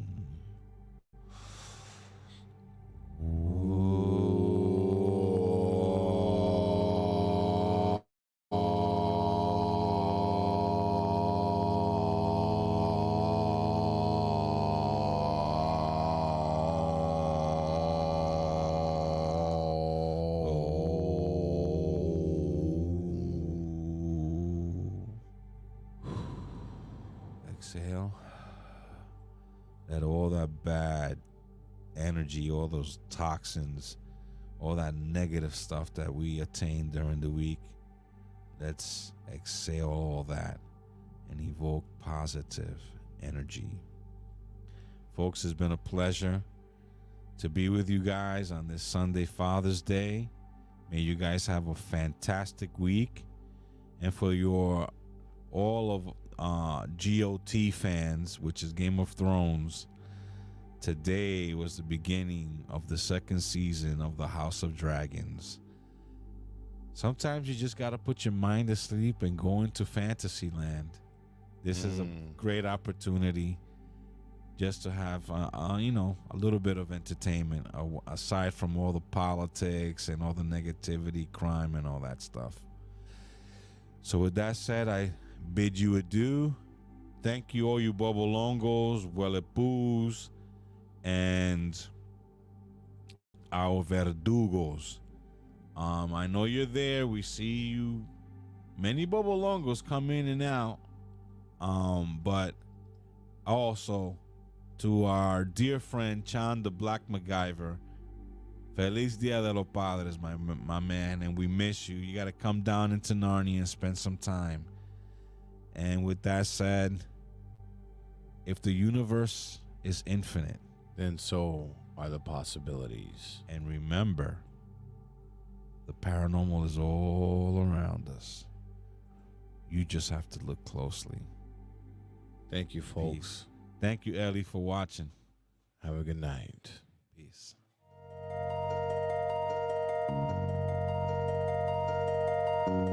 Dumb Republicans. Dumb Republicans. Dumb Republicans. Dumb Republicans. Dumb Republicans. Dumb Republicans.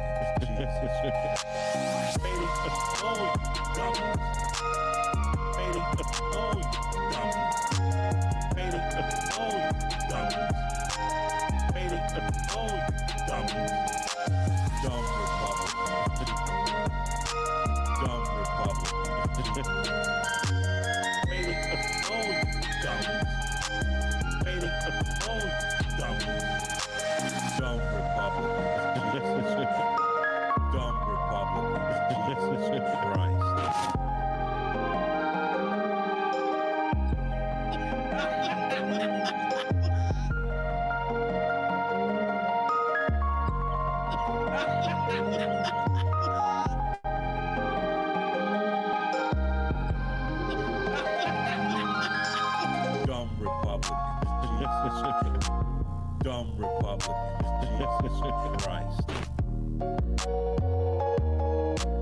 Dumb Republicans, dumb Republicans, Jesus Christ. Dumb Republicans, Jesus Christ. Dumb Republicans, Jesus Christ. Fading, oh you dummies. Fading, oh you dummies. Fading. Oh, dumb Republicans, Jesus Christ.